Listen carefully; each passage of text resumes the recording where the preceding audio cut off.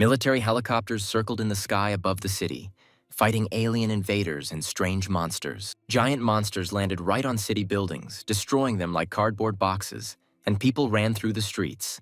Chen seemed to be seeing a strange dream in which a huge beast blocked out the sun, darkened the sky, and seemed so familiar and close. As if they were one, as if the young man were that very giant beast, that incredible monster. Chu felt the heat in his mouth, the huge muscles filled with strength, the fiery eyes and the razor-sharp teeth in his mouth. It seemed like delirium. Turning to face the aliens and other invaders, the massive beast fired a blast of fire at them, instantly destroying the enemies. People stood frozen, watching their strange savior, eerie and incredible, but unusually strong. And from that moment on, the world honors Chen as if he were a god himself. People worship him, build shrines to him, and endlessly thank him for salvation and protection. Fiery power, invincible strength, fury, terrifying size. All this makes people's hearts tremble. They fear and love the beast. Now they are one. They cannot be separated. The monstrous beast and the young Chen Chu, and the beast looks at everyone through the eyes of a young man.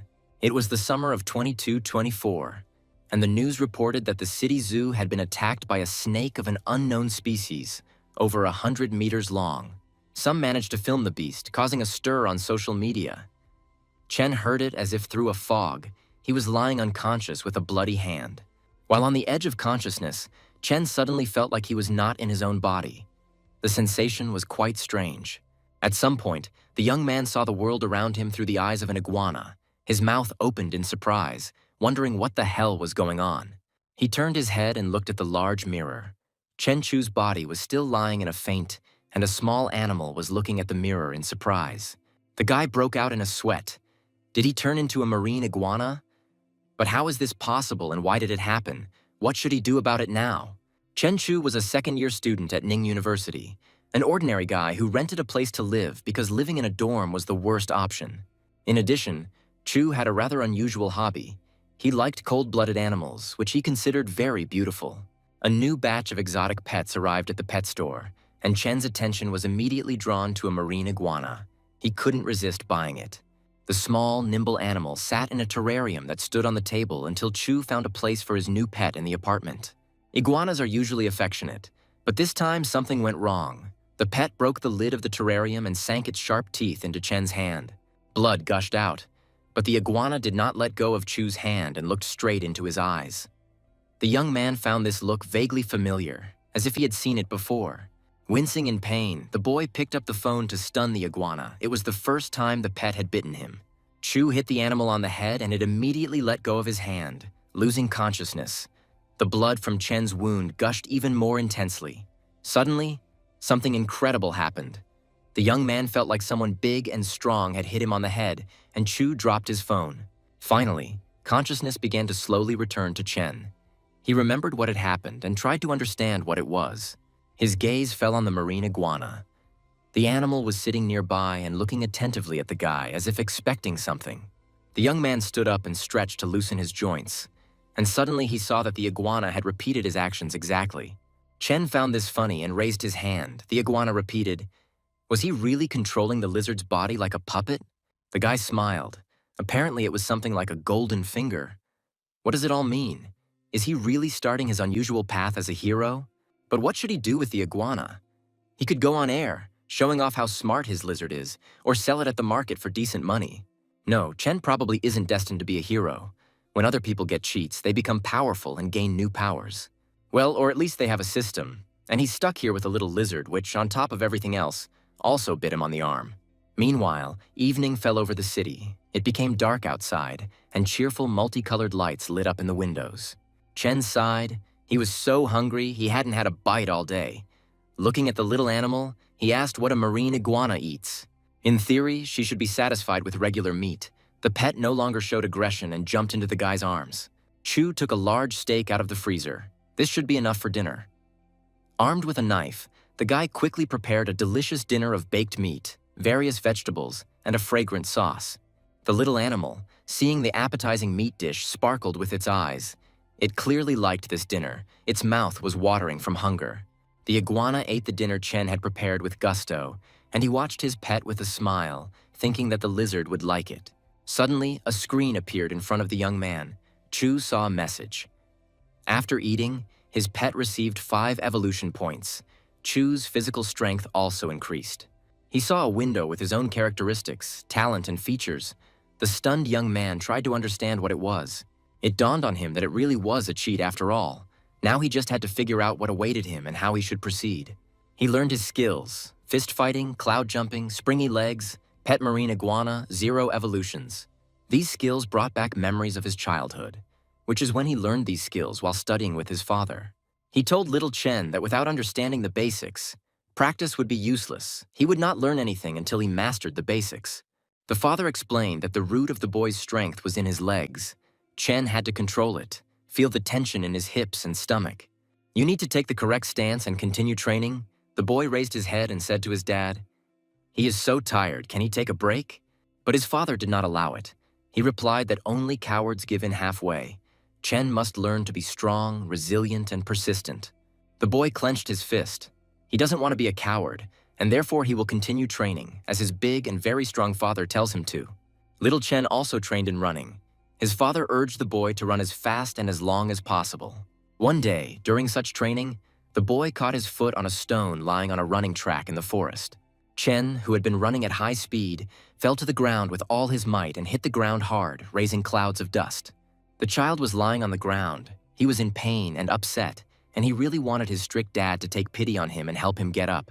But the father, approaching his son who had fallen to the ground, told him to get up himself. No one would lend him a helping hand in his adult life. One day, Dad called Chen to his place and gave him a small box.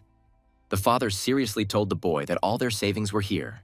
The man told his son that he needed to go on a long trip, so Chen would have to walk the rest of his life on his own. He told the saddened boy not to neglect his martial arts training, as the world was not as kind and good as Chen thought. Holding back tears, Chen asked his father when they would meet again. Despite the constant training, the boy loved his father very much. The man said with a smile, "Chen will become a great master, although most likely by that time he will no longer be alive." After instructing the child, Chen's father quickly got ready and left the apartment, leaving his son at home. The boy has not seen him since. Chen Chu still remembers that day and that hour when he last saw his father. He lingered a little at the threshold, looked back, and left. The front door slammed with a deafening loudness, and from then on, Chen lived independently, trying to do everything his father told him to do. The young man looked at the photograph of him and his father hanging on the wall. 10 years had passed before Chen realized everything. The guy's thoughts were interrupted by a strange sound. He looked around. It was the marine iguana that ate the dinner he had prepared and hiccuped loudly. Chen looked at his pet in surprise. How quickly he ate. If this continues, he will have to spend a lot of money on his food. Suddenly, the guy noticed a strange change in his new pet. But maybe he imagined it. That's not how it happens. It was as if electric charges ran through the marine iguana's body and its body grew significantly before our eyes. And then a window with characteristics appeared in front of the guy again. Chen was surprised. After the iguana ate, 15 evolution points appeared. He happened to glance into a large mirror and was surprised to notice that changes had occurred not only with the marine iguana. Chu had also changed. He stared questioningly at his reflection. The guy felt that his body was beginning to change. Chen lifted his shirt and looked at himself. His body hadn't been this toned before, and the glasses the iguana had received were affecting him too. The young man looked at the little animal he had recently bought. If it scored more points, it would be able to evolve.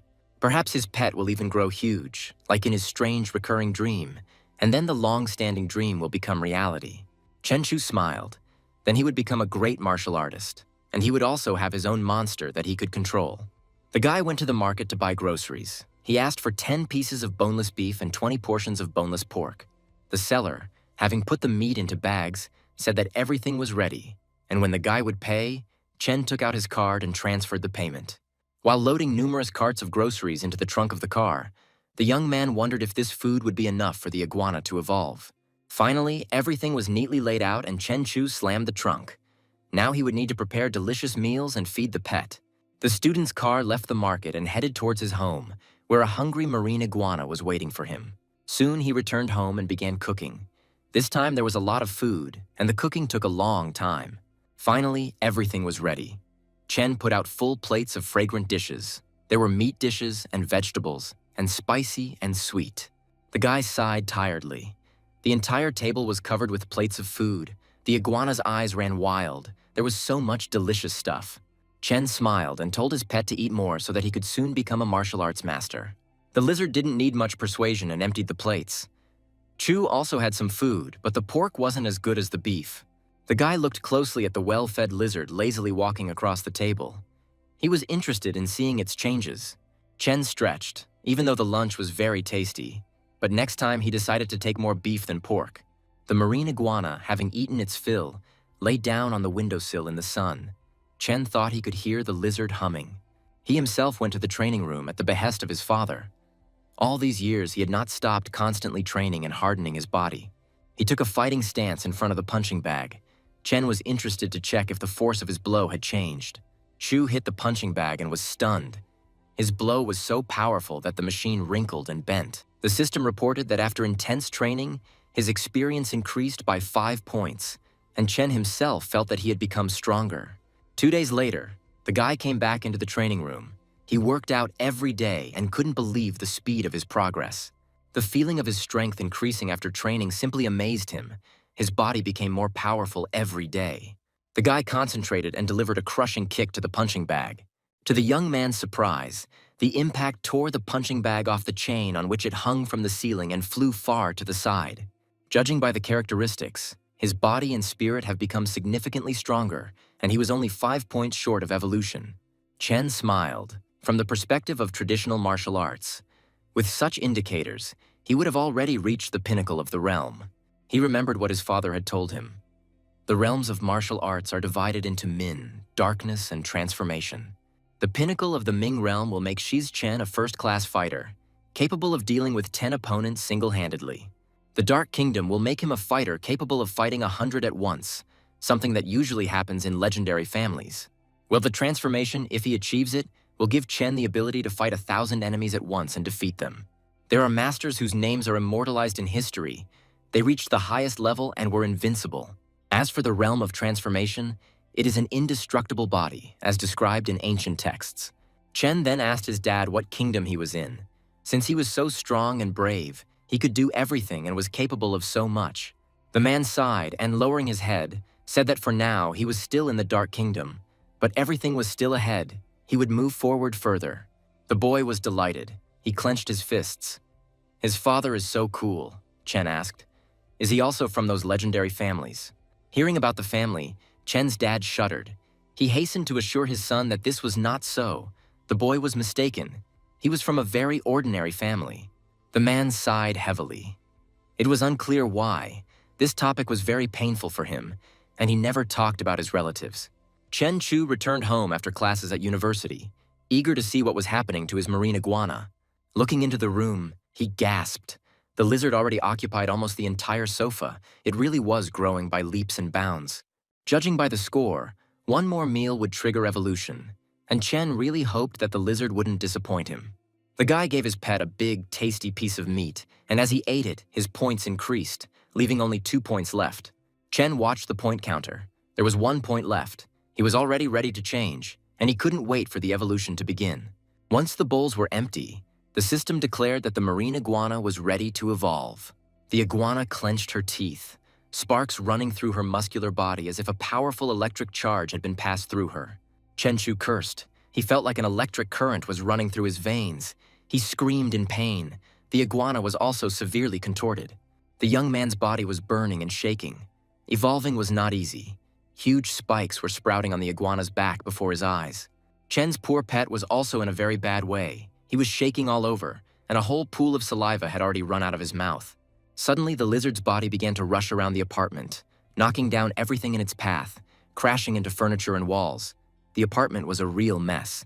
The guy's body was also moving in space. Finally, he stopped. Chen cursed. He didn't think it would hurt so much. So, the first evolution was successful. But what about his little marine iguana now? The young man couldn't wait to see the result. He looked into the next room and was stunned. His pet was now half the size of the room. It was amazing. We need to see how strong the lizard became after the first evolution. Its size increased several times. At the young man's command, His pet hit the punching bag with its tail, and the sturdy training apparatus shattered into pieces from the impact. Chen laughed. Now his iguana had extraordinary power, and after only one evolution, the result was already so amazing. The guy looked at his characteristics. They had grown significantly. Turning to the lizard, Chen said that he did not think that after the evolution of the iguana, his physique and attributes would double. Chen thought about it. He didn't feel anything special. He was probably still too weak.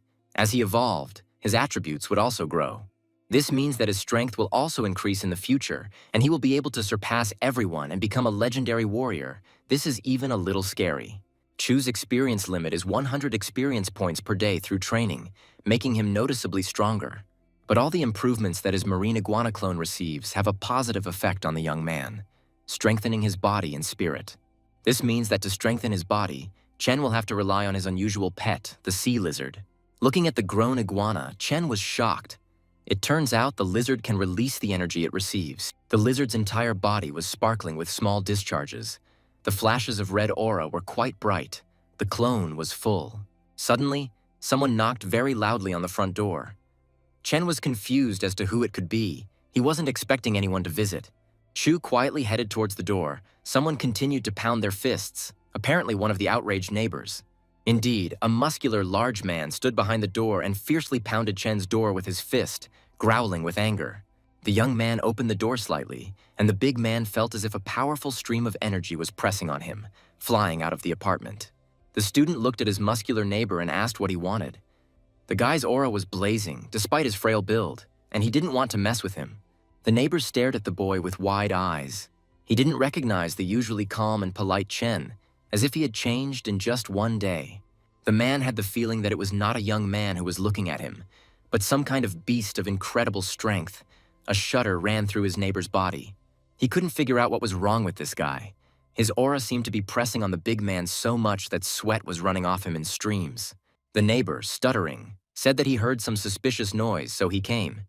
Chu probably started some repairs. The young man asked to be forgiven. He was just practicing, but didn't think it would be so loud, and he would have to do the repairs later. The man asked doubtfully, but he had been training, and it felt like an earthquake had started in the city. The walls were shaking. The big guy peered cautiously into Chen's apartment, and his face lengthened at what he saw. It looked as if a bomb had gone off. Almost all the furniture was overturned. Dishes were broken. There were scraps and debris lying around. It certainly didn't look like a training session. The neighbor was no longer glad that he had come here at all. He couldn't even imagine what the hell had happened here and who could have done such a thing. The man hurried away, asking Chen to train less intensely and preferably more quietly. The young man apologized again for the disturbance and promised to adjust his training plan so as not to make noise in the future. The lizard, which had grown considerably in size, silently watched the fleeing man until the elevator doors closed behind him. Chen Chu and his green sea clone returned to their apartment. In fact, the neighbor was right. They made an incredible noise. The guy looked around the destroyed room. Now he would definitely have to do some renovations here to hide the traces of evolution.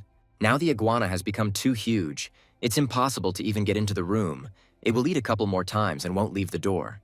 It looks like it's time to return her to her natural habitat. Otherwise, Chen will soon have nowhere to live, and the house might even fall apart. Having somehow stuffed the lizard into the car, Chu took his pet to the sea, where he could now get his own food and thus evolve. Having driven as close to the shore as possible, Chen told the lizard that they were there and he could get out of the car. He would enjoy swimming. The lizard jumped out onto the sand, and seeing the water, he perked up. His native environment truly attracted him. There was space and freedom here.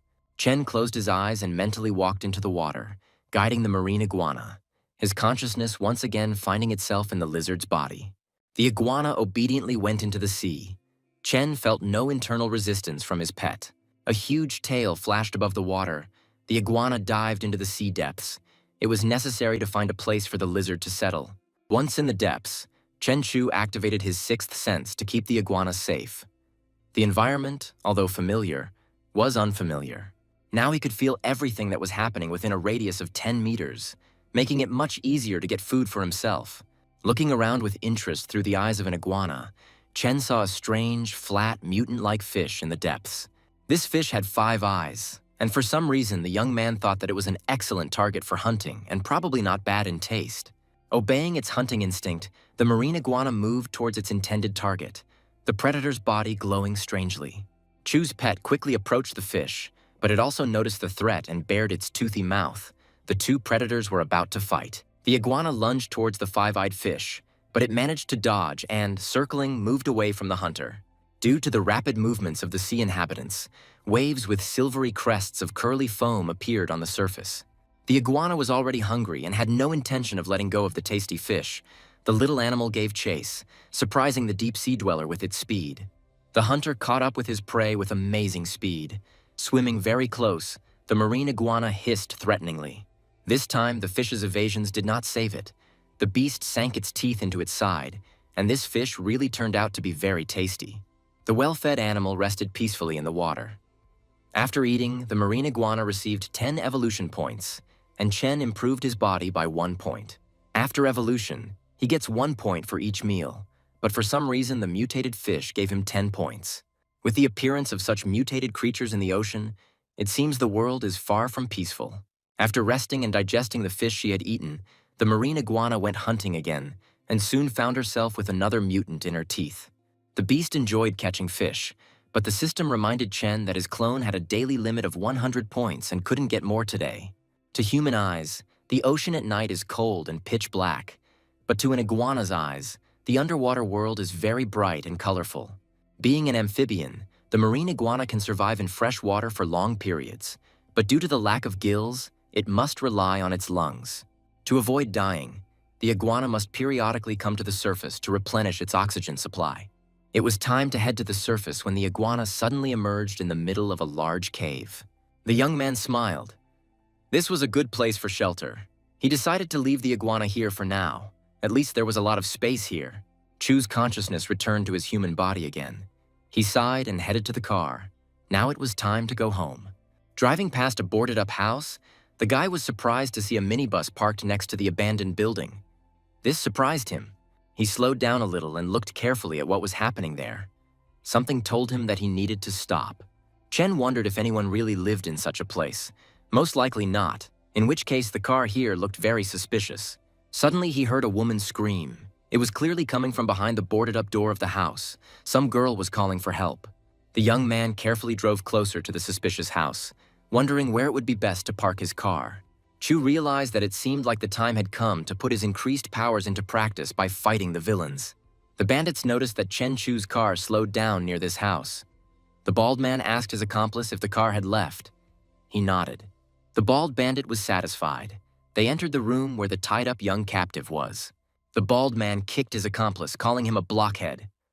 The bandit raged, asking how he was watching the captive. Couldn't he have put the gag back in her mouth? The guy answered the boss plaintively. It's so dark here, he didn't immediately notice that she spat out the gag. Only when she screamed did he understand everything. The girl watched in horror as her captors tied her up and dragged her into a dark barn. Lacey told the captive to shut up and be a good girl. Otherwise, he would leave her with his boys all night. Chen Chu quietly approached the suspicious abandoned house. The young man decided to scan the space first. He closed his eyes and used his new sixth sense skill, which he had already tested while hunting in the ocean. Chen saw that besides the tied-up girl, there were 3 bandits in the house, 2 at the table, and the third walking separately. Indeed, the bald man and his accomplice, who had previously been following the girl, sat down at the table and decided to drink a glass of wine. The captive sat on the floor in a separate room and shook with fear. Now they tightly gagged her so that she would not scream anymore. Not far from the bald leader stood the third bandit. He was chewing something buried in his phone. He did not drink alcohol with the others. Chen was puzzled that this could be a kidnapping, or maybe human trafficking. 2 of them had knives. He decided it would be better to deal with the bandits as quickly as possible so as not to endanger the hostage. Having made his decision, Chen quickly knocked down the doors of the abandoned house, and the bandits jumped up from their seats in surprise. The bald leader and his drinking buddy grabbed knives and rushed towards the uninvited guest, not understanding who he was or why he had come. The young man immediately delivered a crushing kick to the young bandit's stomach, who gasped and dropped the knife from his hands. Having crashed into the brick wall of the house, the guy screamed in pain. Blood gushed from his mouth. He could no longer continue the fight with Chen. The bandit leader rushed at Chen, growling and cursing, swinging a knife at the young man, clearly intending to kill him. But before the bald man could hit the young man, he himself received a blow to the chest. The bandit's eyes widened from the sharp pain. It seemed as if all his ribs were broken. The brute staggered. Blood gushed from his mouth. Everything swam before his eyes. The boy had landed a powerful blow. The third bandit, who had not been drinking with the others, carefully caught the bald man and softened his fall, preventing him from crashing into the wall. He told the boss to rest for now. Now he himself would deal with the uninvited guest who was proficient in martial arts. The guy got into a fighting stance and announced that he was Yu Wen's student and asked the guest to introduce himself, who he was and why he had come. The young man replied, "His name is Chen Chu. He is Luo Tuan's disciple.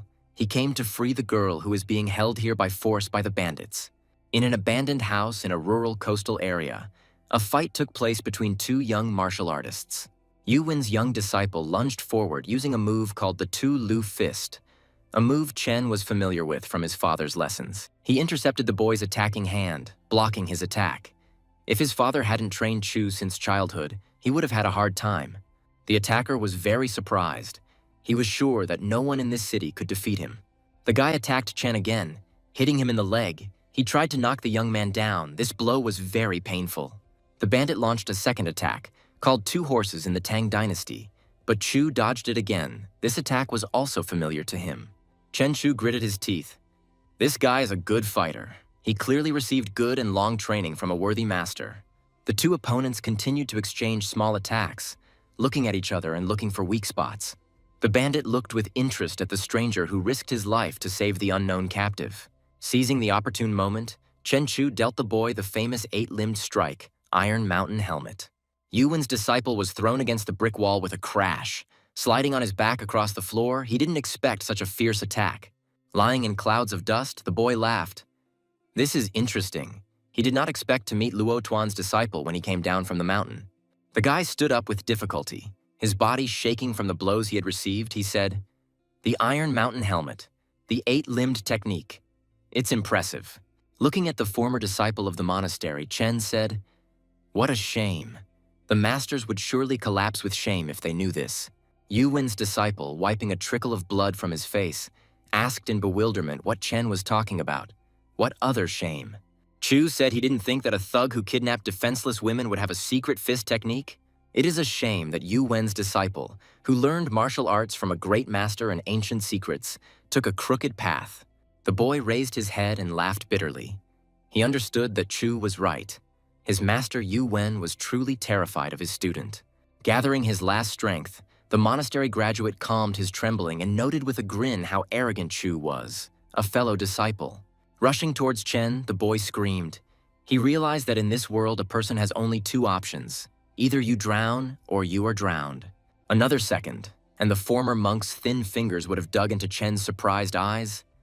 This guy was fighting with all his might. Chu kicked his opponent with terrifying force, and the guy flew helplessly to the side and was unable to get up. Chen Chu saw the mountain's disciple bend under his blow and fall, hitting his face hard on the floor. The boy screamed and fell silent. The young man sank to the floor and sighed heavily. A battle between martial arts students was very dangerous. Chen had a feeling that even though he had defeated that guy, Yu Wen's disciple, his strength and spirit were still superior to Chu's. The young man realized that he had absolutely no ability to control himself. No matter how monstrous the bandits were, you can't treat people like that.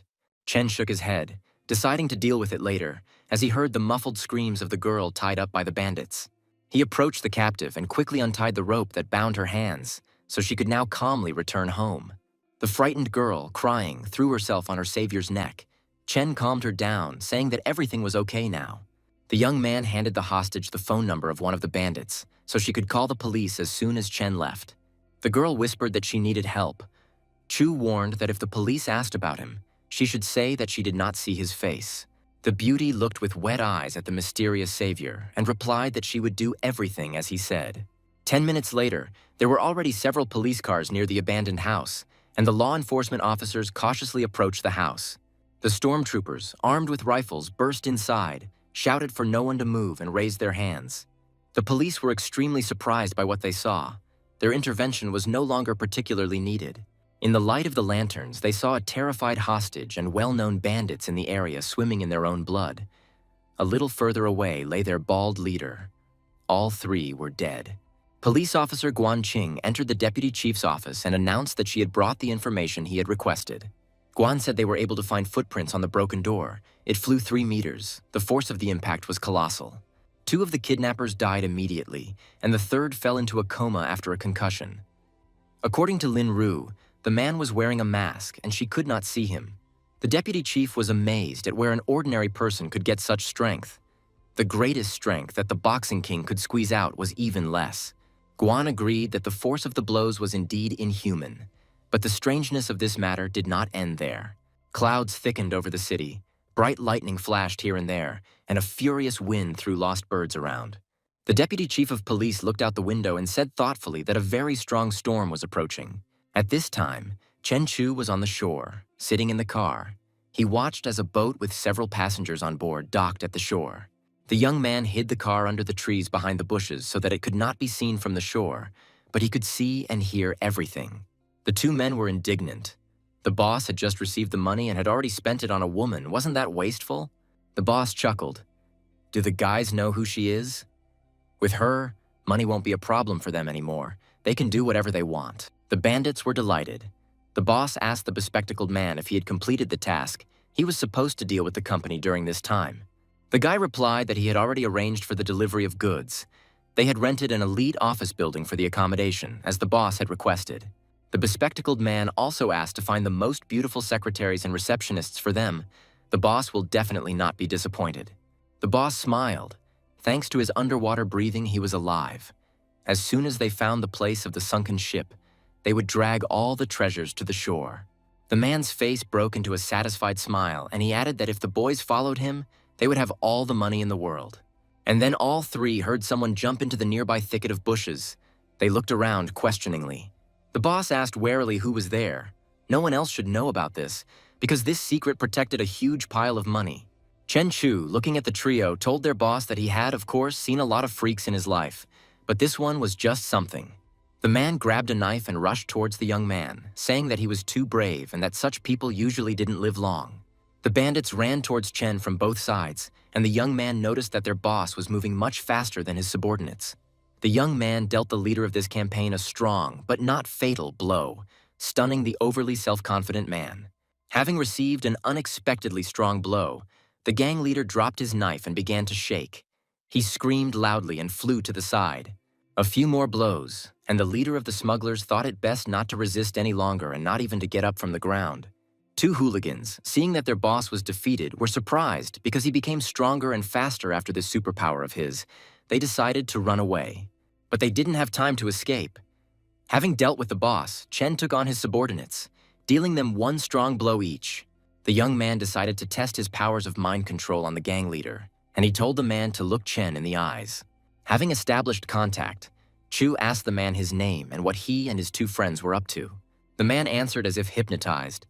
His name is Zhan Changshu. He is a smuggler. A month ago, he learned to breathe underwater. Chen was delighted. The mind control talent works. This guy is under his complete control. Just awesome. Zhan said that he raids sunken ships in the ocean and then exchanges the spoils for money. Business is going well. Having learned everything he wanted, Chen released the smuggler's will. The system reported that the control was dispelled. The man looked around in confusion as if he had just woken up. And then he felt a terrible pain. Groaning, he asked what was wrong with his hand. Chen casually answered, he broke it himself. Shu noticed that Zhan's mind control had affected his judgment. Chen told him to rest and return to the ship. Chu would be back soon. The man obediently agreed. The young man thought that his lizard needed a lot of food. Changshu had both a ship and connections. Perhaps Chu would get something useful for himself. Chen smiled. A great ability, of course. When he controls Changshu, there is some resistance, but these guys... The ability works better on weak and stupid people. After some time, Chen Chu, along with his new smuggler acquaintances, arrived on the Changshu ship. The ship's captain asked Zhang who was with him. The leader replied that it was his boss. Everyone should be very polite to him. Zhan Changshu ordered the captain to prepare a contract for the transfer of this ship. It now belongs to his boss. In the shortest possible time, the agreement for the transfer of the vessel was prepared, and Changshu handed it over to Chen. He ordered the bespectacled man to wait for him at the office tomorrow and advised Zhang, who had a fracture, to go to the hospital, which he happily agreed to. The next day, The marine iguana Chu caught some fish and ate his fill. The ocean is a great place for an endless supply of food. And Chen went to the gym. He vigorously punched a huge punching bag, adding evolution points and improving his physique. He believed that he couldn't rely on just a clone to become stronger. He needed to train himself, and after 2 battles, he felt his control improve. At the same time, the iguana, having eaten its fill, returned to its cave. The system reported that the absorbed energy had been assimilated and added evolution points. At the appointed time, Chen Chu went to the office of the smuggling gang led by Zhang Changshu. There, the process of transferring the vessel was completed, and in half a day in the hall, Chen gained 90 evolution points and tightened his body. Tomorrow, Chu will set off into the depths of the sea. It turns out that he is not the only one with superpowers. He needs to become stronger because he knows what awaits him in the ocean. The guys on the boat said that there have been practically no fish lately. Maybe there is a whole school of fish deeper down, or maybe sharks. All sailors know that sharks usually move in groups. Even killer whales avoid them, even though they are much stronger than sharks. There have been cases where a school of large, hungry sharks managed to tear apart a lone killer whale, tearing it to pieces. And then the shark saw Chen's marine iguana swimming in search of food. The predator was waiting in ambush for the animal, deciding to feast on him. But Chu's pet had already reached such a size and power that the shark's toothy mouth no longer frightened him at all. He was going to eat it himself. The shark clamped its jaws shut, trying to tear apart the body of the animal that had crawled into its mouth. But it was not so easy. The iguana turned out to be stronger. Having killed the toothy predator, the iguana received another 10 evolution points. And in addition, the shark turned out to have very tender meat. The system told Chen that his clone was ready to evolve, then asked if he was ready for this. The young man was surprised. Now they were giving him a choice. Chen Chu replied that he was ready to evolve. And in the cave, the marine iguana's body began to change dramatically again, causing the beast incredible pain. The same thing happened to the young man. Only at that time he was lying on the floor of the gym, his fists clenched tightly. After looking at his stats, Chen was surprised. His body had become much stronger and a new ability appeared, an affinity with water. The guy was delighted he broke through. His physique is superior to that of a human, but it has not doubled, perhaps because his stats were too low at the initial stage. And what kind of ability is this affinity with water? The young man mentally returned to his iguana, seeing it. Chen cursed. It became even larger, its strength increased, and its claws were like steel.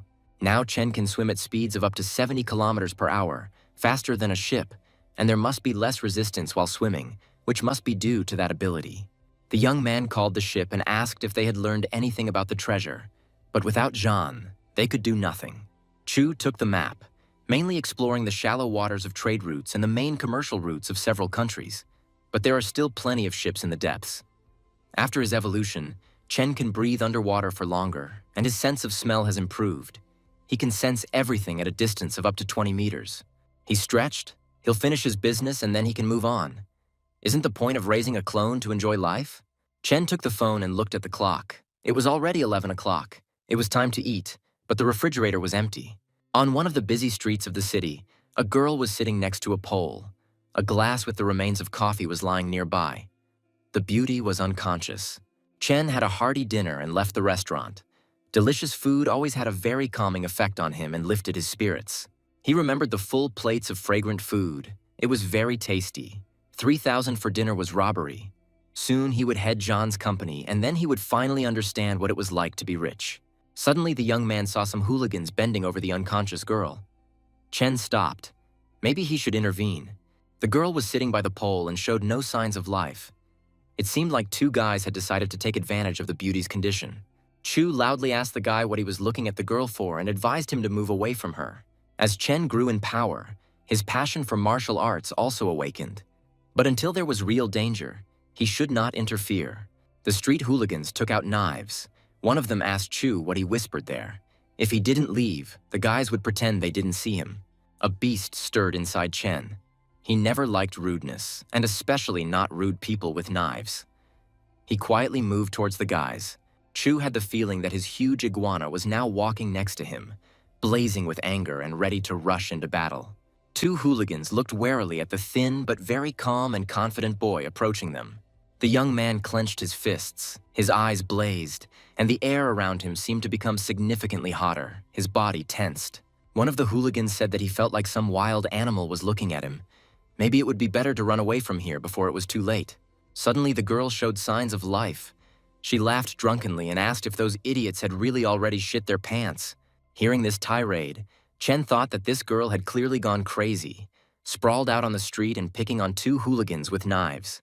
The guy is looking at the awakened beauty. You don't meet such a lady every day, and you don't want to miss such an opportunity. Inspired by the beauty, the hooligans rushed at Chen, deciding that there was nothing to be afraid of him. He was an ordinary simpleton, too self-confident and idiotic. Chu silently looked at the approaching guys. He needed to calculate his strength to simply knock them out and not kill them, like the first time. Another second and the small-time street thugs would be within striking distance. Chen prepared to meet them. He kicked the hooligans just once, and the two of them flew off, having lost their knives and scared half to death. The young man thought he only used 10% of his strength, otherwise the blow would have turned these people into mush.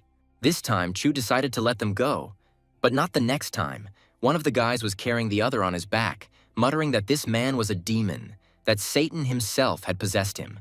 The girl turned to Chen and giggled, saying that the guy had incredible strength. He scattered those freaks with one blow. Chu frowned. It seemed like she was under the influence of drugs. He called the police, saying that there was a woman here who seemed to be very drunk and she looked strange. The beauty reached out to Chen. Why was he calling the cops? Didn't he want to have a little fun by walking her home? A few minutes later, police officers arrived at the bar and took the overly cheerful street beauty to the station. Chen Chu explained that he was the one who called the police, left the restaurant after dinner, and there she was, still unconscious at that moment. The police left, Chen thought. One less thing to do.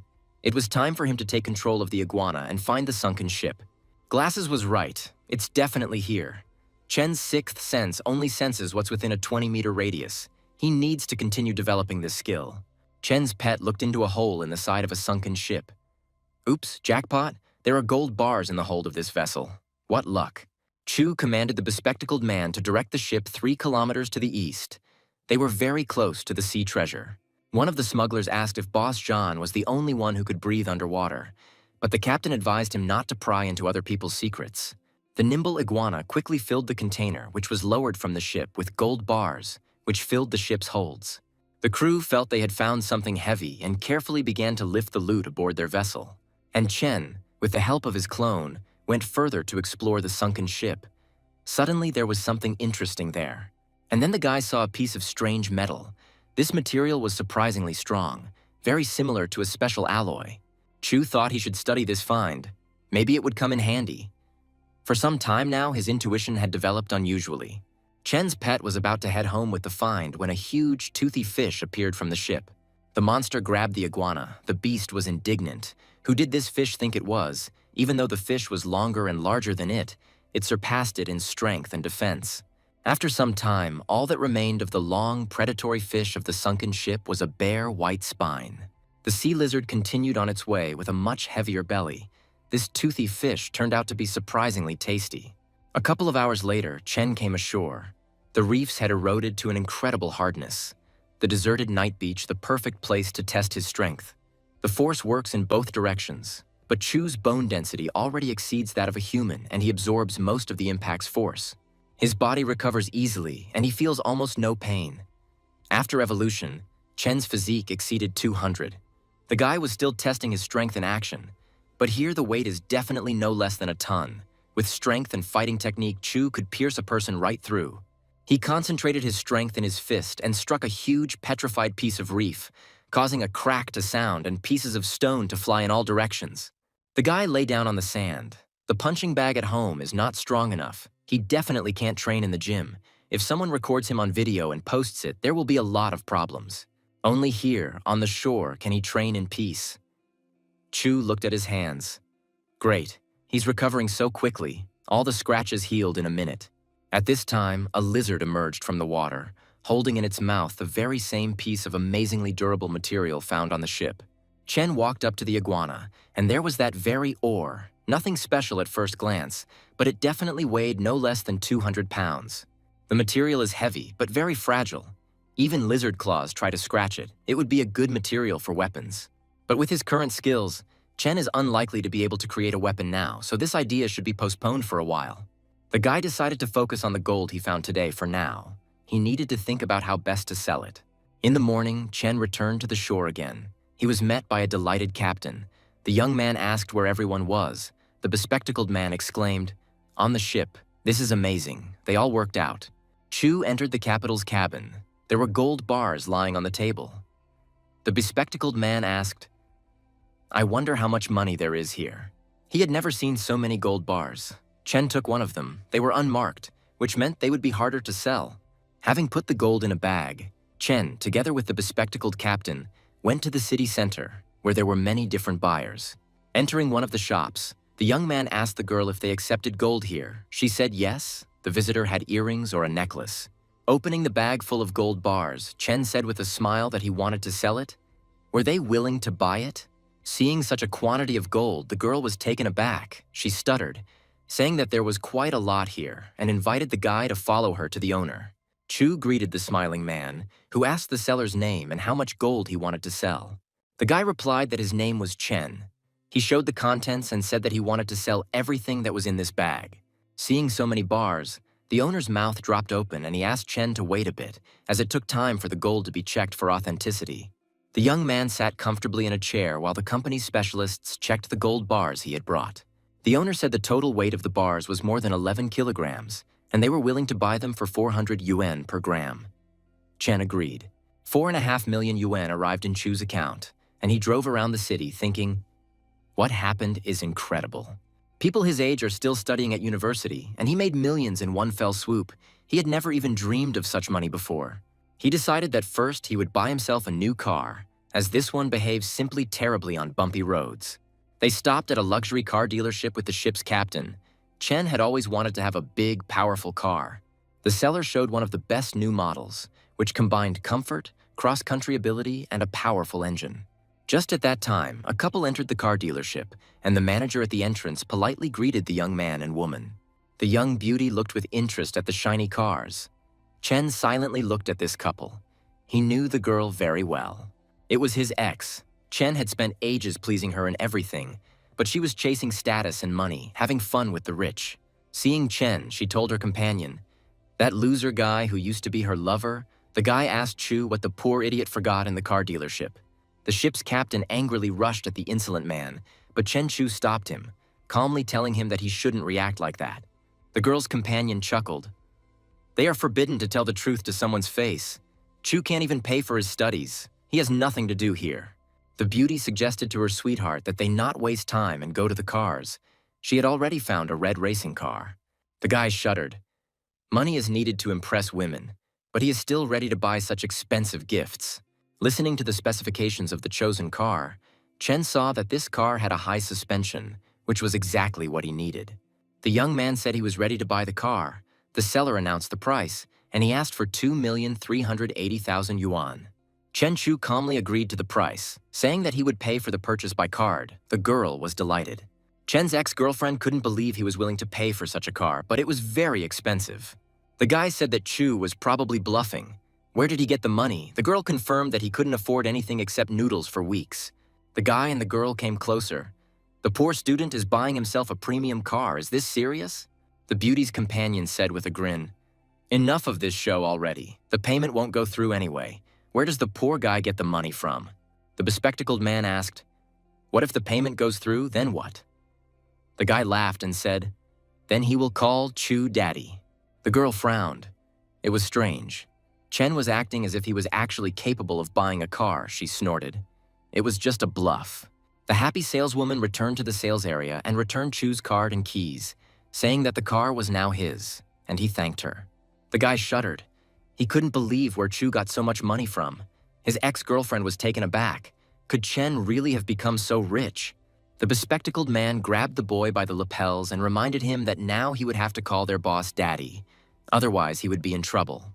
Chen called out to the captain of his ship, saying that there was no point in wasting time on these pathetic people. It was time for them to return. The bespectacled man, showing the guy his fist, said that the boss is kind to them. Let them appreciate it. If he were in his place, he would have beaten their faces. The saleswoman bowed as the wealthy customer left, while the ex-girlfriend looked after her former admirer in confusion. The salon employees told each other that this girl thought she had found a rich guy, but in reality she had missed out on a chance for a better life. After buying the car, Chen and his captain went to the best restaurant in the city. Now it was time to have a hearty meal. The waiters greeted the dear guests of the prestigious establishment with bows, and the bespectacled man looked around in confusion. The girl placed a menu in front of Chen and asked him what he would like to order. He asked for Boston lobster and Kamchatka crab. After looking at the menu, he ordered a bunch of expensive dishes, but they were worth it. They had the best chefs and the freshest products. Chu was delighted. It was so delicious, and girls immediately appeared next to him, offering him another piece to try. The young man thought that after feeding his marine iguana a bunch of different dishes, it was time to enjoy the food himself. And then he saw that he had received a message on his phone. He immediately decided to take a look. Maybe there was something interesting. It was a university chat. The curator reminded him that classes would start in a week, Chu remembered. Right? He hadn't been expelled yet. The guy looked at his stats. There's not much time left. He needs to earn evolution points quickly. This time, Chen's clone was hunting swordfish, which is very fast and can reach speeds of up to 90 kilometers per hour. But the lizard is even faster. The lizard caught another fish and began eating with gusto. Chen decided that as soon as the clone was full, he would continue the treasure hunt. Evolution points increased. Now Chu could determine what was around him at a distance of tens of kilometers. But after studying the seabed, he did not find a single sunken ship, and several days of fruitless searching passed. Chen wondered if there were any secret supernatural organizations under the government's control, but he should be careful anyway. The young man decided to go to the office of the smuggler's company, which was now his. The office was located in the very center in an elite building. After the company was transferred to Chan, Zhang never visited it. The guy noted that the location chosen for the office was not bad. The secretary greeted the captain politely, and he ordered her to invite all the employees to the boss's office. Chu looked around his office, large, bright, tastefully furnished, a real office for a big boss. When all the female employees timidly entered the office, the ship's captain announced that this was their new boss, Mr. Chen, and the girls greeted each other in unison. The girl's eyes sparkled. He was so young and already a boss and such a handsome man. I wonder what kind of girls he likes. The bespectacled man introduced a pretty girl to Chen, telling the boss that this was Ning Naixing, their receptionist. Ning blushed embarrassedly. A tall, long-legged beauty entered the office and, bowing, said to the boss, "Here is his coffee. If you need it, she will bring something else."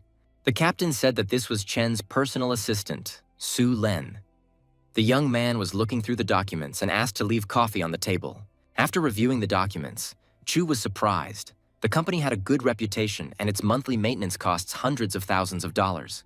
Turning to the captain, Chen told Zhan Xiu that the meeting was over. Everyone should get back to work, and Zhan needed to take care of the ship and find out more information. The young man noted that the mind control effect was stable, but not as reliable as he would like. This ability needed to be developed. Chu took a cup of coffee and walked over to the large window, the system reporting an improvement in his physique. Chen just used the clone to hunt. He himself did almost nothing, but he became stronger and stronger. He smiled. It was a wonderful feeling.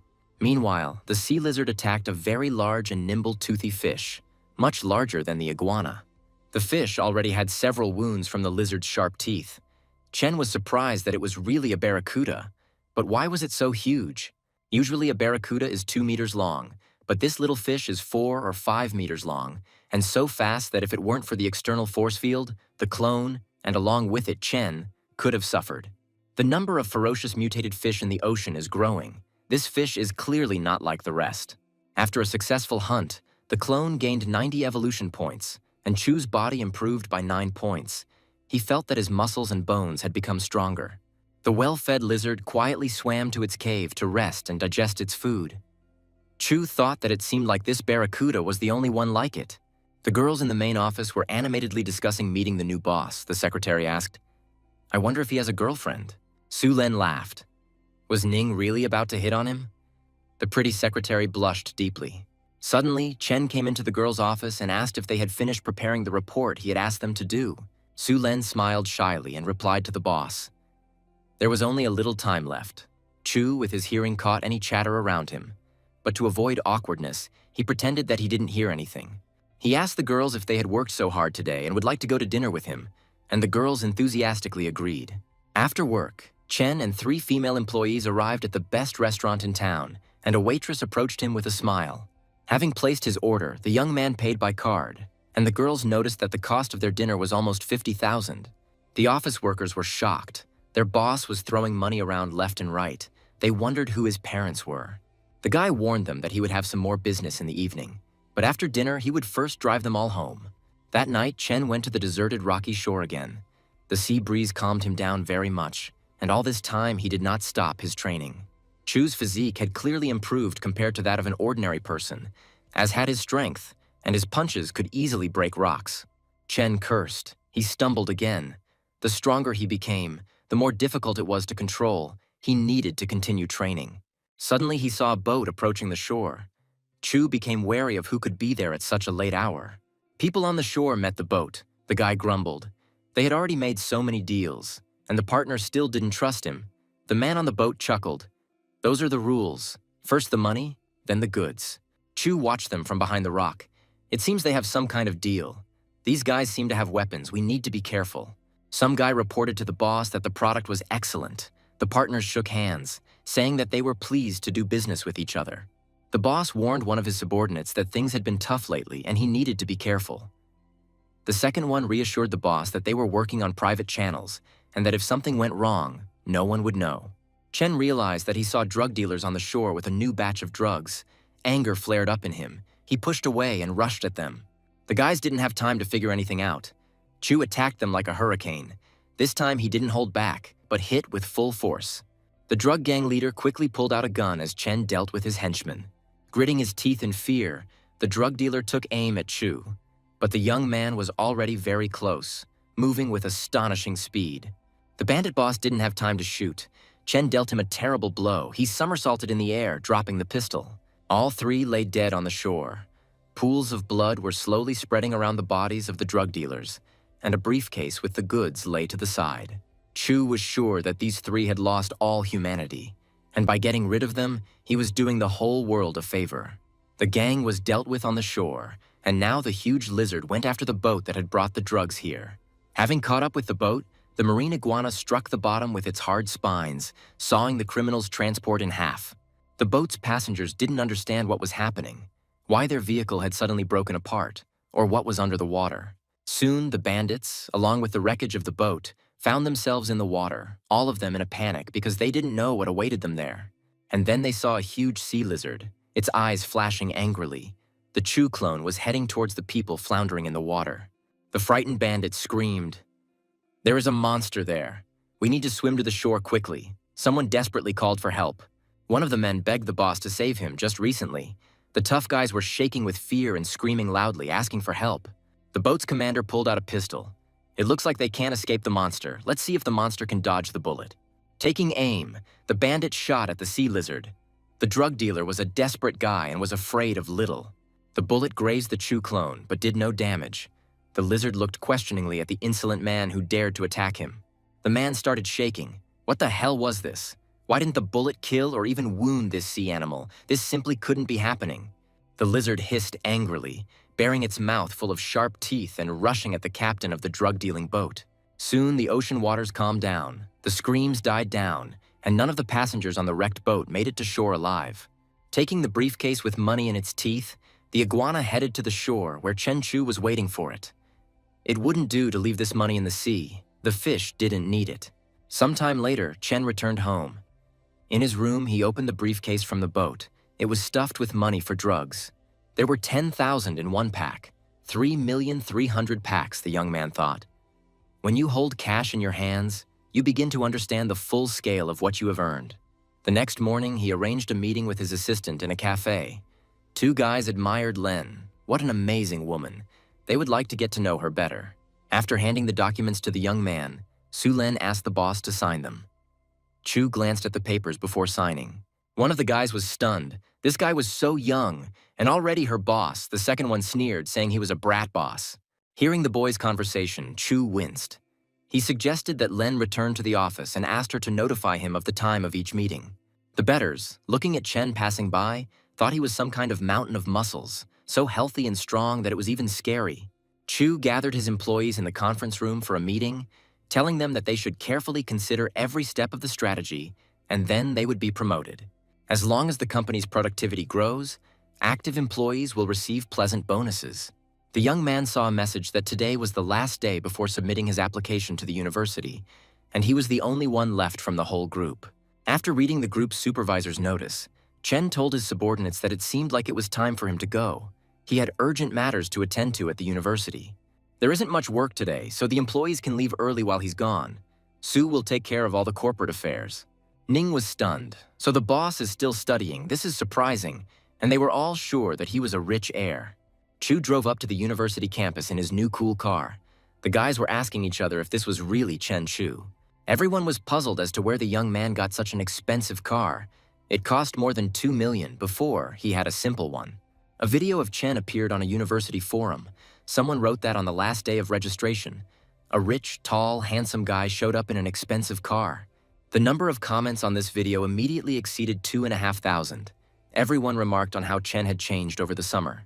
One of the students, after watching the video, thoughtfully said that this guy looks very familiar. She definitely met him. This was the same beauty whom the young man saved from kidnappers in an abandoned house in the countryside. The girl smiled. She remembered his black eyes especially well. It was as if an entire universe was hidden in them. In the comments, she saw that the guy's name was Chen Chu, and he was a second-year student in the economics department. The beauty was surprised. It turns out that they study at the university together, and even in the same faculty. This is just great. Chu's strength grew so quickly, he learned new techniques. The guy decided that he needed to continue training and working on control. He can easily kill a person with one blow, but you will have to work on your strength and control yourself so as not to injure anyone. After some time, Chen approached a large steel company. He wanted to order steel products for training. He told the girl that he wanted to place an order for 100 tons, and she asked him to go to the VIP lounge and wait for the sales manager. Soon after the young man, a polite man entered the VIP room and asked Chen what kind of steel he would like to order from them. The guy explained that he needed a steel column with a diameter of 2 meters and a height of 5, and several more steel blocks weighing 1, 5, 10, and 20 tons. The manager calculated the order. The total weight will be 200 tons. The estimated cost is about 700,000. Chu smiled. Great, everything suits him. They can sign the production contract. He will pay for everything right away. The next morning, Chen met with Shu. The captain told the boss that this entire area was their warehouse. The young man thanked him and said that he could return to his duties. The system reported that Chen's clone had gained evolution points. A new transformation was just around the corner, and he still had a long way to go. Once the steel column was installed in the warehouse, he would begin training, because compared to the lizard, Chu had achieved nothing. The maximum number of evolution points per day is 100. A little more, and he and the iguana will move to the next level. Police found the bodies of known bandits on the shore. All 3 were killed within a minute by one person. It's just crazy. And then one of the police officers reported to the deputy chief that they had found another body a little further away. Sue told the boss that they had no new work. Everyone was bored. She asked him to give them some assignment. Chen laughed. It's like fishing in a lake. You have to wait until the fish bites. Len wondered if they would go bankrupt at this rate. Suddenly, Nin knocked on the director's office door. The secretary informed the boss that they wanted to see him, apparently wanting to discuss the terms of the deal. Su Len's mouth dropped open in surprise. Could this really be the same fish that their young boss had been waiting for so calmly? An elegant guy entered the office and, turning his head, asked where Zhang was. Chu replied that he and his people were now under Chen's leadership. The guest laughed and introduced himself. His name was Wang Tian. Chen invited Boss Wang to sit down and discuss all the issues that interested him. Su Len quietly told Chen that she would make tea for them. Chu urged his assistant to do it quickly. Lounging in his chair, Wang announced that he had a sunken ship worth at least 10 million. Chen grinned and said that as soon as they went down, Wang would decide to leave with all the goods he had received. The guest said that he'd take 70%, which is what foreign companies do. Chu suggested that he contact them. After thinking for a moment, Wang asked Chen what he was proposing, and he replied, 50-50 and nothing else. Wang Tian frowned. The law was strict these days. Maybe Chen was his only chance to get what he wanted. The guest asked doubtfully if Chen was sure he could raise the ship. He smiled. Of course, they have their own methods. Wang can go with them and see for himself. Wang Tian agreed to split the spoils equally, and the partners shook hands, saying that they were pleased to work together. The deputy chief of police looked at the crime scene photos and saw huge claw marks. But who could have those? The policeman was at a loss to guess whether this was some kind of anomaly or a terrible mutation of an unknown animal. And then Jean saw a secret message in the internal messenger. It was reported that 4 bandits had been killed at sea. Perhaps it was the beast. Meanwhile, Chen's order was delivered to the base, and Su Len asked the boss in surprise what he needed this huge steel column for. The young man replied that the column stabilizes water flows and holds back underwater creatures. Su was surprised. She didn't know about this. Chu looked at the balance. From several million, there was just over 300,000 left. The money was just flying away. It was time to cut expenses. Chen gave his personal assistant a ride home. Len lived in a prestigious area in a beautiful, comfortable house. The girl thanked the boss and asked if he wanted to come over to her place for a drink of water, but Chen quickly replied that he still had things to do. Len sighed. Looking at the car leaving, she thought, well, who made her say such a stupid thing? The girl understood perfectly well that this was not the best excuse to call the boss, but she couldn't think of anything else. Chen remembered how he accidentally broke his chopsticks during dinner. He would have to practice controlling his strength more. The young man again went to the deserted ocean shore to the large rocks to continue his daily training. His powerful blows caused the rocks to crack and crumble into small stones, and Chu was sure he needed to continue honing his skills. Now he feels everything that happens around him, within a radius of 30 meters. He feels even a light breath of wind and the flap of a wing of a creature flying past. 3 days later, Chen went to sea, and that day the lizard's prey was a mutated fish with red eyes. Chu raised his head. Wang's ship was already nearby. He needed to prepare to raise the sunken treasure to the surface. The young man informed Van that his people had already arrived and that they could begin. He replied that he still needed to prepare some things, but that he would be done by evening. After much training, Chen gained another 15 points to his aura and at the same time significantly increased his strength. Van called Chu, saying that he couldn't see his guys. Chen replied that they were already underwater. The customer was surprised. This wasn't likely. The ship was somewhere at a depth of 700 to 800 meters. Chen's consciousness was with his beast. With his physique, the pressure underwater was no longer even felt. The depths were no longer scary.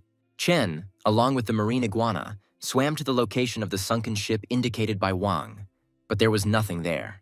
The young man told the customer that there was nothing at the specified coordinates, and the customer was very surprised that the guy checked so quickly. After all, this is a fairly large area, and Chen surveyed it in just 20 minutes. How did he manage to do this? Wang's assistant said the location hasn't changed. Maybe we need to move a kilometer to the east. Chen, in the body of a marine iguana, continued his search for the sunken ship, swimming in the direction indicated by Wang Tian's assistant, exploring every section of the ocean floor along the way. The sixth sense skill was very helpful in the search. Chu literally scanned the bottom, and finally he discovered the wreckage of the ship. The young man smiled. The marine iguana's eyes sparkled with joy. Yes, the ship with the treasure had finally been found. The loot from the sunken ship was loaded into a container and lifted by crane onto Chen's vessel, and excited treasure hunters joyfully greeted the cargo. The assistant explained to Van that the treasure was estimated to be worth around 30 million, and if sold privately, it could fetch 50 million. A delighted Wang asked Chen if he had heard the estimate, but he calmly replied that he would simply take his share of the money and that was it. A couple of days later, the partners met again. Van said that the total was 23 million. Each would receive 11,500. After taking the cash, Chu thought that the money problem was solved. But he was still weak and needed to train until bullets and grenades no longer affected him. A young deputy general director of the Tianhong company, Li Tian, came to Chen's office and said that he was Wang's friend. Lai wanted to offer Chen cooperation and asked if he was against it. Chu replied that he was not against it, but it would be better to discuss all the details tomorrow. Su Len handed Mr. Li her boss's business card with contact information for a preliminary call. The guy took the business card and said with a smile that everything was fine with him and that they would see each other tomorrow to discuss all the details. The girls were actively discussing the young guest. Len knew that the chairman of their company was almost the richest man in the city. This guy has the same last name as Chairman Tianhong, so it's quite possible that they are related. Secretary Chu looked dreamily after the rich visitor, and Len egged her on, telling her what it was like to meet such a person. Chen was very surprised by this visit. Why, even the son of the richest man is interested in sunken ships. What a coincidence. Chu just caught a large, expensive fish in the sea. Not just one fish, but two. The young man placed the catch in a special container with ice in his warehouse to keep the expensive fish as fresh as possible. The young man knew that such fish was worth more than $10 million on the market, and its meat did not taste all that special. Looking at the chilled fish carcass, Chen asked, "Why so much money? They need to sell this fish to someone." Chu trained tirelessly, tempering his body. Len informed the boss that young Master Li had been waiting for him for a long time. After finishing his training, Chen changed his clothes and quickly drove to the company office, where his potential partner was already waiting for him. Li said that he had the exact location of the shipwreck. Chu asked why Li was interested in sunken ships. He had so much money. The guest answered evasively, "There is no such thing as too much money." Chen proposed to split the spoils in half, and young Master Li immediately replied that he completely agreed. It was quite obvious to Chu that Lin was not chasing the treasures on board, which was very interesting. The young man asked the guest if he knew any restaurant managers who needed to sell a 4-meter bluefin tuna. Li laughed. "Chen has that too. Yes, he has a couple of contacts." The guy suggested introducing them to each other over dinner. In the evening, Chu met manager Lin at the warehouse, who rushed to look at the fish as fast as he could. Chen laughed, telling Lin not to rush so much. The fish wouldn't run away from him. After looking at Chen's catch, Lin told the boss that the fish was of excellent quality. He should definitely take it. You won't find such a product anywhere else. The restaurant owner smiled, so it was true. He offered Chen $7 million for the fish, and the young man agreed. Su Len was delighted with her boss. He sold just one fish for such an exorbitant price. It was unbelievable. After finishing the deal on selling bluefin tuna, Chen Chu decided to go with Lan to the Marriott shopping center to spend some money after the great catch. The assistant was shocked, because Marriott is a place where goods from leading world brands are sold. Everything there is very expensive. Len never ceased to be amazed at her boss, how easily he spent money, and the saleswoman was glad that a big spender appeared on the horizon. Meanwhile, satisfied restaurateurs were collecting rare, expensive fish from Chen's company warehouse. After making a lot of purchases, Chu and his assistant left the store. The girl looked at the boss with admiration. His watch alone was worth $2 million. He had bought so many luxury goods, including for Su. Returning to the office, Chen said that he wanted to buy a villa. Comfort was important to him. The place should be large and spacious. He instructed his assistant to find a house with a large plot of land worth about 30 million yuan. While exploring the depths of the ocean, the young man once saw 2 submarines. For some reason, they made him angry. The lizard's eyes flashed with anger, and Chen thought it was a pity that he wasn't yet strong enough to tear the submarines apart. Looking under one of the rocks, Chen saw that some kind of giant creature, almost the size of an iguana, was hiding there. He realized that there seemed to be something strange below. But Chu decided not to take any risks, and instead to quietly swim away further. A huge crab appeared in a crevice in the rock. It also saw the lizard and decided not to let him go. The giant climbed out of hiding and rushed in pursuit. The mutant crab attacked the marine iguana, but he messed with the wrong one. Chen gritted his teeth and immediately dealt the crab a crushing blow. The sea monster continued to threateningly pound its powerful claws and tried to grab the lizard by the tail. But in addition to its terrifying size, Chen's clone also had serious defense and devastating striking power. However, the young man noted that this giant crab was much stronger than those little fish. He continued to attack his enemy, striking blow after blow, but he could not hit the lizard. The marine iguana circled around the enemy, who had already made several holes in the bottom with his furious attacks. Chu even became interested in how much power and aggression there was in this crab, which is completely uncharacteristic for crabs. Finally, the lizard dealt the mutated crab a strong blow to its strong shell. The shell cracked, and the mutant stretched out on the bottom. Having swum up to the prey, Chen realized that he wouldn't be able to eat it all at once.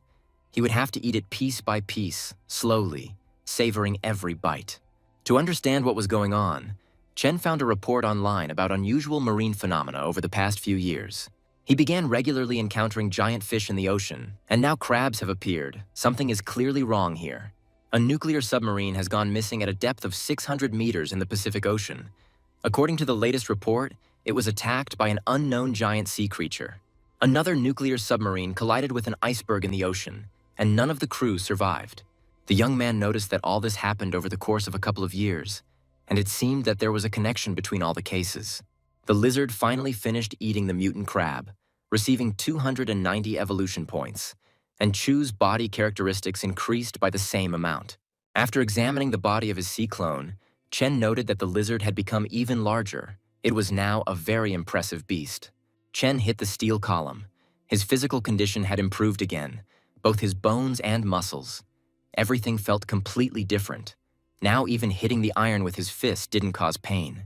Now bullets can only scratch Chu's skin, but not touch him, and his defense and reaction speed have become such that no one can defeat him.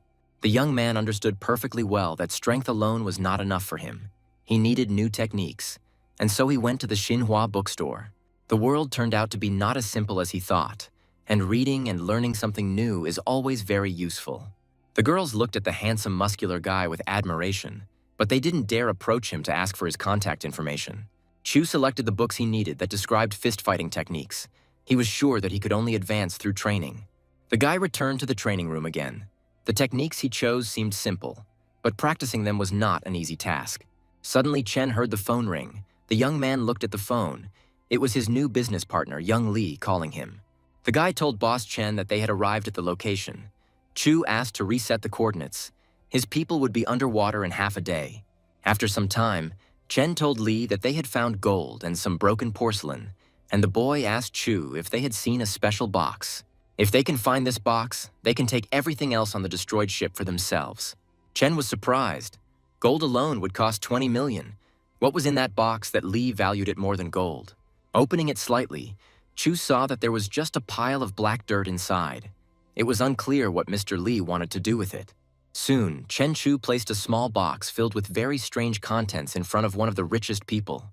The sight of this box excited Lee incredibly. He grabbed his head and screamed, "These can't be his elixirs." Police found the bodies drained of blood and their muscles dried out, just like the people who had died earlier, even though only a few hours had passed since death. The deputy chief of police frowned. All the murder victims were bandits, without families, but physically very strong, who could have killed them. The deputy police chief told his subordinate, Xiao Zhang, to file a report and shut down all the entertainment venues in the city. Later that night, the mysterious vampire drained the blood from several more men, turning their bodies into dried-out mummies. Shu angrily clutched the radio because absolutely everything was closed, so how did 4 more men manage to die? Meanwhile, Chen continued to train, and after several days of hard work, he made great progress in the new techniques. The system suggested Chu to name his new martial arts technique. After thinking for a bit, the young man named it Explosive Fist. The fishing boat was plowing the sea waters. The captain was pleased. He had finally caught a fish after such a long chase after a school. He had to be on his guard. The investment this time was huge. The fishing net alone was worth millions. There was no way he could afford to miss the mark. The sailor shouted to the boss that there was a hole in the center of the net and the fish were escaping. The captain ordered the net to be raised quickly. The confused fisherman said that although the detector showed nothing, the net was not moving. There was a clone of Chen in the net, feasting, catching dozens of fish in one bite, the beast so similar to water that sonars could not detect it. Having eaten his fill, the lizard went home. The captain, seeing the empty, torn net, fell into despair. He asked what kind of monster or divine creature could have done this. Chen was sitting under an umbrella on the pier. Li told him that he was heading back to the city, and as a sign of gratitude, he invited Chu to dinner. The young rich man invited Chen to a prestigious and expensive place called the elegant Mengluo Pavilion. The guests of honor were greeted by a slender, well-groomed beauty. Li asked if anyone had booked the Yunxiao Hall. The beauty bowed slightly to the regular customer and replied, "This room is always reserved for young Master Li." The guests were served a table in an elegant hall, soft music played, and young, slender beauties danced around the table. Chen thought, it doesn't matter that the king neglects his duties. There are reasons for it. Places like this are perfect for immersing oneself in the atmosphere.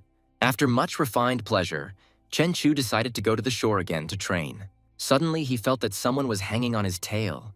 He had the same feeling as that night when he was chased by a giant lizard. But the young man didn't see anyone. Who was chasing him? A monster? Or maybe a ghost? Chu smiled. It had been a long time since he had stretched his legs. Then a couple in a luxury car pulled up alongside Chen, and the guy shouted to Chu if he wanted to compete with them in speed. The young man hissed irritably. These random people were completely out of place here. He immediately stepped on the gas. Chen's SUV shot forward, leaving the speed competitors far behind. The guy in the sedan cursed. This turn was crazy. Was the kid really trying to kill himself? Was he even human? Despite the tremendous speed at which Chen was rushing, he felt that his pursuer was still nearby. He didn't seem to be a weakling. Chu stopped on the seashore. He still felt the pursuer, and now this creature was very close. Chen loudly told the girl to come out of hiding. "He's not bad." A girl looked out from behind the thick trunk of a palm tree. She laughed. "Big brother speaks so funny." The beauty said shyly that she had been swimming in the sea and someone had taken her clothes. Could the young man give her something to put on? The young man instantly jumped up to the tree and struck the strange girl. He felt that she had been following him all this time. But a weak blow was not enough. This girl, despite her fragile appearance, turned out to be stronger than an ordinary person. The girl flew to the side, raising clouds of sand into the air. Chu said with a grin, "Of course, he would find clothes for her right now." When the dust cleared, a vile monster appeared in front of Chen. It was licking its lips. How powerful and rich Chu's life energy was. It really wanted to eat him. Chen asked in horror what she was. The girl answered that she was a human, but a more perfect version. Her name was Yin Xiao. She was sure that the young man would taste like hundreds of healthy, energetic people. Chen dodged the monster's tenacious clawed hands. Yin was confident that if she ate the guy, it would be enough for her to complete the first stage of her evolution. But this was not part of Chen's plans. He asked her if she wanted to eat him. He had to see if she could deserve it, and he dealt her a powerful blow. Falling into the sand of the sea beach, the dying cannibal whispered that she would really die so quickly. But it was impossible. But that was not all. The monster tried to escape, merging with the sand and tree trunks. Chen hit the palm tree trunks again and again.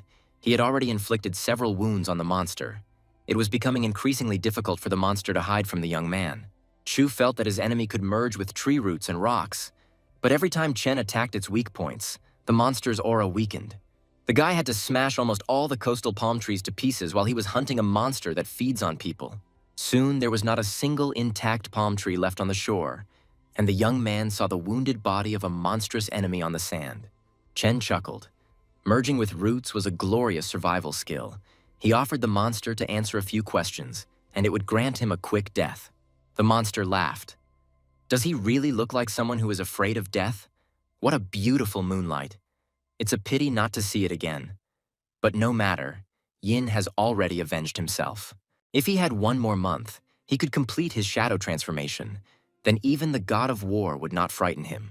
But instead, he encountered Chu in an ordinary old town, and the young man saw that the monster's body had begun to deteriorate. The system informed Chen that he had killed the seducer and received 10 experience points. But the young man did not understand what all this meant. It turned out that these glasses could open up special abilities: lightning, ice, fire, and more. Chu thought that he already had extraordinary powers and that the iguana would soon have them too. Chen's eyes lit up as he imagined how huge and powerful his sea lizard clone could become over time. He will be able to spew water, fire, and lightning. It will be a real Godzilla under his control. It's very cool. The young man arrived at the warehouse, where next to the training room he set up a small personal space for himself, like a personal office. Chen decided to check the internet to see if there was anything about a seducer and an awakener, but the search turned up nothing. It seemed the authorities had blocked this information, but oh well, Chu decided that he was too weak now anyway. He would study this issue when he became stronger. Maybe he will do it after his strength reaches 10,000 points. I wonder what he will become then. The system asked the young man to choose one of the basic elements that he wanted to strengthen. Chen chose to strengthen lightning. Chu looked at his hand and laughed. A finger version of lightning. Even lightning mastery has experience points. It seems they can be increased through training. Not bad. Lightning flashed across the ocean waters as the young man's clone went hunting for another tasty mutant. A marine iguana delivered a powerful lightning strike to a giant toothy fish, instantly killing its prey. It was another mutated sea beast, no less terrifying than that giant crab, and after eating its prey, the lizard received 980 evolution points. Even the marine iguana now has lightning mastery, and it is much stronger than Chen the humans. The deputy chief of police went to the airport, on instructions from his superiors to meet the mysterious guests. He was supposed to meet 2 agents from the Special Assignments Bureau. The policeman introduced himself by saying that his name was Guang Day. The first agent extended his hand to Guang. thanked him in advance for his cooperation, and said that he was Huang Junfeng. Second Agent Nangong Jian, the lead investigator on Case 907, asked without further ado to see the body.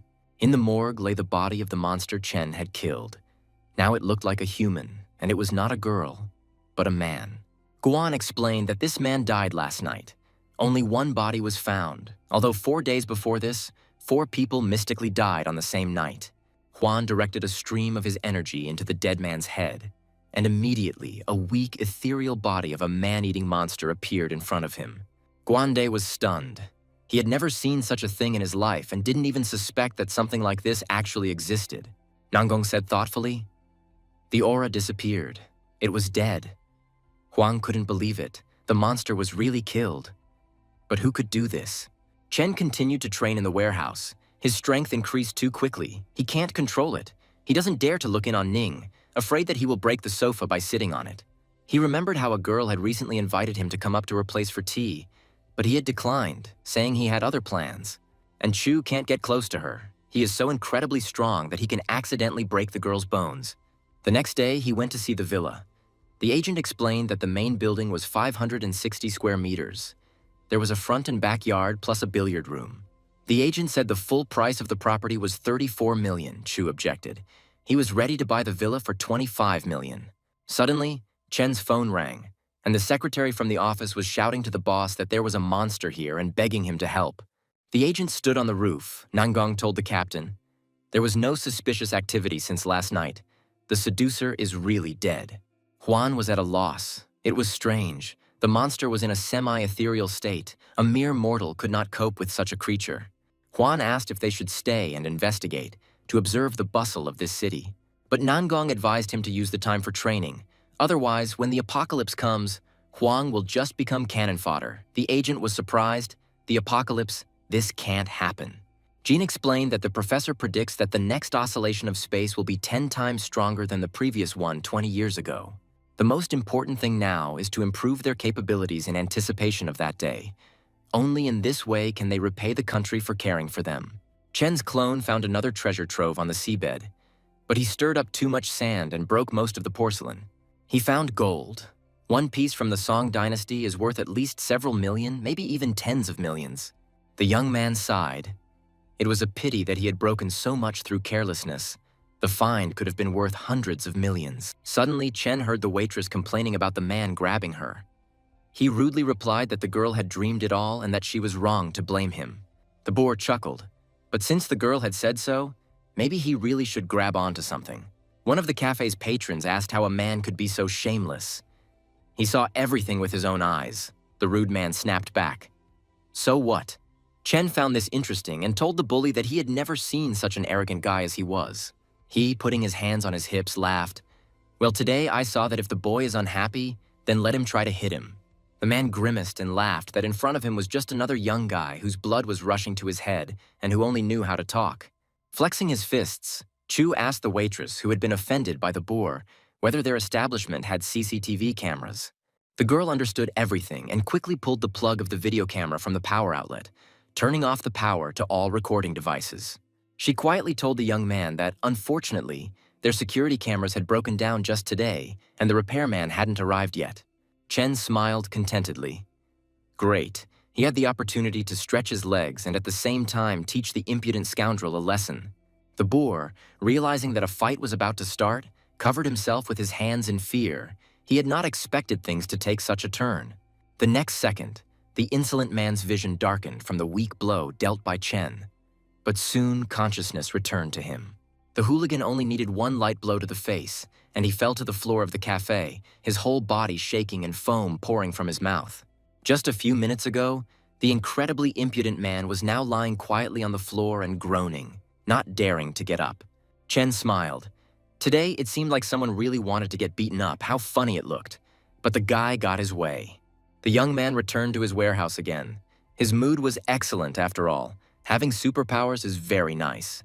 He collapsed onto the sofa and began to practice controlling lightning nowadays. Human life doesn't even last a century. It was all just a moment in the life of a star. Chen Chu dreamed of one day destroying the boundaries between life and death.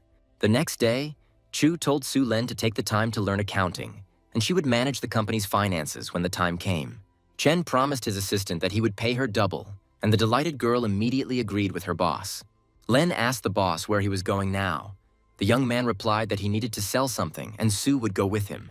They visited several antique companies, offering to appraise Chen's recent maritime find. In one of the antique shops, the owner himself came out to them. He said that his last name was Gao and asked how he could be of help. The young man asked Mr. Gao if he could help him determine the price of the plate, and the owner invited Chu and his assistant to go upstairs. Su Len opened the case and showed the antique dealer an antique porcelain plate from the ocean floor. Gao bent over the artifact. He felt that the plate gave off a salty smell of the sea. It looked like it had just been fished. He told Chu it wasn't a fake, but it was part of a set and he only had one piece, which significantly lowered the value. Chen confirmed that it was indeed a set. When he found this plate, there were many more lying around. Unfortunately, only this one survived. Gao said regretfully that since there was only one item, he could only offer 4.5 million. Chu promised to think about it. On the street, Len told the boss that after so many establishments, Mr. Gao looked the most honest. Chen noticed that Gao had made the highest offer. Maybe it would be worth just selling him the plate and not bothering with it. Yet Chu couldn't shake the feeling that there was something wrong with Gao's gaze, that he was definitely hiding something, and it was connected to the plate. A Gao hurried into the living room of the luxurious villa. The owner asked. So the antique dealer said he found some clue on that sunken ship. Gao showed the plate. It has the authentication seal they were chasing. This porcelain was brought by a young man. He should know more details. The bosses ordered the antique dealer to give Fox information, during which he wanted to know everything about this guy. Mr. Gao obediently sent all of Chen Chu's data, and a few minutes later, a reply came from Fox with the information. Chu is an ordinary college student who unexpectedly spent 3 million to buy a luxury car and even went abroad with Li Tianrui. The antique dealer asked the boss whether he should continue to cooperate with the guy. Du Hong laughed loudly in response. This was completely unnecessary. Gao asked Chen to fill out a detailed questionnaire, explaining that they needed details about him for future deals and auctions. The deal with the plate went unexpectedly smoothly, but Chu couldn't shake the feeling that Gao was hiding something. He could only hope that nothing strange would happen. In the morning, the young man got ready for college. The night passed without incident. Maybe he just thought about it too much. After absorbing the sea python, Chu's strength, muscle density, and everything else were 50 times that of an ordinary person. I wonder if he can withstand gunfire now. As soon as Chen stepped out of the elevator, an unknown person put a gun to his back and ordered him to remain silent and follow him. The young man didn't know if his body could withstand a shot from close range, and it was interesting that this was happening. The bandit pushed Chen into a minibus. He feigned fear. He asked where they were taking him. He didn't remember ever bothering them. One of the bandits, threatening him with a knife, said that they were taking Chu to meet someone, so he shouldn't try to do anything. After some time, the minibus arrived at the place and the guys roughly pushed Chu into the room, reporting to the boss that they had brought him. The man with the huge scar cursed. He was interested to see what kind of guy this was, why they made him wait all night. Chen calmly asked why there were only these guys here. The bandit was surprised why this guy was so unexpectedly calm. Something was wrong. His calmness was unnerving. The boss growled at his subordinates, asking why they were just standing there. He ordered them to grab their weapons just in case. The guy standing closest to Chen was the one waiting for him near the elevator. The young man immediately knocked the gun out of his hands. The bandit coughed up blood from a powerful kick, staggered, and fell to the floor, the weapon flying out of his weakened hands. Chu caught the pistol in midair and cocked the hammer, ready to shoot anyone present in the room. The boss shouted at the kid to put the gun down. Another asked if the kid hadn't heard. The boss ordered him to drop the gun. The bandit leader smiled.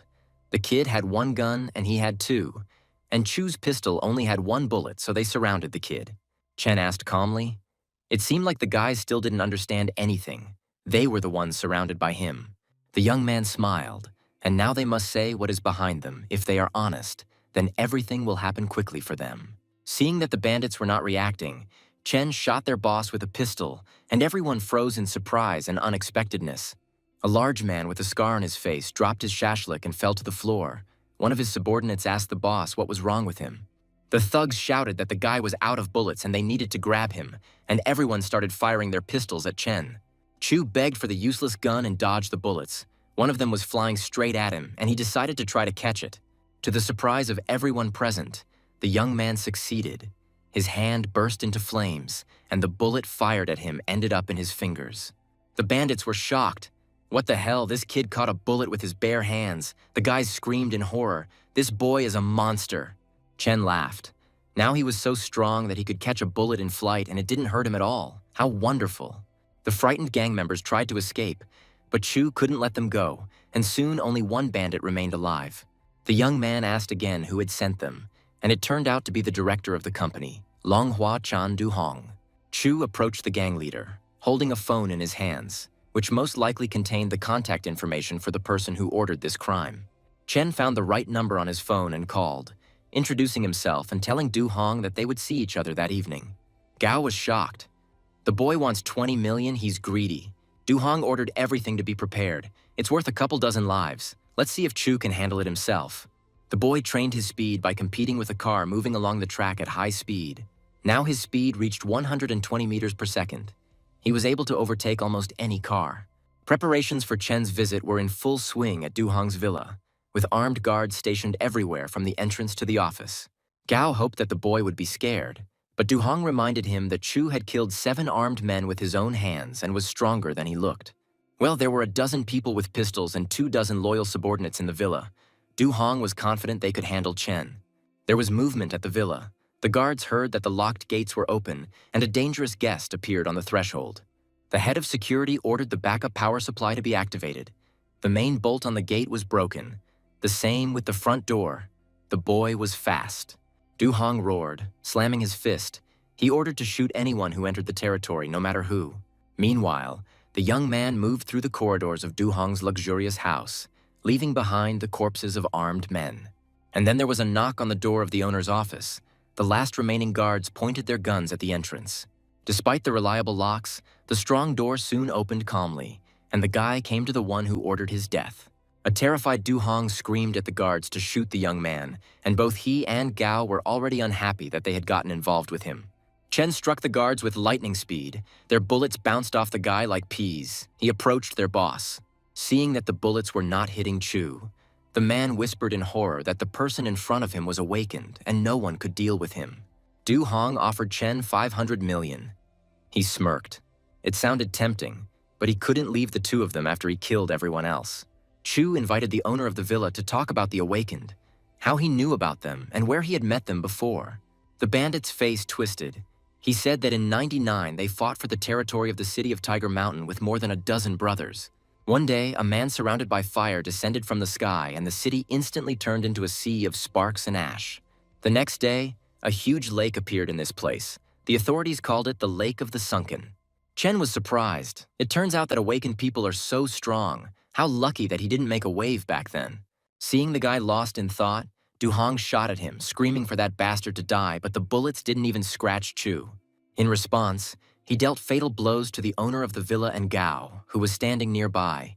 Everyone who met the young man with a weapon was destroyed. After some time, the police arrived at the villa and discovered 31 bodies, one of which belonged to the company director, Longhua. Guanda frowned. He assumed that it was Chen Chu. The young man must be involved in the death of the people in the Red Forest. This turn of events was unexpected for Guan. The policeman was sure that the next attack was simply inevitable. He was going to give Chen a chance, but this young man is too angry. He has strayed from the straight and narrow path. It is unknown where he will go now. Chu returned to the warehouse on the dock. The bullet he had caught lay on a small pallet. But something was wrong. The chicken that was lying on the tray was gone, but traces of oil remained. It seems that whoever was here yesterday was not quite ordinary. The lizard ate another fish, received evolution points, and improved his body. Suddenly he saw that there was something else below. He needed to take a look. Looking into the depths, Chen's clone saw an active volcano. At great depths, it becomes difficult to overcome the pressure. The young man remained in the warehouse and decided to wait for the unusual guest. For some reason, he was sure that he would return. And so it happened. After some time, Chu felt a very unusual man approaching him with another chicken. Chen couldn't understand what kind of creature was in front of him, but he was convinced that this time the unusual guest would definitely not be able to escape. The guy prepared for battle, clenching his fist and heading towards the strange creature at great speed. Chu hit as hard as he could. He felt some particles flying apart, but he didn't feel his opponent's body. He was surprised to see that there was nothing in front of him. His opponent had disappeared, But what kind of strange power was this? Chu had never seen anything like it before.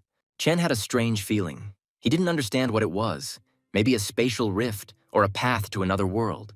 The system reported that the boy's body was being broken by the stretching energy, and although he was strong enough to withstand the change, the effect would only wear off in 5 hours. The young man looked around. His world seemed to be covered in a haze. He suddenly realized that he had somehow ended up in another world. Suddenly, Chen saw a large male figure in the doorway. The stranger clearly looked threatening as he walked towards the young man. Taking a closer look, Chen realized that he was looking at a monster. His eyes were glowing red. He growled and rushed towards Chu with all his might. The guy prepared for an attack. He didn't know who was in front of him. Maybe it was a zombie or some other monster. He looked like a human. Chen hit the monster on the head.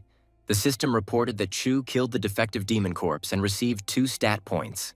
A doorway lit up in front of the young man. It seemed to be the exit to the world he had ended up in. Chen decided to go out and look around. Judging by the inscriptions, this is the city of Tiger Mountain, the city that sank into the lake at night. Du Hong spoke about it before his death.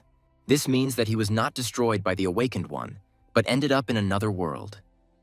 Chu decided to first return to his home. It is definitely dangerous here. A girl watched Chen's return to his world from the top of a tree, holding a fresh piece of meat in her hand. The young man left. The girl frowned and decided to have a snack, and in her hands she found a fresh, bleeding human heart. On his way home, Chu decided to use the 2 points he had received to improve his electrical powers. They would come in handy. According to information on the internet, more than 30,000 people disappeared along with the city. If they all became monsters, you can imagine how many stat points there are. Chen called Li and asked him to check where the 30,000 people from Tiger Mountain City were now, and the guy promised to find out everything. Chu ordered a small metal house and a 2-meter knife. Thick, strong, and sharp. The manager was skeptical because it looked like a weapon. The young man laughed.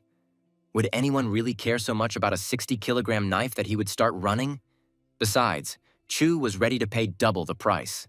Chen thought, demon corpses are strange creatures.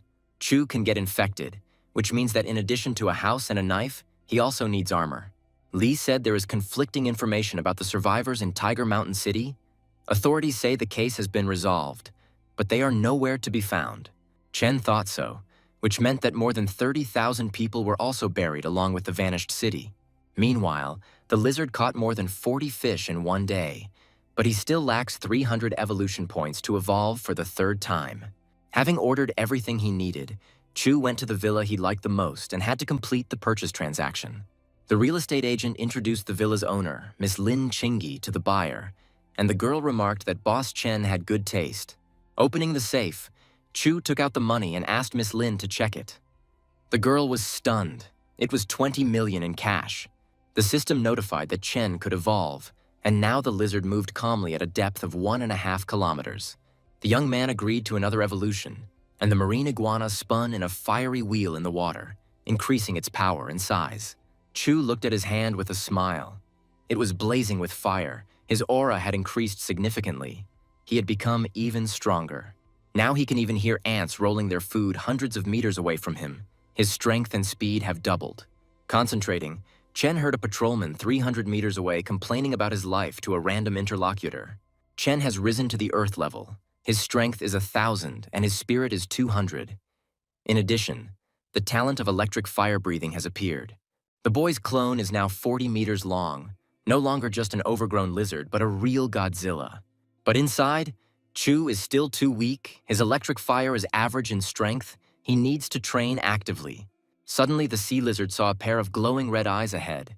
He realized that there was a large creature below, apparently another mutant.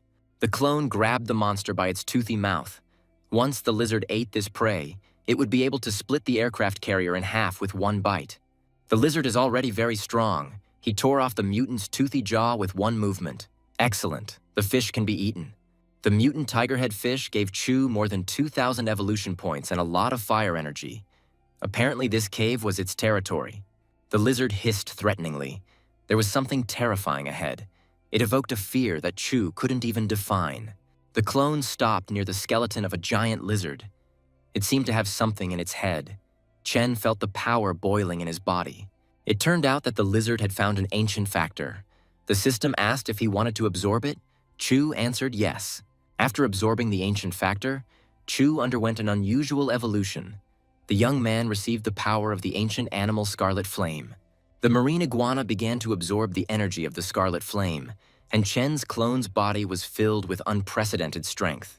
Having finished absorbing the energy, Chu decided to test the power he had received and fired, resulting in a deafening, powerful explosion. The young man was amazed at the terrifying power. Just one shot of scarlet ancient energy and the entire island disappeared. Meanwhile, in the warehouse, Chu armed himself with a sword. He called it Heavenly.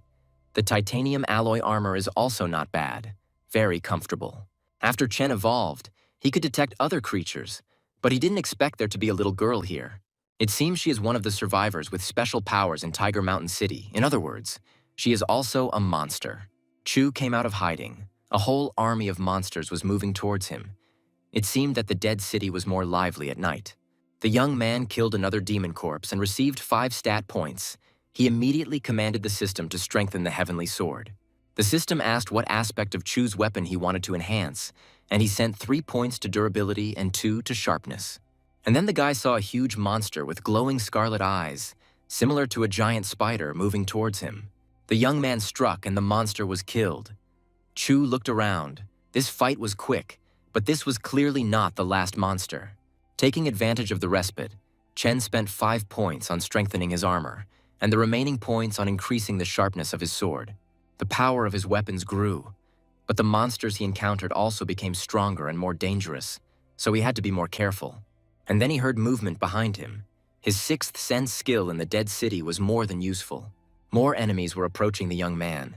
They were larger and more terrifying than the previous opponents. Apparently, this was already a different level. He didn't wait for the enemies to surround him and take a comfortable position. Pushing off from the ground, Chu rushed forward. The guy rushed around the area like a meteor, dealing blow after blow. Soon all 3 enemies were killed, and the system reported the points awarded. Suddenly, Chen felt that a very large and formidable enemy was approaching him, the likes of which he had never encountered before. This monster was gigantic in size and clad in armor. Its blood-red eyes flashing, it swung at the young man, Chu thought. How big it was. Well, it wasn't for nothing that it received all these points. This time, the monster attacked Chen first. The giant struck the guy with his huge, heavy fist, trying to crush him. The guy was puzzled. This demon was as strong as him, but much slower than Chen, which meant he had an advantage. The young man circled around the enemy, dealing him blow after blow, until the system finally reported that he had killed the corpse of a 5th-level armored demon. It's no wonder he was so strong. It explains why Chu had to hit the enemy more than 10 times to kill him. Returning to the passage to his world, the young man suddenly heard someone shout at him to run away quickly. Chen saw the girl who shouted at him to run. It didn't seem like she had any malicious intent. The young man approached the child. He told Shishi that he was Chen Chu. She was now his little sister, and he would take care of her. He called her with him. Chen promised Shishi some new, beautiful clothes, and they went together to an expensive, fashionable children's clothing store. He asked the girl if she knew what that dark river in the flooded region was. She replied it was a black tide. Shishi didn't know what was there, but it was dangerous. The girl looked with wide eyes at her new clothes.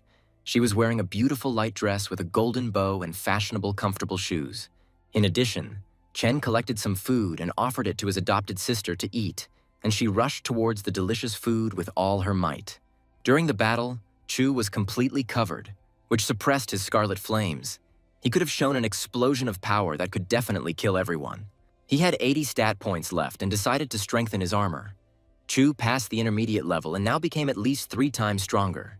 The students of Ning University received an unusual offer. The headman said that the place where they train is at least similar to the place of a lieutenant. One of the students asked if the class monitor meant to say that they had attracted the attention of the secret department. The man who entered confirmed that the department's agents were in the city, and that after training, successful participants would become lieutenants. But it was very dangerous. All the students agreed. At this time, Chen was training in the warehouse, his body causing the power of the scarlet flame to gather inside and burst out. This will be his Oko move. This strike was at least 150 tons in strength. Chu decided to call this move the Destructive Flame. 100 strikes should be more than enough for today. If Chen encountered that demon corpse again, he would be able to knock it down with 3 strikes. After finishing his training, the young man changed his clothes and went to the campus of Ning University, where he continued his studies.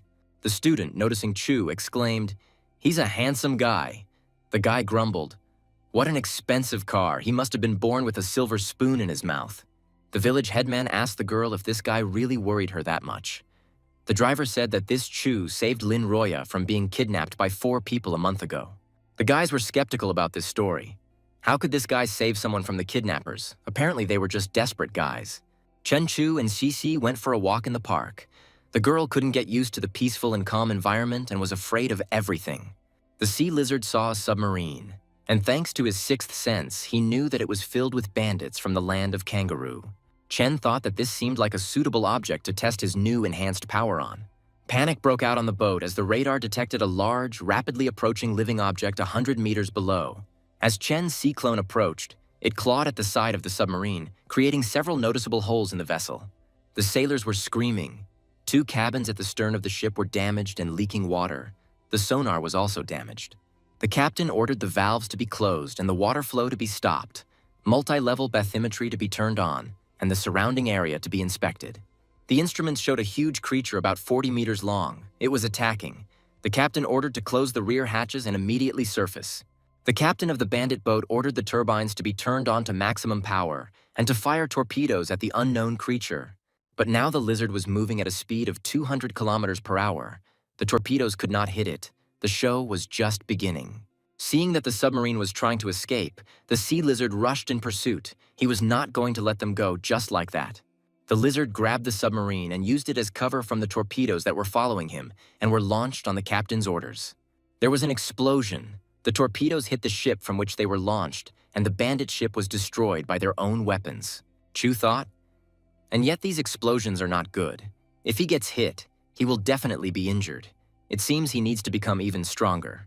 Chen and Xixi went to a student performance evening where a stunningly beautiful student performed. The guys were amazed. This girl is one of 4 new students. She dances so easily, like a bird fluttering. The young man was surprised that it was really she, the girl he had recently saved from random hooligans on one of the city streets. Xixi whispered, looking at the student fluttering around the stage, that she was very, very beautiful. The girl had never seen anyone like her before.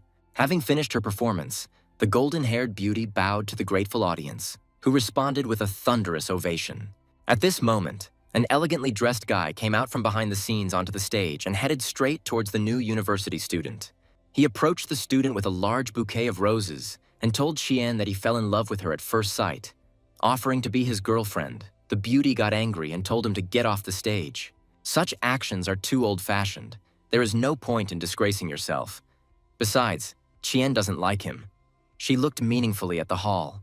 After the concert, the stunning beauty approached Chen, who was leading Xixi by the hand, and asked the young man if he remembered her. The girl recalled that last month he called the police and saved a girl who was high on drugs. Chu confirmed that he remembered that incident. He asked Qian what happened. She lowered her long eyelashes in embarrassment and blushed, not knowing what to say. Without waiting for a clear answer, the young man said that it was time for him to go, and he and Cece, having said goodbye, walked away. The girl, looking at Chen's expensive car and branded clothes, decided that he was from a rich family, not like this Wei Jian. Based on what little Xixi said, when the dark tide comes, Chen needs to find a cave. At this time, everything on Earth disappears. The cave the young man found was 30 meters deep and 4 or 5 meters high, quite suitable for shelter. This time, Chen killed the corpse of a 2nd-level demon with mutated bone steaks and the burning corpse of a 3rd-level demon. Chu was surprised. The monster developed energy to create flames. Having dealt with the enemies, the young man asked the system if he could increase the armor's resistance to demon attacks. The system enhanced Chu's armor with demonic materials, making Chen's defenses invulnerable to normal flames.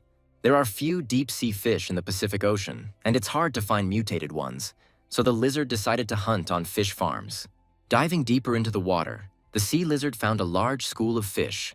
21 fish should be enough for half a day. Chen's next enemy turned out to be very fast. His attacks were faster than the speed of sound. The young man barely had time to reflect the blows. The nimble demon rushed at the young man, shouting that fresh meat had appeared. He was clearly confident that he would kill Chen now. The The guy was surprised. This demon corpse was unexpectedly nimble with a sword. It seemed like he was a master in life. As the demon held the blade, his hand trembled slightly, changing the trajectory of the sword. Chu realized it was time to end this. At great speed, the young man rushed towards the enemy, who watched the brave man in armor with a smile. The demon sitting inside the body grinned smugly and flashed his eyes. The boy himself was flying towards his death. But at this moment, Chen managed to unleash his new ancient beast talent, a scarlet flame of incredible power. He dealt the enemy the blow he had been practicing for so long in the warehouse, and the demon received his signature destructive fire. The demon's face lengthened. He was no longer grinning. Where did this boy get such terrifying power? He looked like an ordinary person. The devastating fire finished off the enemy. The system reported that Chu had killed the burning corpse of a 5th-level demon. The system notified Chen that the key element of thermonuclear fusion had been studied and that the young man could obtain it for 10 points. Chu agreed. Now his weapon, the heavenly sword, was enhanced with demonic materials. It was elevated to an extraordinary level. Chen swung his sword and saw a stunning result. Everything in front was engulfed in furious flames. The young man was delighted. He could combine the power of fire and lightning to create blasts of energy from his sword. He went to another part of the city and noticed a terrifying monster, which Chen decided not to deal with for now. It's strange. It's a demon corpse mutated to look like a spider. The forest is so quiet it looks ominous. It's better to go back first. Seeing Chen Chu return, the girl said that she would close this door. The young man was surprised. She can close the teleportation door. This means that she has power over space, and she is more mysterious than Chu assumed. Well, at least the corpses of demons won't fit in here. The system offered the young man to improve the warehouse space. 10 attribute points would create 1 square meter. Chu agreed. This is what he needed. He was about to complain that carrying the sword everywhere was inconvenient, and then the program gave him a place in the warehouse. In just 3 hours, the lizard's body grew by 5 or 6 meters, and it received more than 500 evolution points. The fish raised by humans tasted delicious. A fish farm employee asked his colleague in bewilderment what had happened to the tuna.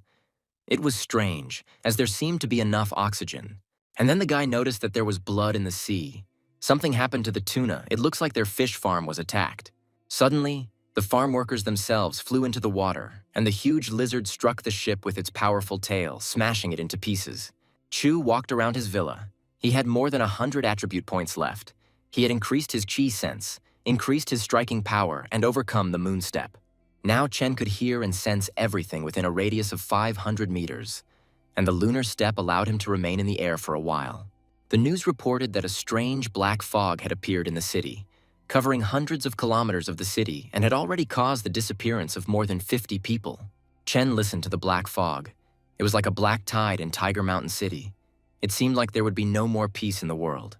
A submarine equipped with the most modern technology was cruising in the sea near the small island of Aoding. The strange creature asked Shan Benjin how Professor Kant's research was progressing and whether he had managed to do anything new.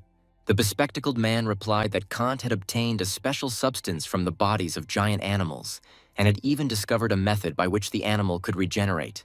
The Lion Man smiled, meaning he could now create extraordinary people.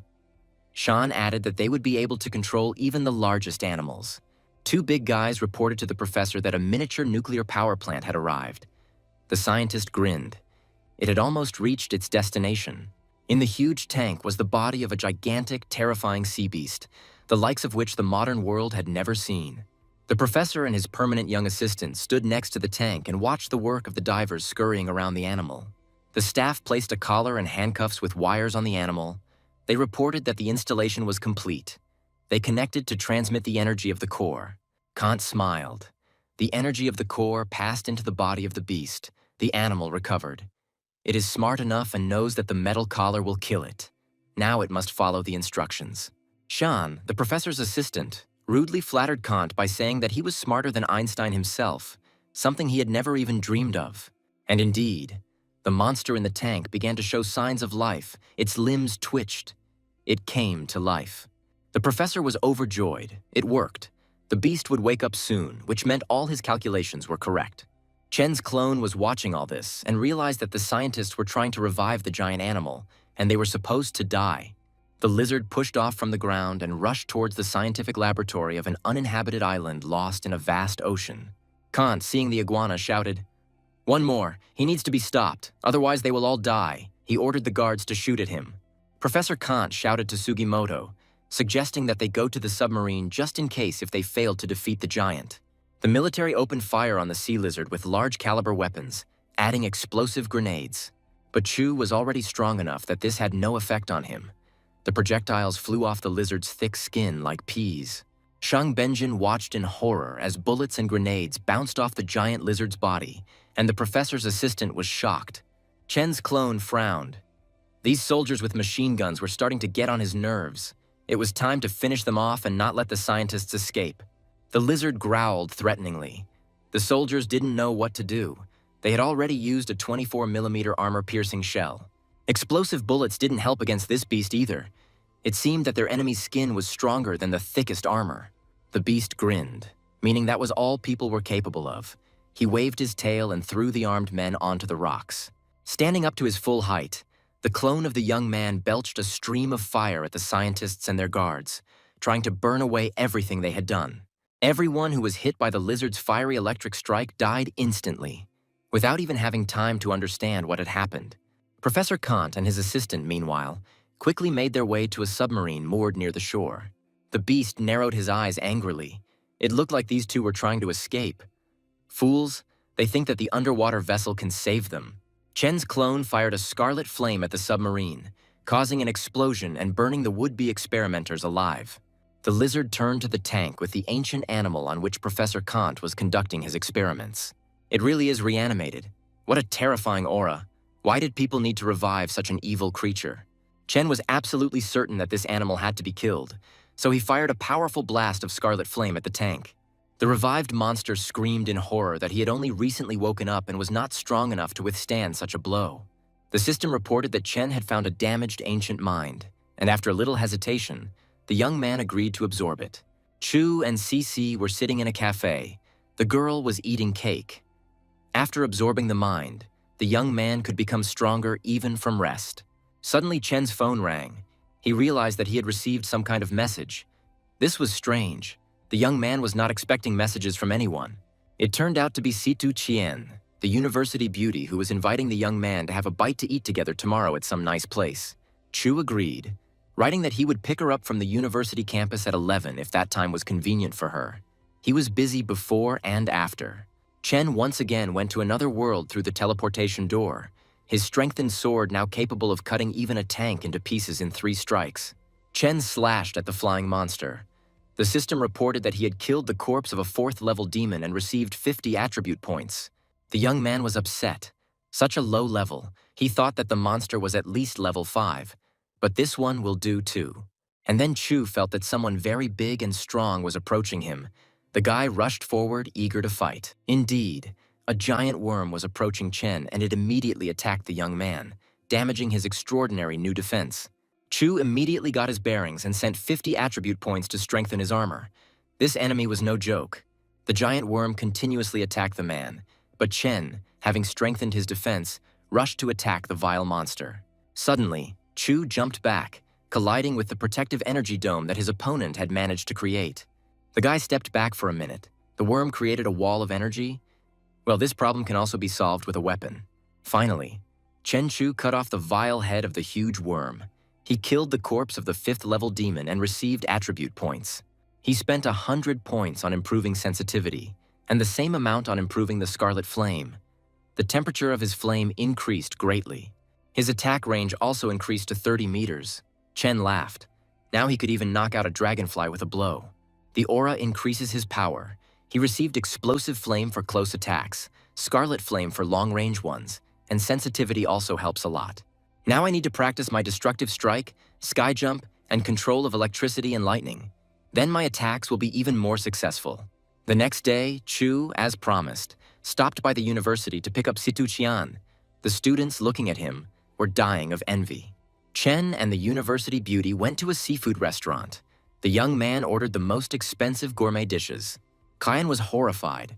The guy had already ordered more than 70,000, and she was only counting on 10. What should she do?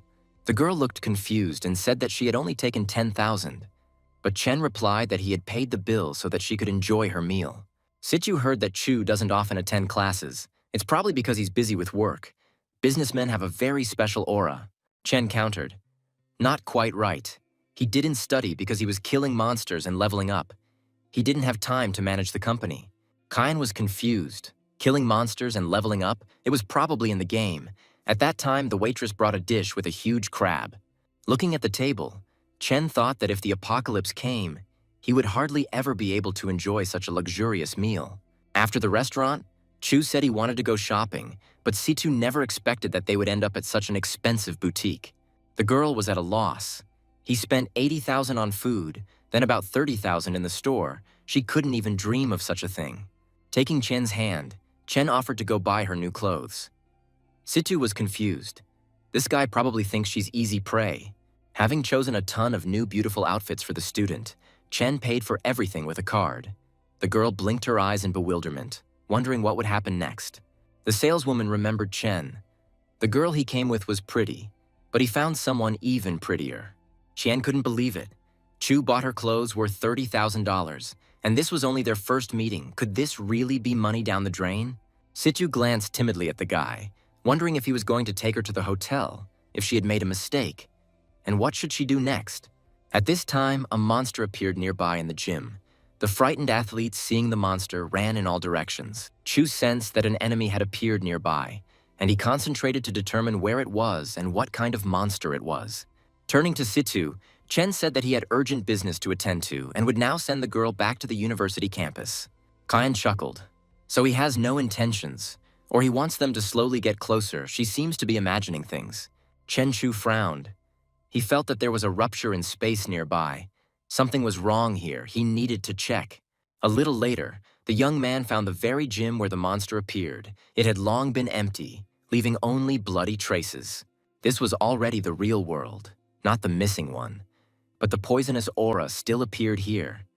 But who could have launched a monster here? Feeling Chen's gaze, the monster growled, and that's how the boy saw him, even though he tried to hide from prying eyes. The monster grew in size and, growling and with bloodshot eyes flashing, rushed at Chu, screaming for the boy to die. The guy destroyed the enemy with one blow. The system reported that Chen killed a low-level poisoned monster.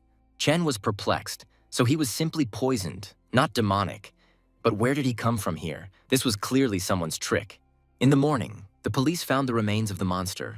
Guande wanted to use this poisoned monster to test the intern. But someone killed the monster before, and it seemed to be a very powerful creature that controlled fire. The students were puzzled as to who it was. The policeman frowned, wondering when someone capable of controlling fire had appeared in the city and how he could be found. The news reported that today a large number of space ruptures appeared in our world. It looks like the apocalypse is coming. So, the apocalypse of 99 is coming. Over the last 20 years, more than 500 cities have perished on the battlefield. They paid with blood for years of peace. We have entered an era that belongs to ordinary people. Anyone can become special. Chen decided that he should report the apocalypse to the city's special department if he wanted to get more information. Meanwhile, Chen's sea lizard clone encountered a bloodthirsty, sharp-toothed, mutated whale in the depths. This massive, red-eyed mutant is capable of turning ordinary seawater into heavy water, killing marine life. But with Chen's lizard, all these tricks are useless. With a menacing hiss, the clone rushed at the enemy, especially since he looked very appetizing. Swimming up to the mutant whale, the lizard struck it with a powerful electric discharge, piercing its skull. The clone licked his lips. As soon as he ate this giant whale, he would get at least 10,000 evolution points. Just wonderful. The students sat in the special department's recreation area and discussed how whoever killed the poisoned monster was a good person.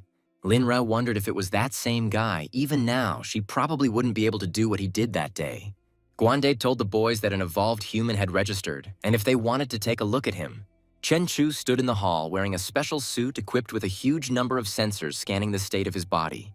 One of the university students recognized him as the same guy who drove up to campus in a luxury car. Lin Rao's face flushed, and she said softly, "It's him, the guy who once saved her from certain death." Guandi didn't say anything, but he also recognized Chen.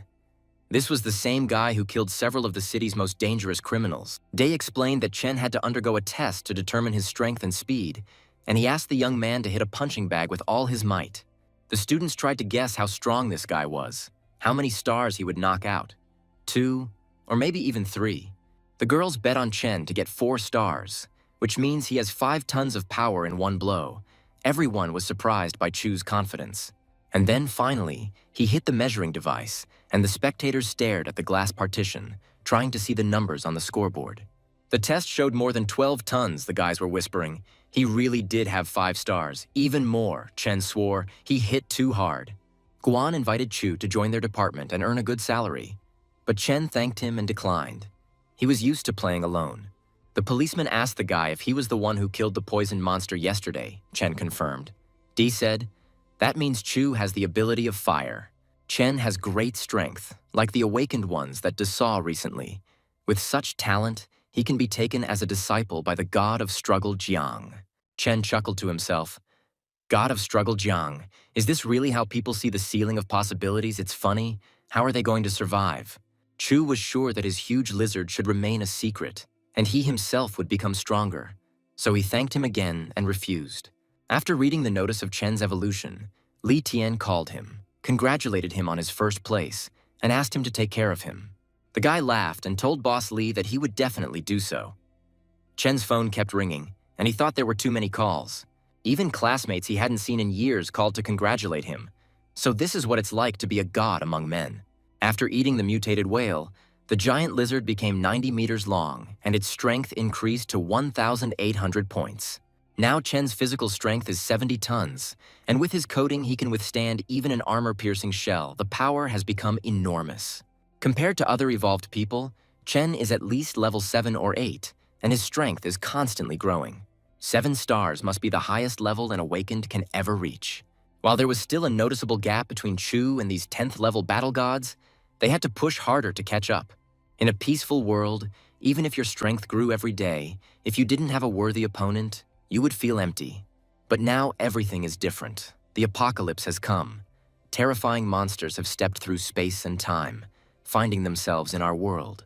Now a huge number of the strongest awakened, evolved, and gods of war will find themselves on the same field. The fate of humanity, whether people will continue to live here calmly and peacefully, will ultimately depend on their power and unity. The guy understood perfectly well that the old times were ending, that very soon everything would be different, that people's values and priorities would change. The stakes are rising daily. Chen Chu will finally be able to stand shoulder to shoulder with these strongest heroes, with these gods of war. The guy suddenly smiled. No, he will suppress them. He will become an even more powerful being, the likes of which planet Earth has never seen. Now Chen's phone came to life again. Judging by the signal, messages were pouring in. Someone else found out that he had evolved. It turned out that this was written by employees of his company. Congratulating the boss on his success, he replied that it was nothing. They would achieve the same. After reading the stream of responses, Chen laughed at how naive and sweet they were, in many ways still just like children. He sent a message to all his employees not to slack off at work. Su Len immediately replied, "Yes, boss." Secretary Ning Naixing looked lovingly at the boss's message and whispered with a smile, "Of course, boss. We will work even harder from now on." The manager, seeing the boss's message, made a cute face. She was in the process, so this remark was unnecessary. After giving instructions to his subordinates, Chen went to the warehouse at the docks. He wanted to warm up and further increase his strength in the fight against monsters. He took out his huge, improved sword from the virtual storage, and the weapon appeared in Chen's hand. At the same time as the sword appeared on the guy's body, his armor also appeared, and with the clanking of his armor, he headed towards the spatial door. Turning to little Shi, Chen said that he now had to go and fight the monsters, but he would return to her. The girl went to the door and soon told the guy that she had opened the teleportation door for him and he could go freely. She looked at Chu with her big, clear eyes and wished him luck. Chen still couldn't figure out who this girl was. The young man told Cici to wait for him here and not follow him. He would see what was behind the door. The girl obediently agreed. Chu took a few steps and found himself in another world again. But something this time made him very wary, and he was in no hurry to go further. He sniffed the air. The smell was very strange. Something was wrong here, and the landscape had changed. He was definitely not in the lost city anymore. And then he realized, the door leads him to a new place every time he opens it again. It seems that it works exactly like that. It turns out that if he wants to return to the same world on the other side where he was before, the door must remain open all the time. But even if this is true, The existence of this door may be discovered by some even more terrible monster than those he fought. The red-eyed man who was chasing Chen could have known the location of the door from the place where Chu disappeared from. However, as soon as the door closes, a new location is formed behind it, and Chen needs to study it again, as well as the monsters that inhabit it. The young man smiled. It turns out that this is a world that is created completely randomly, and it is unknown what will happen tomorrow. This is also not bad. At least it's not boring, and for strength training, you simply can't think of anything better. He stepped into the location. The system warned. Very high temperature kills most living creatures in seconds. Chen's scarlet flame is capable of creating combustion at extremely high temperatures, much higher than here. A hot wind blew on the young man. It was a pity that he was wearing armor. A warm breeze would have even relaxed him a little, like by the sea. The poisonous substance began to affect Chen, but his body blocked the effect with high temperature. The system warned that Chen's invulnerability would last for 15 hours. No matter how strong he was, he could not withstand this poison. One can imagine how those awakened and war gods would remain untouched. They are simply insanely strong. But now it is not so important. Since time is limited, we cannot waste it. We need to see what is in this fiery, poisonous world. The guy closed his eyes and concentrated, trying to feel that there was anything living near him, and also to understand the terrain. His ki waves spread out to the maximum possible distance, but strangely enough, he felt no one at all. Chen chuckled in surprise. Not a single sign of life or even a monster. It was completely empty nearby. Well, that's not surprising. Life could not have arisen in such hell, so we must return to the warehouse and ask CC to open another door. Suddenly, the guy saw something moving towards him. Some strange, unusual monster. He had never seen anything like it before. Chu slashed his sword at the strange monster.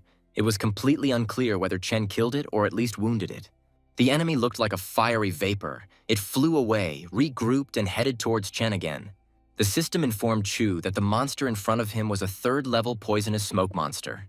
It really did look like smoke. Chen was surprised. He didn't even notice it. He couldn't feel it. There is still something in this world. The door here opened for a reason. The monster's eyes flashed as it rushed to attack Chen, and the boy tried to figure out how to kill an enemy who essentially had no body. The young man put up a shield, and the poisoned smoke monster hit him with all its might, not understanding what it was. Chen realized that it wasn't a matter of his feelings at all. It was just that this creature was completely inanimate, so Chu didn't feel it. Since it is a vile monster, Chen must use thunder, which repels evil spirits, to destroy the evil. Electricity crackled around Chen as he prepared to meet the monster attacking him with a powerful shock. The boy formed a powerful electric arrow from blue energy, hoping that such a discharge would destroy the smoke monster. Finally, a charge of the required power was collected, and Chu threw a giant arrow at his unusual poisonous enemy. The arrow pierced the fiery, unsteady body of the poisonous monster. Sparks ran across it, and the fiery mass began to spread. Under the influence of electricity, the lava covering the monster began to slide and a human skull appeared. The monster screamed. The system reported that Chen had killed a third-level monster, and the monster's skull, sparking, flew across the bare rocks. The guy was surprised. This creature is only level 3, but it seems powerful. It is impossible to take it with physical attacks. Chen can't do anything against him now, and he's made of lava, so fire attacks are useless against him. Chu was just lucky that he had the talent of electricity. If not for him, this battle would have been much more difficult. Suddenly, he saw CC standing on the rocks not far from him. The guy was surprised what the girl was doing there, why she came. Chen asked the girl why she came here. It was very hot here and the air was poisonous. She could die on the hot rocks. He reminded her that he had asked her to wait for him outside the door. It was dangerous here. But the girl looked at Chu with concern. Blinking her large, innocent eyes, she quietly said that she was very worried about him, that he was in danger here. The guy chuckled. Well, okay, after all, it can be dangerous behind the spatial door too. He stroked the girl's head and told her to stay away from him and under no circumstances come closer. Shishi smiled and suddenly disappeared as if she had never been there. Chu's hand hung in the air. He shook his head. What was it? A hallucination? The poison starting to take effect, or the spatial displacement of his adopted little sister? Chen scanned the space carefully once again. It seemed that Shishi wanted to warn him about some powerful monster. The guy found some huge, powerful living creature in the lava wasteland, and Chen rushed to search for it. The time spent in this lava-raging, poisonous world was limited, so Chu hurried to find the main enemy. He quickly flew from stone to stone, following the route he had formed in his head towards the monster. Based on the scan results, the cliffs should soon end and a valley, Chu's destination, will open up ahead. The guy jumped onto the last cliff of the stone ridge and cautiously looked into the valley where the monster was. In front of him was a strange stone structure, similar to an ancient altar, entwined with numerous red-hot chains. Chen noticed that on the stone pillars with chains there were unusual fire inscriptions burning in a language he did not understand. Chu thought that this structure looked more like a confined space or a prison, and there might be a monster's aura hidden inside. Looking closer, Chen saw between the chains the face of a giant monster, very similar to a fire-breathing dragon. He told the monster that it turned out that he was the real treasure hidden in this world. The system told the guy that in front of him was Vandenfeld with wings of fire, a real fire dragon. Chen didn't even want to think about what stats this monster had. At least the dragon looked very impressive. Vandenfeld raised his head and said contemptuously, "Stupid people call him without thinking about their lives. It's just ridiculous." The dragon spread his wings and showed part of his body from the lava lake. He declared that this was his world. He was the undivided master here. But since the intruder was right in front of him, the dragon decided to be merciful and give the little man two options to choose from. The first option is that Vandenfeld will bury the man right here. The dragon grinned. Of course, there won't even be ashes left for the funeral. Second, the dragon will gladly accept the new servant, and the man will live as long as he acknowledges Vandenfeld's power. Chu smiled. None of the options the dragon offered suited him. Dying or serving was not in his plans. The guy threw up his hands. Nothing could be done, but he needed the dragon bones. That's why he came here, and he wouldn't leave without a trophy. Vandenfeld roared angrily. How dare this little cockroach speak to him like that, to make the little man think so highly of himself? At the master's roar, lava monsters similar to the one Chen had recently fought began to emerge from everywhere. Chen chuckled. He thought the poisoned lava monsters were impressive. How stupid of him. He clearly overestimated them. And then the guy realized that those who agreed to become the dragon's servants turned into these pathetic monsters, because they were people. Vandenfeld ordered his servants to kill the impudent little man and throw his body into the lava river. Chen stood on a rock and watched with interest as an entire army of monsters, servants of a great and terrible dragon, emerged from the lava. He was surprised at how many of them there were, and whether they had all voluntarily agreed to turn into monsters and become the beast's puppets. Chu already knew how to fight them. A long electric rope sparked in Chen's hands. The guy very quickly wrapped the dragon's minions in glowing electric fetters, trying to secure them as tightly as possible. Grabbing the ends of the rope, Chen quickly jumped onto the cliff. The monsters one after another were torn apart by electric shocks. Vandenfeld angrily asked what this was, where his servants had disappeared to, what this worthless little man had done with them. Chen smiled. Now it seemed to him that the black fire dragon was quite an interesting pet. It could be trained. Turning to the enraged monster, Chu asked him if it would be better if the dragon became a servant of man. Vandenfeld roared. The boy was just an idiot if he thought he could turn him, a fire dragon, into his toy. The boy felt the stones beneath his feet shifting and streams of lava rushing out from the cracks that had formed. Chen took up his deadly sword, summoning the increase in strength and the fusion of several talents. Now he is ready to fight. The enraged dragon stood on its hind legs and prepared to attack the overly confident human warrior. But, strangely enough, Chen was not afraid. On the contrary, a smile played on his face. The battle fascinated him like an exciting game. Pushing off from the swinging rocks, the boy rushed at the raging giant enemy, the evil dragon. Vandenfeld, his chains clanking, silently looked at the enemy and bared his huge, sharp teeth. He did not understand why the man was not afraid of him. Suddenly, the dragon felt that he was wounded. Chen's sword slashed across his neck and made a large cut from which lava oozed. The giant reared up and yelled at Chen that he would send him to hell. Tongues of flame burst from the dragon's mouth, and its eyes were burning. Leaning slightly towards the man, the dragon laughed. Now he would incinerate this impudent fellow, so that not a speck of dust would remain of him. Vandenfeld summoned his hellfire, and streams of raging fire poured from the dragon's gaping mouth. Chen used the talent Scarlet Fire Body to protect himself from the giant Vandenfeld's fire breath.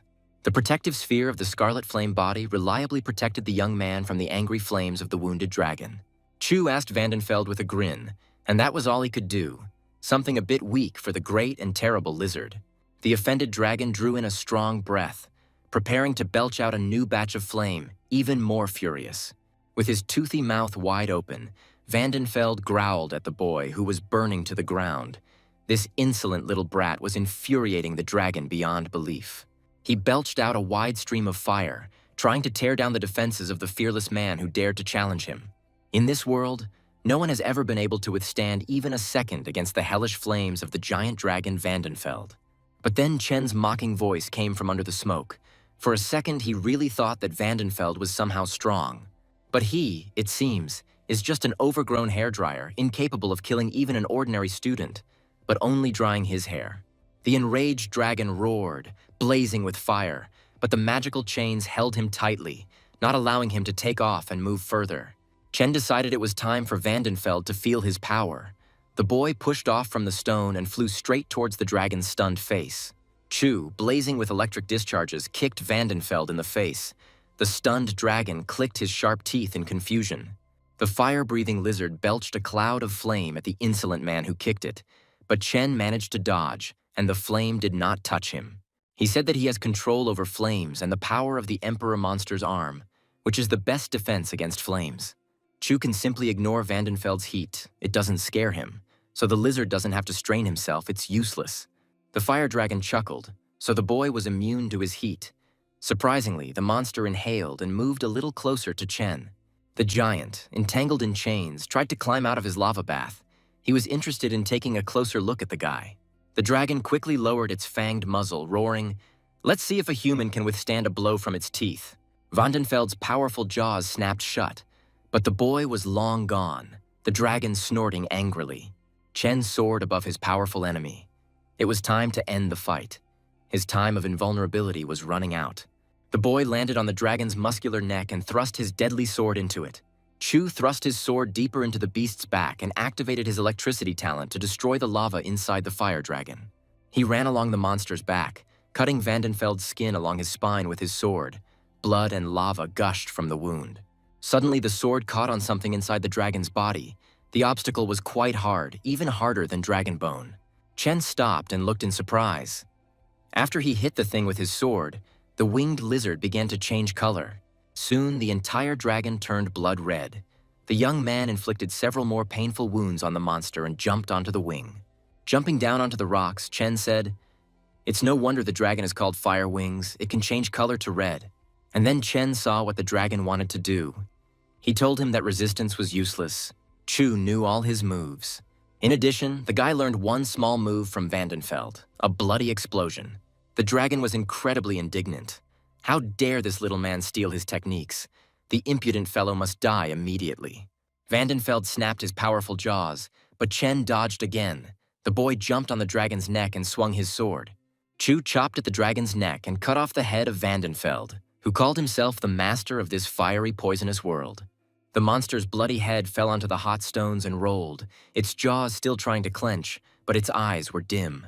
The system informed Chen that he had killed a 5th-level demon dragon and received 1,000 attribute points. Looking at the demon's dead head rolling away, Chen said contemptuously that the game was over. The beast would not kill anyone else. And then the young man saw that next to Vandenfeld's dead head, his little sister CC had appeared again.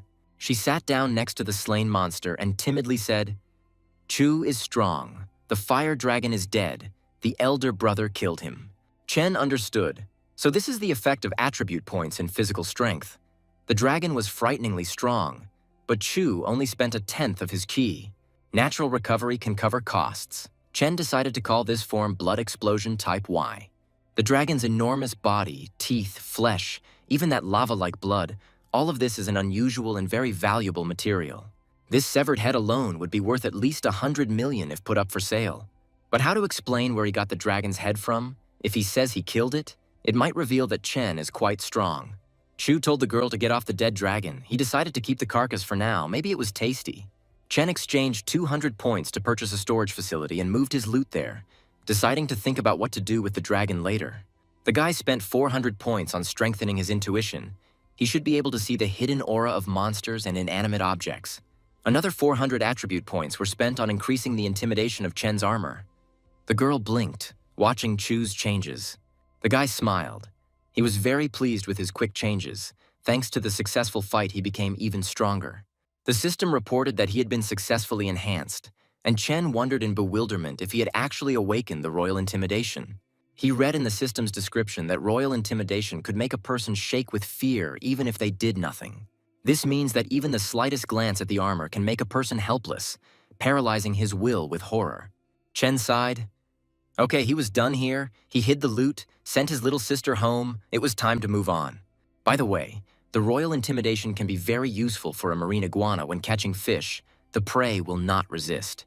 Somewhere in the vastness of the ocean, a small fishing vessel plied the seas in search of a rich catch. And then the fishermen saw that the net was shaking. The guys started shouting. They were biting. It seemed the net was full of fish. They needed to pull it out. But there was surprisingly little fish in the net. It was strange how such a small number of fish and crabs could tug at the net so strongly. One of the fishermen said sullenly, "What difference does it make how much is in the net? The fish is alive, and thank goodness for that. It's time to cast the net again." Suddenly, the young fisherman whispered in shock what it was, and drew the others' attention to the strange behavior of the sea. And indeed, the sea seemed to come alive. Not far from the fishing boat, a moving mound of water quickly rose out of the water. Everyone stared at the unusual phenomenon. No one knew what to expect. And suddenly, electric discharges ran through the water.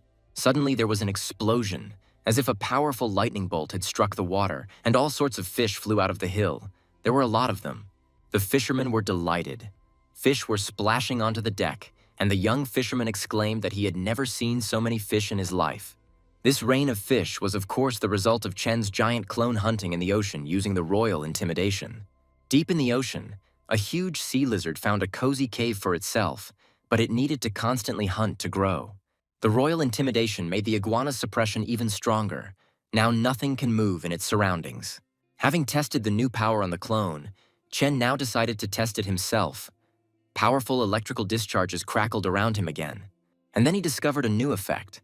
It turns out that he can fly when he uses fire and electricity at the same time. A satisfied Chen pushed off from the rocks and soared into the sky. Well, people have always strived for the sky, and for Chu, this dream came true. The boy realized that as long as he combined the powers of fire and electricity, he could be free from the usual gravity. Chen flew higher to examine the surroundings. There clearly had to be something else here, since someone had chained the dragon. Suddenly, he saw a group of buildings in the distance. Perhaps it was once a city or something like that. But now it was dead. Chen's enhanced intuition insistently told him that there were unexplored places in this poisonous dead world. It seems that this is where a creature is hiding that even the dragon that Chen recently killed, who ruled this world, did not know about. By the way, Vandenfeld was just a dragon trapped here. There must be something more powerful trying to hold him back. Chen was sure that he had to go there and see what it was, and soon he landed in the ruins of the giant's kingdom. The guy stopped near a cracked wall, which was all decorated with golden drawings of huge dragons. Apparently, some kind of disaster had happened here, because the buildings were half destroyed, the walls were cracked, the plaster had fallen off. Chu realized that there used to be a civilization of giant dragons here. I wonder what they worshipped. I need to get to the temple. It's funny that even dragons have a god. Whether their god was real, and whether it was he who punished them, Chen had yet to find out in the ruins. As Chen approached the doors of the temple-like building, he had a feeling that a gigantic danger was lurking here. But if you're afraid of wolves, don't go into the forest. Chen opened the doors and ran very quickly along the path between the giant statues. There were statues of huge dragons everywhere here. The guy realized that Vandenfeld of Firewings was their younger brother. The system warned Chu that the poisoning had intensified here, and that in 3 hours his strength would weaken and he would be exposed to the poisoning. Chen was right. There is something strange in this temple. It has not revealed its essence, but it can already cause such severe poisoning. The guy shouted loudly at the unknown creature to stop hiding. Chu knows perfectly well that it is definitely here. Chen felt that the mysterious creature heard him. The atmosphere in the temple began to change. The guy prepared for an attack. He suddenly felt a barely audible movement and a concentration of power. At any second, the creature could attack Chen. And indeed, from somewhere above, a stream of energy of enormous power rushed towards the guy. Chen managed to jump back from the attacking force. Chu saw a huge figure of a humanoid creature. But where people usually have a face, an electronic sensor was glowing. The creature carefully studied the man who had come into his world without an invitation and who even dared to summon him. Chen silently looked at the four-armed figure, trying to understand who it was in front of him, whether it was something formerly human. Having approached, the creature attacked Chen without further ado or threats, without using any weapons. The attacker extended his hands and called for an attack of eternity. Immediately, red and black flashes began to swirl around. The air thickened. Chen gritted his teeth. The attack was very powerful. The guy felt that some force was pushing him back towards the dragon statues. To keep himself in place, Chu thrust his sword deeper into the floor to use it as a powerful support. Holding the sword, the boy put up a protective dome to withstand the strongest attack of the unknown creature of this world. Continuing to defend himself, Chen wondered if this strange creature could be a 6th-level demon or something higher. No, it must be a 7th-level demon. He is too strong. The young man can hardly keep from flying away. Meanwhile, the demon continued to attack the guy, sending more and more red-black poisonous waves at him. Finally, the creature shouted to Chen in a thunderous voice for the pathetic worm to bow down before him and surrender to his master. Chen felt the attack become weaker. Now he could stand up to his full height and pull the sword out of the ground, so he did so. The guy grinned, clenching his teeth. This bastard wants him to fall on his knees before him. That will never happen. He needs to kill this bastard. Chen used a move he had recently learned from the dragon Vandenfeld called Bloodburst. Tongues of flame and hot lava danced around the guy, and stones of different sizes began to swirl around him. He clenched his fists. Pushing off from the temple floor, Chen moved towards his opponent. The explosion of energy in the ruins of the giant civilization was simply incredible. The guy's body was ablaze with dragon lava energy. A smile played on his face, an excellent technique, causing an unprecedented surge of power. Chen shouted at the demon that for trying to humiliate and enslave him, the vile freak would die at the hands of a strong and free man. In response, the demon sent a hail of stone spears of various sizes at Chen. He hovered in the air, slightly conducting the stones. Looking at the enemy, the demon said with a smile, "That means he has mastered the first form of blood explosion. That's not bad." The demon watched the small, daring man with a sword in his hands, towards whom stone spears were flying from all sides.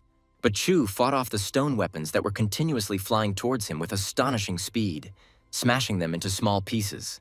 It seemed like the guy had 100 swords that were constantly chopping and slicing the solid stones, turning them into pitiful fragments. Chen's sword turned into a deadly screw, rotating at high speed, grinding everything into flour. Seizing the moment, the guy rushed towards his enemy with lightning speed, without stopping swinging his broadsword. With one powerful blow, Chen cut off 2 arms and 2 legs from the demon. All that was left was to cut this ugly body in half. Now that the hated body was finally cut down, Chen jumped away from the demon in case it suddenly exploded. But suddenly the boy felt 2 fingers of the monster, which he had already thought dead, on the back of his head. Chu realized that he had miscalculated. The demon said with disdain that Chen was a disgusting ant. It seemed that this character was not as easy to kill as Chu thought. A powerful burst of energy erupted in the Dragon God Temple, and Chen unleashed an even more powerful explosion of dragon blood. The entire battlefield was covered in thick clouds of smoke. The demon silently looked around, not understanding where his small opponent had gone. The man's behavior was unexpected for the demon. He did not understand why this vile worm did not obey him. Chen, clenching his teeth and burning with anger, stubbornly said that he would definitely finish off this 4-armed stone demon. He attacked the enemy again, cutting his stone body in half and immediately jumped back to a safe distance. But it didn't help. The demon put his body back together with his own hands, and it was instantly restored again. The boy attacked the creature again, shattering the giant into small stones with explosive energy and scattering them all over the area. But while Chen circled under the cover of the smoke, his enemy collected his body and recovered, taking on his previous appearance. Chen once again cut through the monster's stone body along with its weapon, hoping to finish it off this time. Again, it didn't help. Instead of the destroyed body, a new one appeared. The guy needed to understand what exactly in this body was reviving him. And then the demon felt Chen's broadsword pierce his chest. The little man was already starting to annoy the monster. After piercing the monster with his sword, Chu said with flashing eyes that this was the second form of dragon blood explosion. But the demon's 2 hands grabbed the boy by the hand that held the sword, and this time Chen was unable to destroy his enemy. Squeezing Chen's hand, the demon said contemptuously that the man was too arrogant and self-confident, and that this would be his undoing. There was a deafening explosion, and once again the battlefield was covered in a thick veil of smoke, with fragments of stones flying in all directions. Chen's sword flew out of the battlefield in a whirlwind, thrown out of his body by the enraged stone demon. Standing in a cloud of smoke, Chen told his opponent that his weapon was only slowing his attacks, and that he would deal with the demon with his own hands. Clenching his fists, the guy shouted at the monster to come to him. This time he would definitely kill him. He was absolutely sure of it. The demon took up a circular defense, with all four of his arms outstretched in different directions, as if he were afraid of the persistent enemy. As Chen approached, he dealt a crushing blow to his opponent, sending the monster crashing into a pile of sharp rocks. The guy dealt the creature blow after blow, throwing it against the walls of the ruins and onto the sharp stones, and it flew helplessly in different directions. And then the demon crashed his head into the stone floor, breaking it into pieces. It seemed that the monster was already close to death. Chen dealt another blow to his opponent, sending him and the floor debris flying onto the sharp stones of the rocky ridge. Small cracks appeared on the demon's black face, which resembled a device screen, and he fell onto the rocks and rolled over several times. Chu followed him closely, striking him more and more on the head. He finally realized that he had to hit there. Flying up to his opponent, the guy swung his arm with a malicious smile to hit the monster on the head harder. He grabbed the demon by the head, intending to melt it with scarlet flames and electrical discharges. Suddenly, Chen saw that the stones beneath him began to collapse, and tongues of flame began to dance around him, forming circles. The guy frowned. The figure of the demon next to him began to disintegrate in his hands and melt like fog. He realized he had been tricked. A real demon was circling right above Chen, playfully pointing a lens at the guy with his fingers, and rejoicing that the plan had worked. The pleased, exalted one exclaimed that the annoying, impudent ant had fallen right into the trap set for him. Chu turned his head from side to side, trying to figure out what this strange but very powerful creature was planning. And then the stones under the guy's feet seemed to come to life. They circled above him, stood on end, and did not allow him to push off and fly. Chains, exactly like the ones on the fire dragon Vandenfeld, appeared from the stones and began to wrap around Chen's legs. The chains came straight out of the stone blocks and wrapped around the guy's strong body. Soon, not only his legs, but also his arms were wrapped in chains. Chen clenched his fists. This time his opponent was truly very difficult, both strong and cunning, and there was little time left. Chu was caught in a formation that sealed the dragon. It collects the energy of the sealed item and uses it to strengthen itself. That is, the more you try, the harder it is to get out of the nets, which means that this is how the demon caught those ancient giant dragons. The boy tensed his body and told the monster that he was not good enough to seal him. Chen Chu here. Chen pulled at the chains that bound him and began to tear them apart one by one, freeing himself from the sublime creature's cunning trap. He chuckled and said that he was not like those stupid dragons. He could break the chains with his fire talent. Chu made a dash, and the demonic chains of the sealing formation shattered into pieces. Now Chen was free again. Having thrown off the shackles, the guy turned to his opponent. He said that his name was Chen Chu. The monster should know his name. Chen raised his head and smiled, adding that he had come here to kill the creature that had destroyed this ancient world. The demon looked at the man in confusion. Until now, no creature, even the strongest, had been able to free itself from his chains. The enemies looked at each other in silence, burning with hatred and anger. They were about to fight another battle, this time a decisive one. Chen took a few steps out of the sealing formation. The chains that came out of the stone blocks disappeared without a trace. The stones began to spin again and fire began to blaze in the crevices. The exalted one tried to seal the man again. But now, for some reason, the chains did not appear and did not entangle Chen's legs and arms. He walked freely on the stones without any hindrance. To the sublime surprise, Chu pushed off and soared upwards, the magic stones not hindering or holding him back. In the blink of an eye, Chen found himself in front of his somewhat confused enemy, who was wondering who it was in front of him. Chu clenched his fists, frowned, and with renewed vigor rushed into the attack on his wily and resourceful opponent. Seeing the cracks on the demon's head, Chen smiled. The head had not recovered, which meant he had to hit it there until it broke. The guy hit his opponent on the head, and small black fragments flew in different directions. The demon was wounded. Chen instantly flew up to the exalted one and dealt him blow after blow, not giving him the opportunity to hide behind the curtain of smoke. Oddly enough, the demon no longer attacked Chen. His stone body flew further and further under the pressure of the guy's blows. And Chu did not lag behind him and did not weaken the pressure for a second. He pursued one goal: to kill this monster before leaving here. The boy flew through the air, surrounded by flashes of fire and electrical discharges, looking like a vengeful demon. Frequent dull blows could be heard in the air as Chen mercilessly pounded his fists into the sublimeness of this red-hot world. Finally, the demon's face became covered in a network of cracks. He threw his head back and began to quietly fall onto the rocky ground. An enraged Chen followed the enemy, never taking his eyes off him, ready to launch another furious attack at any second. Suddenly, an idea struck the guy. He pushed the demon in the chest, hitting him hard on the ground, and he fell helplessly onto the stones. Now all Chen had to do was finish off the weakened enemy, and victory would once again be his, as a representative of humanity. Chu pierced the demon's hard stone chest on the left side and pulled out a living, fluttering human heart. The entire body of the Exalted One was covered with cracks in that very second. Without a heart, even a stone man could not continue to live. The system notified Chen that his scarlet flame had risen to a glassy scarlet flame and his lightning to a fast thunderstorm. Chu also received a dragon sealing talisman, which can capture creatures below level 6. But during the long battle, Chen overexerted himself, so the poisoning from the strange poison increased to 99%. Little Cece ran towards the staggering guy. She said worriedly, "There is poisoning here. It is very dangerous." Chen realized that he had fought for too long, so the poisoning had gotten worse. He couldn't stay here any longer, otherwise he would die. He quickly flew to the door, but without the protection of the Sublime, this amazing world of dragons and giants would fall apart. Just short of the coveted teleportation door, Chen fell exhausted onto the stony ground of a hot, poisonous world. Cece ran to the door, hoping to find someone who could help her older brother get out of this world into his own. Chen lay on a pile of stones and sighed heavily. He was very exhausted and felt incredibly tired after the fight. Turning to Chu, the girl said in confusion that the teleportation door was closed and they couldn't return home. Blood gushed from the boy's mouth. The poisoning of this world began to affect him. He no longer had the strength to resist the poison. He knew that as soon as the door closed, the connection with the other world was lost, and it was unknown where it would open next. Seeing the blood, the girl worriedly asked Chu how he was.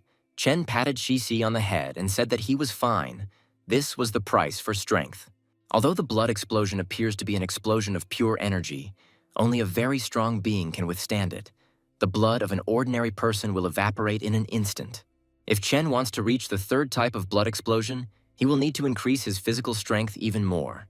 Taking the girl's hand, Chen said that since the teleportation door had closed, they needed to rest. But Shi looked towards the temple with concern. In the ruins of the ancient palace of the winged giants, the body of the Exalted One of this world, defeated by Chen, still lay. The guy took the heart out of his chest. The demon's body cracked, but he was still alive. His hand first twitched, then moved. The demon's wounded body was covered in purple blood that flowed from Chen's broken chest, and his face was furrowed with numerous cracks. But then the sensor on his face lit up again. The stone demon was returning to life after being defeated in a protracted battle. Leaning on the stones, the Exalted One sat up. Blood gushed from the hole in his chest. He looked at his hand, full of purple blood. The demon stared at his bloody hand in surprise. It had never happened to him before that a small man could defeat him. The Exalted One stood among the ruins and roared. Huge stones rose into the air. The ground began to sink, forming a depression. The soldier requested artillery support, and a group of level 5 monsters appeared 1,200 kilometers away from them. A whole crowd of poisoned, sharp-toothed monsters was emerging from a huge crack in the mountains, crawling out from the depths of the earth. The artillerymen immediately launched dozens of rockets at the monsters, trying to prevent them from crawling out and moving further out of the mountainous area. Some of the monsters were killed, but some survived, dodging the incendiary missiles sent at them. The artillerymen warned that there were 6 minutes until the second wave of shots. All that remained was to hope that the surviving monsters would not escape. But, strangely enough, the poisoned monsters that appeared had no intention of running away, eating the corpses of their slain relatives. The commander asked Mark what percentage of the monsters that appeared were poisoned, and the officer replied, 15.5. Mark explained to the commander that they needed to hold out for another 8 hours before reinforcements arrived. The commander smiled. This time would be quite enough to drag everything back and pretend that everything was as it was. The bodies of 7 level 5 monsters will cost a pretty penny. Even if they are wounded, they are still very expensive. Mark said they would need the money to increase the group's shooting power and to upgrade their weapons and defenses. He added that if at least 3 of the monsters remained alive, he would be simply happy with such a successful monster hunt. The commander chuckled. As they say in the Z country, Mark can consider himself very lucky today. If they didn't need the base's help, any one of these monsters, if healthy, would cover all their needs. The shelling ended. The commander said it was time to get down to business. We need to catch the monster. He ordered Tyler and Mark to remove the bodies from the path. They should have enough to get 5 bottles of cleansing energy. They will take 3 for themselves and sell the rest. On the black market, one such bottle costs 200 million, and for a while they will be able to live like real kings. Suddenly, amidst the clouds of dust, a huge monster appeared in front of the surprised soldiers, similar to the one Chu had recently fought. The stunned soldiers looked at the unprecedented giant and were so surprised that they couldn't utter a single word. Finally, the commander stuttered and asked what it was. The equipment hadn't shown this monster. They had never encountered such a monster. The monster hunters understood that they would not be able to cope with such monsters and thought it best to carefully retreat without making any noise. Mark, confused, told his colleagues that the giant's level of poisoning was simply off the charts. The device showed more than 500. The monster cut off Mark's head with one of its shoulder tentacles, cutting him off mid-sentence, and the others turned around in horror. The commander shouted at Tyler that they needed to run, to get out of here before this creature crushed them like cockroaches. But Tyler didn't have time to carry out the commander's order. He had barely taken a few steps when he was crushed by the monster's tentacle. The only one left alive was the commander of the monster hunter squad, who tried to escape as quickly as possible. The demon watched with interest as this man ran away at full speed. He clearly did not look like his recent opponent. The monster stabbed the squad leader with its sharp tentacle. Blood gushed from the man's eyes and ears. He realized that the end had come for him. The giant struck the last soldier. A bloody explosion rang out, and parts of the commander's body and pieces of clothing flew in all directions. At one of the apocalypse bases, they reported that the apocalypse had occurred. The highest level of protection had been activated, and the elimination of all threats to the good of humanity had begun. In the morning, Chen, as always, woke up in his bed in the recently purchased luxury villa, stretched and looked around. Sitting up on the bed, the guy stretched, stretching his strong muscles. Everything that had happened to him recently seemed like a bad dream. He knocked on little Cece's bedroom door and said it was time for breakfast, asking the girl to get up and get dressed. The bedroom door swung open, and a sleepy She stood on the threshold, tears glistening in her eyes, asking Chen to hug her. The guy sighed. This little unusual girl warmed his heart. It seemed that Cece sincerely loved her new older brother. He hugged the frightened, crying girl and tenderly asked what he should do with her, how to calm her fears. As soon as she touched Chen's shoulder, She felt safe and fell asleep instantly, and she spent the night without sleep. Chu carefully got up with the sleeping child in his arms. He didn't want to wake the baby. Suddenly, he heard someone knocking on the door. A girl dressed in patent leather stood on the porch with a bag in her hands. She rode up to the house on a brand new bike. The young beauty's jacket had written in large letters, "Quick meals to go to satisfy your hunger." She brought Chu breakfast. In front of Chu stood a beauty, Huang Fu Jian, who was well known in the city's wealthy circles. She told Mr. Chen that a delivery had arrived for him. The guy opened the door and looked at Jian in bewilderment. She was dressed too expensively, groomed, and had her hair done for a delivery girl. After greeting Chen, the beauty winked cheerfully and handed him a bag of food for him and little She. The guy silently looked at the delivery girl's shiny, expensive bike.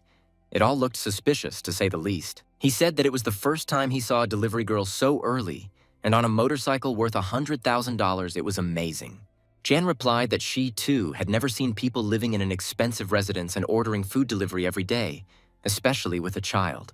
Chen's suspicions grew stronger, and he noticed that this lady knew him too well. But he was seeing her for the first time. What did she want from him? Seeing Chu's angry, blazing aura, Huang Fu Jian took a few steps back in fear. This guy is really strong. The girl dropped the bag with the ordered food from her hands. So it's true. The most mysterious person in the city lives here. She whispered, "He is the first evolved person of the new generation from the city of N. He is the same Chen Chu." Jian, despite the trembling that was going on inside her, smiled through her tears and said that she finally saw Chen with her own eyes. Chen decided that this girl was very strange and suspicious. He asked the stranger what she was getting at and why she had come at all. Jean's face flushed. She replied with a smile. Of course she's here to chase Chu. She began to slowly unzip her jumpsuit. Chen looked questioningly at the unusual delivery girl. He asked in surprise what she was doing and, most importantly, why. Leaving the package on the porch, the girl grinned. Yes, she wants to pursue him, but now she needs to leave on business. She introduced herself. Her name is Huangfu Jian, and she lives next door. Well, they will see each other after the next food order. After driving a short distance, Jian shouted to her neighbor to remember to leave a good review for delivering his breakfast. The sounds of the motorcycle faded into the distance. Chen watched his morning guest leave and wondered if he had somehow opened the door incorrectly today. Chu sat down to carefully take the delivered breakfast, and then Li Tian, who appeared out of nowhere, greeted him. This visit was no less surprising. Chen asked Li what he was doing there and how he ended up there at such an early hour. Li smiled. Well, he just decided to drop by to visit. He wanted to tell Chen that he moved to house 87 right next door. He bought a villa yesterday and moved in today, choosing this area specifically because if there was danger, it was not far from Chen's house. Chen naturally expected that when he displayed his abilities and talent in public, it would attract the attention of many people. But who would have thought that the first to come to him would not be someone from N City, but a small fry like Li Tianrui? Chen assured Li that he was overexerting himself. There was a special department in City N that dealt with monsters and anomalies. But Tian asked how they could compare to Chen. They were all weaklings compared to him. Li knew that for sure. Chen is not from the management, so he does not need to be responsible for anyone. He can use the power as he wishes. Young Li stated mysteriously that since Chen was not a government official, it was very important to know whose side he was on. Chu asked his friend, confused, what he was even talking about, what other sides there could be during the apocalypse. Li smiled. After yesterday's news, most of the houses in this wilderness near Chen's villa had urgently changed owners. Chu has become so famous that the value of the entire area has more than tripled, with all the rich people fighting to move here. They say they want Chen's help, but all they need is Chu's capabilities, connections, money. They are ready to give whatever the guy wants. The rich people would refuse Chen nothing while they waited for the monsters to appear, and Li advised Chu to also help his wealthy neighbors. The guy thought about it, so they need his capabilities. Well, that's not so bad. We need to think about how to use this. Li threw up his hands. They are all businessmen. Who gives them orders? They want to invite Chen to dinner. That's why Tianrui is here. Chen smiled affably and replied that of course he would come and at the same time meet his new neighbors in the village. A satisfied Li patted Chu on the hand, remarking that he had better keep his word. They would see each other a little later at the best hotel in Linxiu. Tian remembered that he had just seen Huangfu Jian. Chen said that she suddenly appeared and said that she wanted to pursue him. Li thought, this girl might be a bit bossy. From a young age, she got absolutely everything she wanted at the first request. Since she liked Chen, he had better be very careful. This girl is willful and not as simple as she might seem. Moreover, behind her stands Huang Futai, the richest man in N City and a very mysterious figure. No one knows exactly what he's doing. Breaking news broke that Country Z had used powerful equipment and reduced the level of poisoning, and order had been restored. Everyone heard the terrible news. The village was attacked by poisoned monsters. Hundreds of residents were killed. The temple was poisoned by the corpse of a woman who was burned alive by monks. She was reborn as an avenging monster, and 20 people were killed. One country has created an excellent system of resource protection and storage over the past 20 years, making it the safest in the world.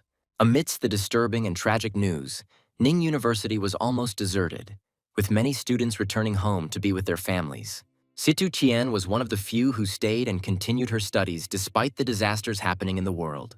A friend asked Qian why, since the apocalypse had arrived, she continued to spend so much effort and energy on studying. Situ's friend sighed. She had thought about becoming a translator after graduation and going to work for an international company. But the situation is so dire that no one knows whether people will live at all. It would be good to at least find an influential husband. Chen Chu, who awakened with 5 stars, has extraordinary fire control powers and is very popular on the internet. Situ Qian was a little embarrassed by her boyfriend's wide fame, but at the same time she was very flattered that he was dating her. Chen has become more famous than celebrities, with discussions about him reaching 2,000 blocks, but there are still doubters. Qian's friend remembered that she had met that unusual guy, and the girl asked what was going on between them. Smiling slyly, the student asked Sita whether they were already sleeping together, or we're just having a good time in restaurants. Qian flared up what her friend says. There is nothing like that between them. They have only met once so far. He is powerful, talented, and handsome. He is so perfect that no one can compare to him. Chen Chu is her boyfriend at Ning University. But Qian still couldn't understand whether she felt anything for him other than gratitude for saving her and giving her nice gifts. Suddenly, Situ's phone rang, and looking at the screen, she saw that it was Chen Chu, the one she had just been thinking about, calling her. Qian blushed and told her friend that she would step away for a minute, who smiled slyly and said, of course she could go wherever she wanted. Stepping out into the hallway, Situ answered Chen's call. She greeted him sweetly and asked how her famous boyfriend was doing. Chen asked if Qian had time tonight. He had made dinner reservations and wanted to invite her to go with him. The girl replied that of course she would be happy to join him for dinner, since he was such a pleasant conversationalist. Huang Fu Jin returned to her father's luxurious villa after an unusual encounter with the strongest man in Ning City. Father asked Jian if she had seen him. The girl confirmed. They even chatted a little like neighbors. She threw the helmet on the sofa. Huang Futai was eager to know the details. He asked his daughter how he was, what impression he made on her, whether he was really so strong. Jean replied, he knows she's watching him and becomes scary when he focuses on something specific. It looks like this guy is capable of being a king. At least his strength will definitely allow him to do so if he wants to. Huang Futai laughed with satisfaction. Apparently her old father's guess was true. This boy was incredibly strong. Jean cooled her father's ardor. If he wants to buy Chen for tens of millions, he won't succeed. He's not that kind of person. Futai retorted, no matter what Jian seemed like, Chu was just a brat in his 20s. He wouldn't be able to fool an old man with business experience. Leaning towards her father, Huang Fu said, the world has changed. A lot of money may not always be the solution to a problem, but power always is. Old Huang was puzzled. She had only been there once, but don't say that she likes this guy Jian, that's too much. The girl answered her surprised father that she was chasing Chu not for her father's sake, and not because she wanted to get something from him. She really just likes this strong guy. Despite his enormous strength, he is simple and sweet, even naive. Huang Futai stuttered and asked his daughter if she was really serious about what she just said. It was simply unbelievable because this boy was poor. Jian, blushing a little, answered, of course, seriously. He is the first man who made her feel something in years. Huan slammed the table. All the high-ranking families had their eyes on him. Futai knows exactly how they control others. Money, women, power, as long as Chu has human desires and emotions, they can be used. They just want to suppress him. They will try to force him to bow before them and join their ranks. Jian is too naive to fight them. In response, the girl smiled sweetly. Her aunt had once told her that the way to any man's heart is through his stomach. Futai confirmed that this was true. He suddenly frowned. Did his spoiled and capricious daughter really want to learn how to cook? He decided that his daughter, as is well known, was a little out of her mind, and now she had fallen in love with a man and even decided to change for him. But she is very persistent, and also very pretty, so she really can get him with her stubborn character. Jean reminded her father that she had given up cooking after nearly burning down the old house several times, and that would never happen again. Futai was surprised at what she was going to do, and in response, the girl showed the inscription on her jacket about fast food delivery. Jean smiled. She would deliver food to him and only him. She used her father's last name to open a delivery company. My father choked in surprise. She spent the money on a small food delivery business. This is just crazy.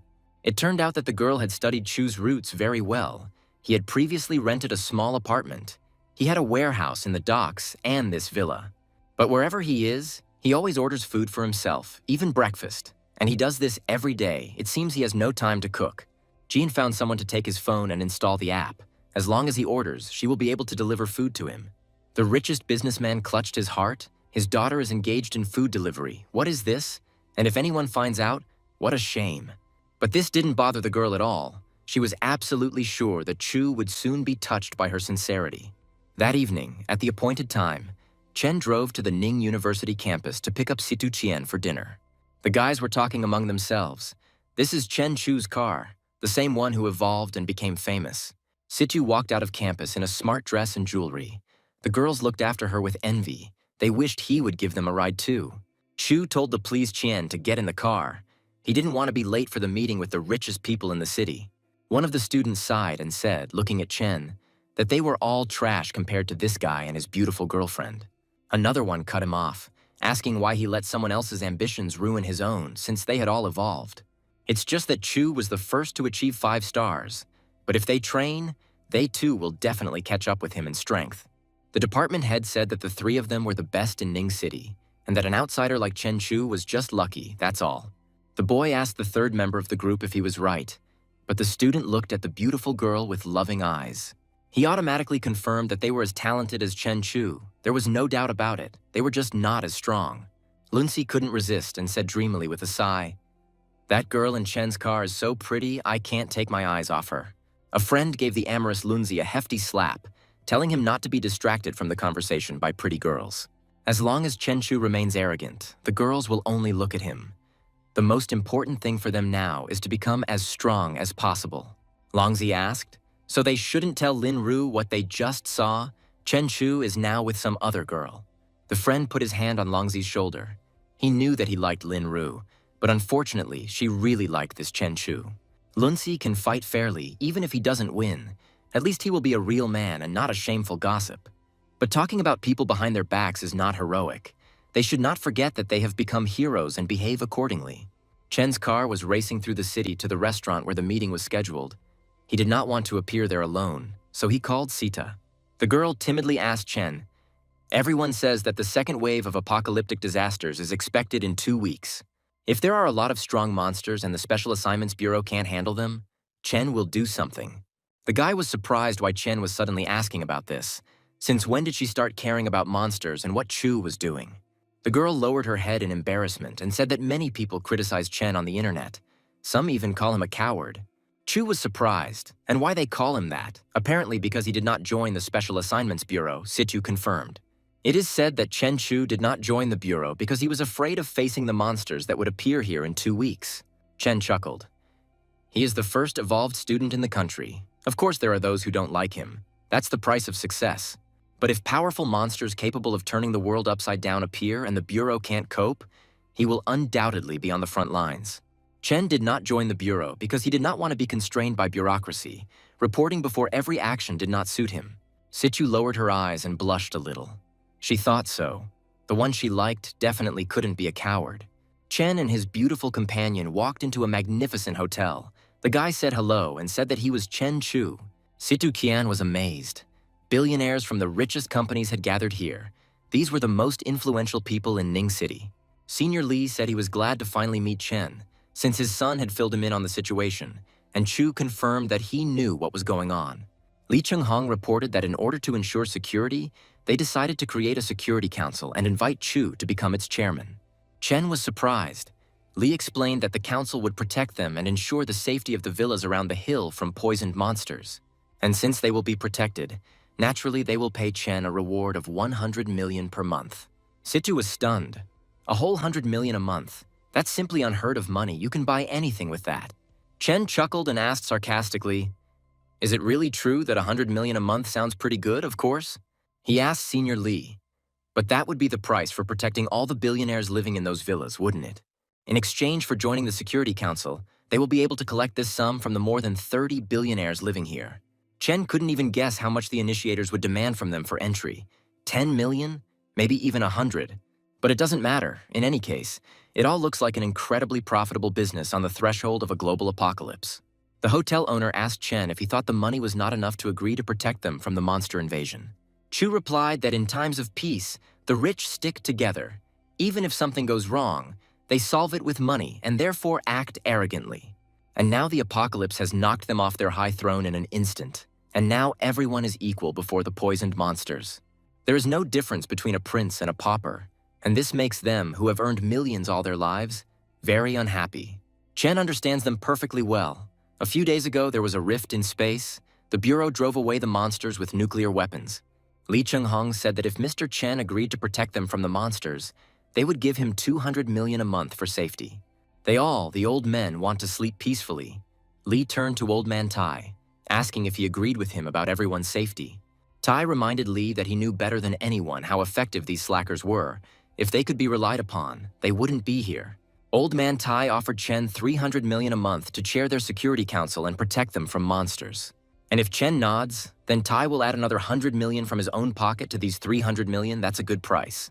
Chen took out a large bill and declared that money would soon become useless pieces of paper. No one would need it anymore.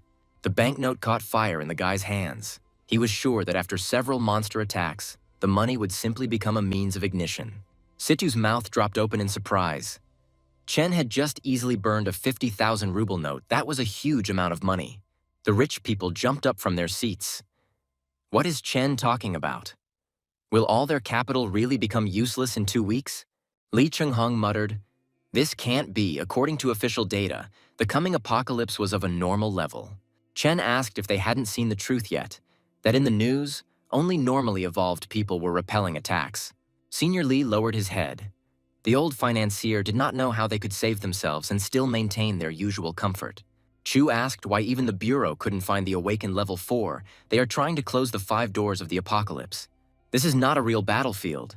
The officials can't even take care of themselves. So why do the rich people think they will help them? Elder Tai asked what Chen wanted them to offer him then. They were willing to do everything in their power to survive. Chen replied that he didn't need money, but everyone sitting here had something valuable that would be useful soon. They will need a special, strong mud with a unique composition, produced exclusively in Kowloon. Chu became serious, even menacing, and real, useful resources and essential supplies were needed to survive. Beitai's special, incredibly valuable medicines will also come in handy when it comes time to heal wounds from monster attacks. Also needed is a special supply of Lantan gold, which has unique properties and was already used by their ancestors. Chen stated that he wanted to see the plans for the mountain fortress in 3 days, and the completed defensive structures in a month. Li Chenghong was taken aback by the plans for the mountain fortress. Chen said that the villas around the mountain would become the center, and the natural terrain would make defense easier. Even if the entire world faces an apocalypse, people there will be able to live for years with air, electricity, clean water, food, and medicine. If the gentleman fulfilled Chen's request, he will lead their security committee and vow to protect them from the monsters of the apocalypse. Senior Li extended his hands to Chen, saying that it was no wonder he was the strongest man in the country. He was frightening in his strength and thoughtfulness. Senior Tai added, and by providence, the billionaires stood and applauded Chu's plan. They were ready to submit to it. Situ looked at her hero with admiration, and how could she doubt him? Even these rich people pay tribute to him. Young Li told Chen that it was great. He dealt with them all, and most importantly, according to Chu's plan, everyone wins. Tian smiled cheerfully and handed Chen a VIP card. Senior Li has shares in this hotel. They can use it. He suggested that Chu go have fun. Tian Rui would go first and would not interfere with Chen's communication with his beautiful companion. Chen smiled and told his sweetheart that he wanted to discuss something with her, since they couldn't refuse Li's brother's kindness. Qian blushed with embarrassment, but still agreed. Mr. Chen was certainly right. They would take advantage of Li's hospitality. Chen and his companion were given the most expensive room, reserved for special clients or hotel owners. Finding himself in a luxurious executive room, the guy quickly threw off the expensive suit jacket he was tired of. The room turned out to be a soundproof space. It reflects all signals. Nothing can get in or out. Situ told Chen in confusion that everything was happening too fast. She was confused by his pressure and even a little scared. Chu hugged the frightened Qian and quietly asked her to be his girlfriend. He promised that he would never hurt her or do anything bad. Qian is a normal person, so when Chen controls the energy in her body, he must be extremely careful. After all, Chu is an extraordinary person with 4 or 5 tons of power. He quietly placed his energy into the girl's body. He knew that if he was careless, he would shatter the girl's body into cells. As soon as the energy entered Sita, she howled in pain. Everything went surprisingly well. Qian's body merged with this energy and began to slowly change. Luckily, there was no poisoning or mutation, so Chen just needs to wait until tomorrow and see the first results. Chen decided to use the dragon stamp to obtain some of the energy from monsters and transplant it into normal people so that they would evolve. The guy knew it was a little dangerous, but he had to make Qian evolve too. An hour later, he explained that each wave of the apocalypse would be stronger than the previous one, and in such an atmosphere, she would not be able to graduate from college. The girl was terrified and asked Chen what she should do. Would she really have to flee from the monsters? Chen suggested that she look within herself for answers, and he asked Qian with a smile if she wanted to become awakened. Situ's mouth dropped open in surprise. Did Chu really mean that she could evolve too? It was her dream. Chen explained that he could use one item to crystallize some of the monster's power. Once Situ's body absorbs the energy of this crystal, she will become as strong as the awakened ones. But there is one danger. If she can't control this power, not only will she be unable to evolve, but she will also become a monster herself. Was Qian ready to take such a risk? The girl fell silent. She needed to think a little. She didn't want to become a monster. She sighed and replied, "Chen did it, and that's why she's not afraid at all. She wants to become independent and strong too. Then she will be able to protect her elderly and no longer very healthy mother, whom Situ tenderly loves with all her heart." Qian said firmly, "Chen can rest assured that she will always fight by his side and will never be a burden to him." This was what he wanted to hear.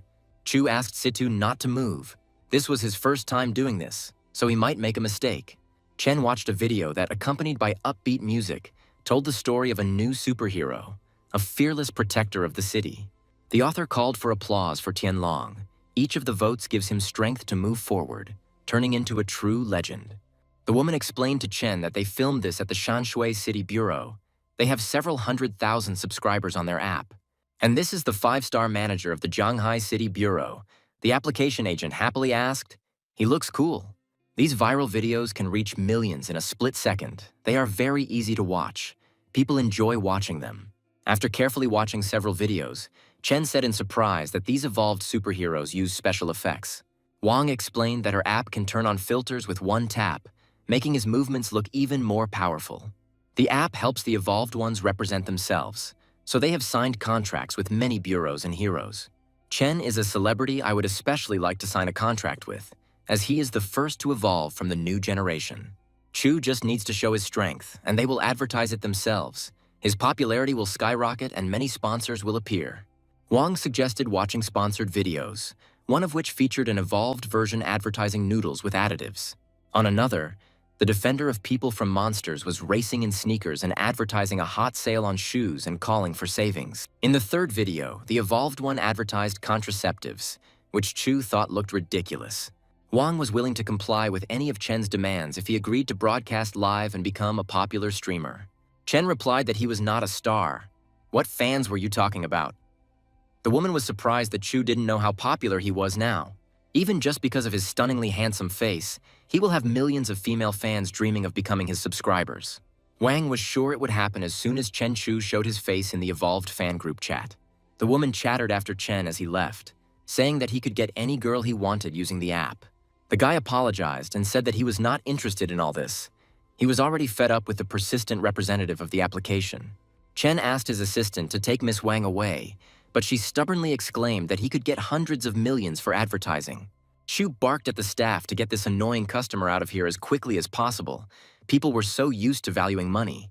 While fighting off Su Len, Wang shouted, "The people need a real hero. Only Mr. Chen can handle this." M-City's Superman, the Hulk, can grow to a 5-meter giant ape in an instant, making him extremely powerful. The Hulk can run hundreds of meters per second and easily destroy tanks. He's a god for the people of his hometown, M. There is a hero in the army, Yali Shanda.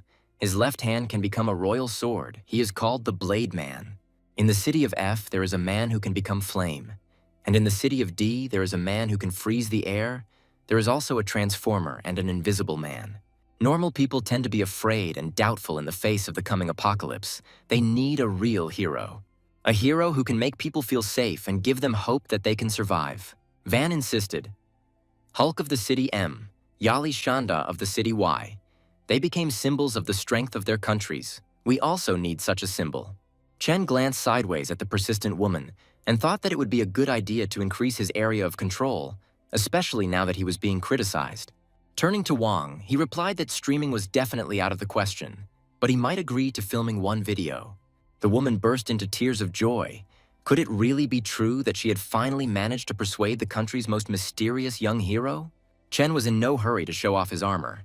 He went to the shoot in ordinary clothes, taking only a combat sword with him. The guy jumped off the roof and flew. Drones filmed his every move.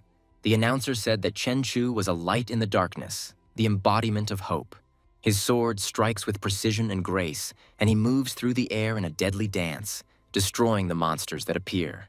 The footage captured Chu's battle with one of the poison monsters that appeared in the vicinity of his hometown of Ning. The author proclaimed that Chen was a true hero.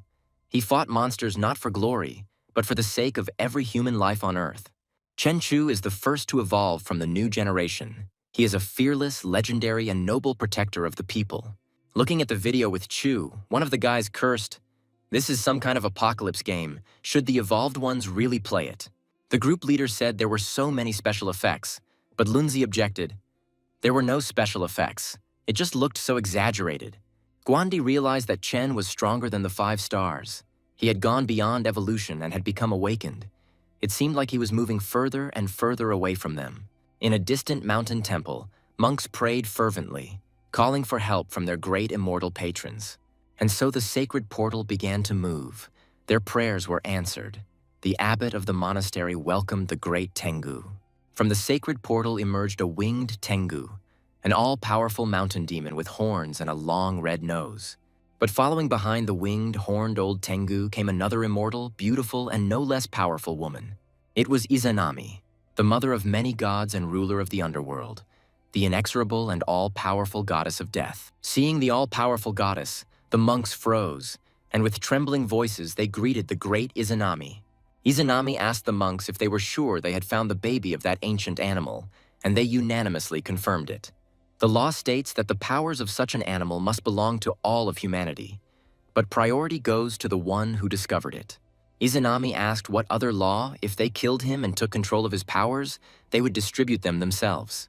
An unusual compact underwater vessel plied the ocean depths, and monster fighters searched for a giant beast.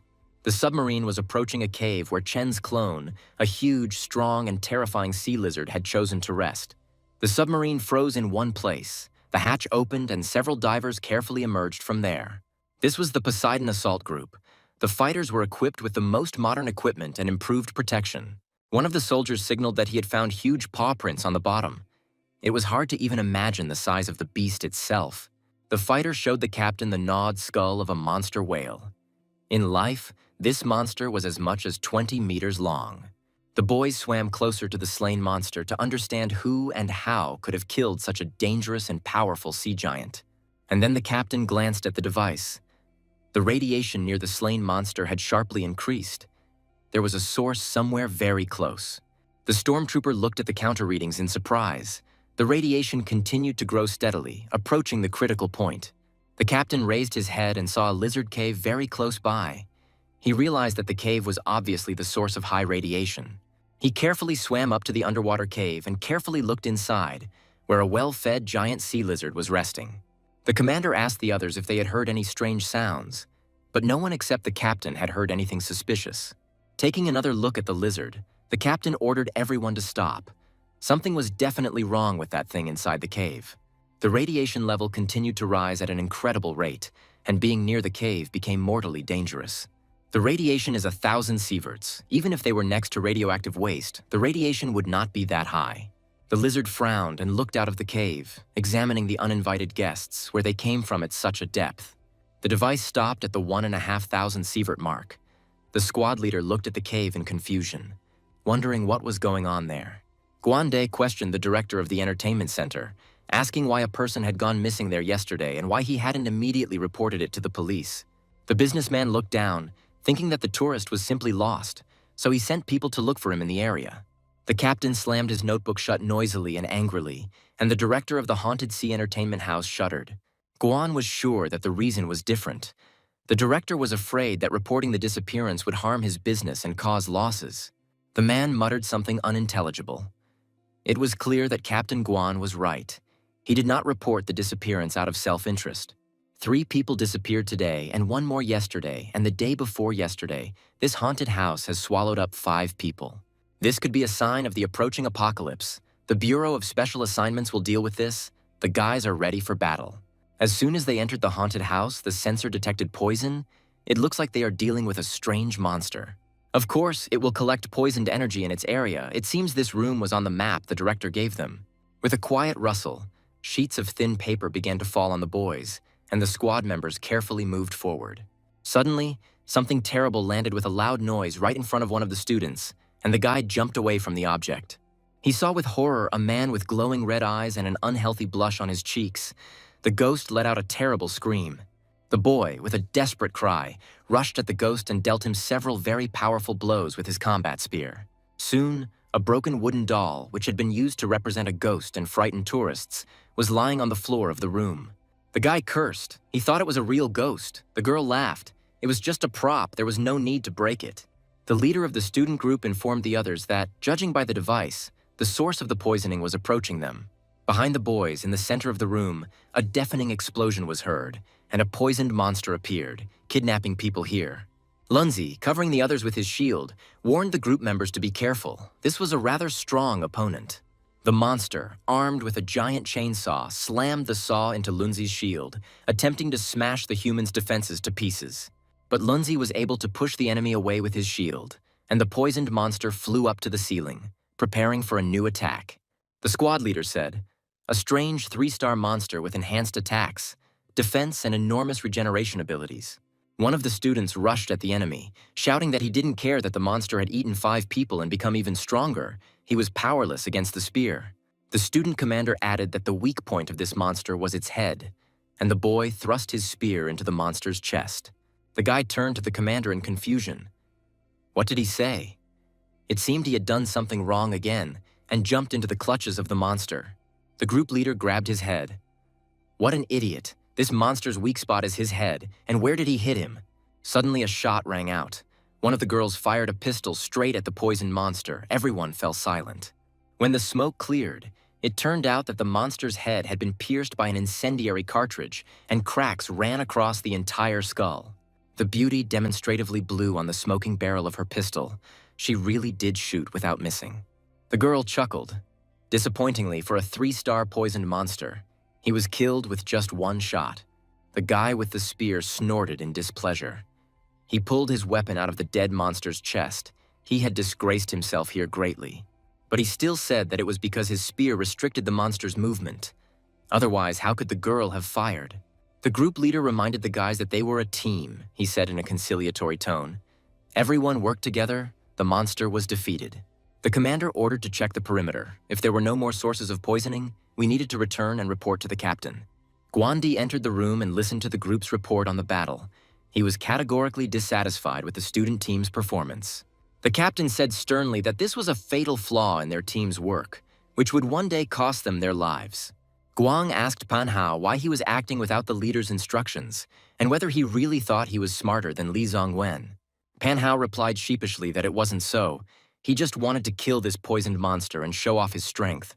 Li Zongwen can handle planning and reconnaissance, but he just stands and watches when danger approaches.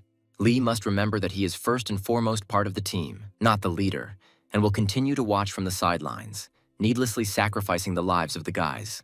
The group leader lowered his head and said in a barely audible voice that he was very sorry.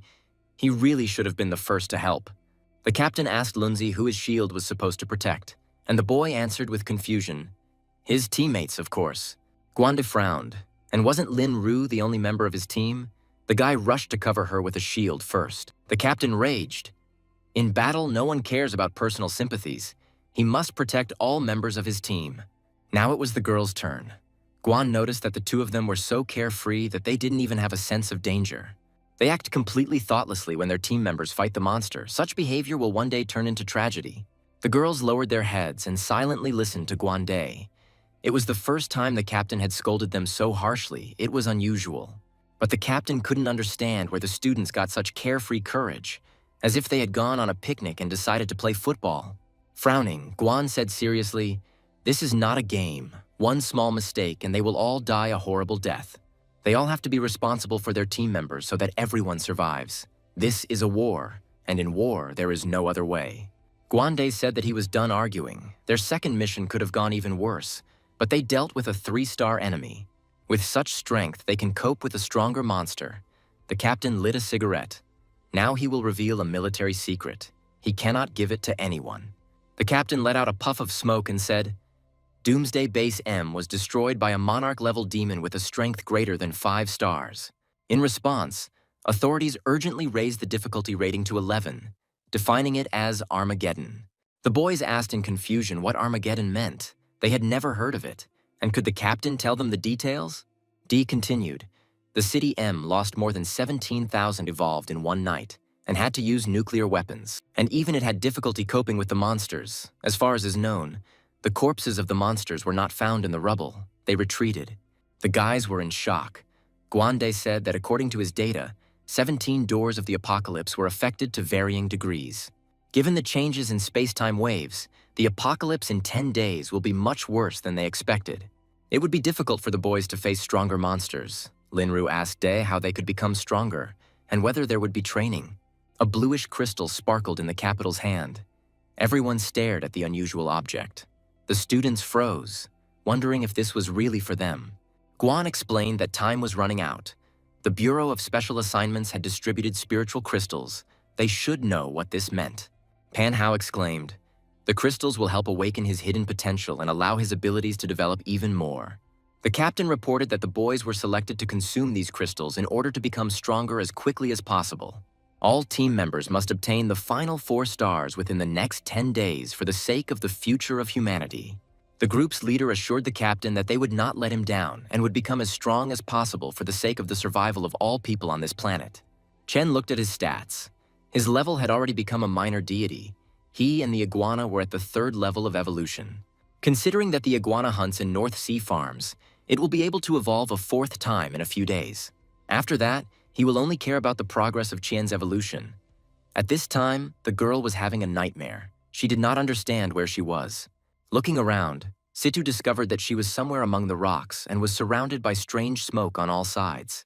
But then the blue-red smoke turned into a giant creature with glowing red eyes. It looked like an ancient dragon. The dragon opened its mouth and roared at the frightened girl. Situ Qian did not know what to do, how to escape from the terrible monster. Shedding tears, the girl shouted for the monster not to come near her. Sita had never been so scared in her life before. She woke up in the room and sat up in bed in tears. The girl still continued to scream for the monster to not come closer. She finally realized that it was just a terrible nightmare and sighed heavily. Qian still continued to sob in fear. Chen sat in a chair and watched her. He asked Sita how she felt. Whether she felt any changes, she sighed heavily. Looking at the cheerfully smiling guy, Qian asked in bewilderment what he was talking about, what other changes were supposed to be made. Instead of answering, Chen threw a teacup at her. The dish flew straight into the girl's face, and she instinctively covered herself with her hand. But as soon as the cup touched Qian's hand, it instantly shattered into pieces, and the girl opened her mouth in surprise. She looked in confusion at the flying shards of dishes, which had not even injured her, and tried to understand what was happening to her. Chen approached the girl and asked with a smile how it felt to be evolved, what it felt like, whether she felt anything. She looked in surprise, first at Chen, then at the broken dishes in her hand, and finally asked what had happened, what was wrong with her. Chu explained that those who evolved with 1 star can punch with a force of 500 kilograms and run at a speed of 15 kilometers per second. He congratulated Qian. Evolution worked. The girl said that she felt stronger. Could it really be true? She did it. Becoming an evolved human has become the dream of millions of people around the world. Everyone strives to be as strong as possible. Low-level evolution inductors have become in demand on the black market, with their price skyrocketing to $50 million. But using this inductor is associated with enormous risks. The slightest mistake can turn a person into a mutant. Many dreamed of evolving and were chained. Sometimes family members stood with pistols until the evolution was completed. Once the body became destabilized, an unspeakably terrible death ensued. But despite this, the number of those willing to die did not decrease. Many people accepted the risks of mutation and stepped onto this path without hesitation, and with the end of the world approaching, the era of evolution began. Above the uninhabited island of Iocho, the great ruler Izanami hovered, surrounded by a group of her powerful companions. Izanami ordered Ibis to open a path in the depths of the sea waters and lead them to the cub of an ancient, powerful animal. Ibis bowed obediently to the great mistress and confirmed that he understood the task, having already tracked down the giant beast in the sea. Ibis created an impenetrable sphere of air and rushed forward, hurrying to show the great Izanami their target. The ocean waters parted before the sphere of Ibis, forming a wide tunnel in the water leading directly to the cave of the marine iguana. Following Ibis, the rest of the most powerful rulers and demons of this world flew into the tunnel in exactly the same sphere. Soon they found themselves right next to the cave of Chen's clone, a giant sea lizard that terrified everyone. Izanami walked towards the entrance to the cave along the bottom among the members of the Poseidon Assault Squad who had died from the radiation outbreak. And so the entire company found itself on the threshold of a huge cave, inhabited by a beast of unprecedented strength and power. The iguana unleashed waves of royal intimidation on the uninvited guests, causing the great ones to instinctively retreat. Izanami frowned and, stepping back, covered herself with her hand. The wise and beautiful maiden Benton flew up to the great lady. The girl shouted to everyone, "This beast is about to release the king's aura. Under no circumstances should you look into his eyes. He can paralyze you." Inari was surprised. Even in his young form, he had reached the 9th level of a magical beast. Terrifyingly, this was a king-class creature. The stubborn and rebellious Susanoo asked Inari if she was mistaken. It was impossible for the beast to have already acquired such enormous power. Inari replied that this beast was much stronger than the king-level creature that attacked their base last month. Izanami smiled contentedly. They were very lucky to have found such a powerful primordial animal. This ancient almighty magical beast cub will definitely give them a lot of strength-enhancing magical essence. She ordered Benton to use her illusion magic to gain control over the great sea lizard. The rest must give up every last drop of the magical beast's essence and destroy the corpse, leaving no traces. The sea lizard concentrated, sending waves of terror towards his opponents with the royal intimidation talent. Benton also sent waves of illusion at the giant, trying to take control of the magical beast's mind. Their waves met, but neither of them could win. Inari was right. This beast was stronger than anyone they had seen. Izanami cried out in admiration. For everyone to look at the beast's power, how beautiful it was. They must absorb it. They must become it. Darkness will consume everything. Chaos will rule everything. Pray to the darkness. Pray to chaos. Pray to eternal existence.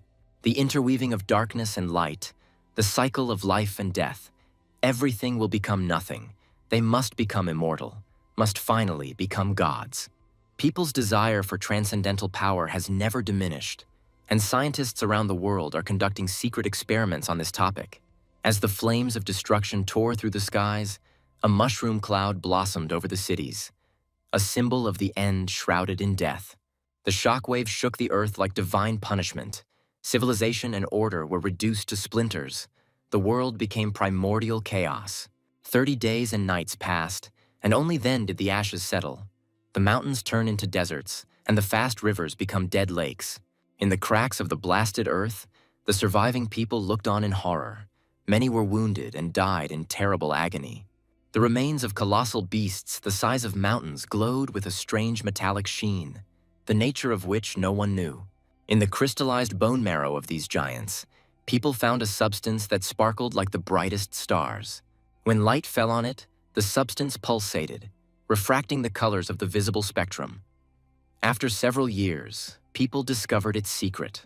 She can reconstruct the molecular structure of living things, allowing carbon to break through the shackles, the forbidden fruit of wisdom. The head of the country declared, raising the flask, that today they must crown themselves gods. He called the substance of divine origin. But the first volunteers turned into crystalline statues, their final expressions frozen forever in a mixture of agony and ecstasy. Their mortal flesh was like tissue paper trying to survive the flames. Scientists realized it was not the power of creation. Human bodies turned into ordinary clay, but fate still smiled, and after the apocalypse, monsters began to roam the earth. Unexpectedly, it was noticed that people who came into contact with a substance of divine origin were able to evolve. Izanami exclaimed, "In this era, they are the successors of the myth. They evolve, become stronger until they reach the world of the gods."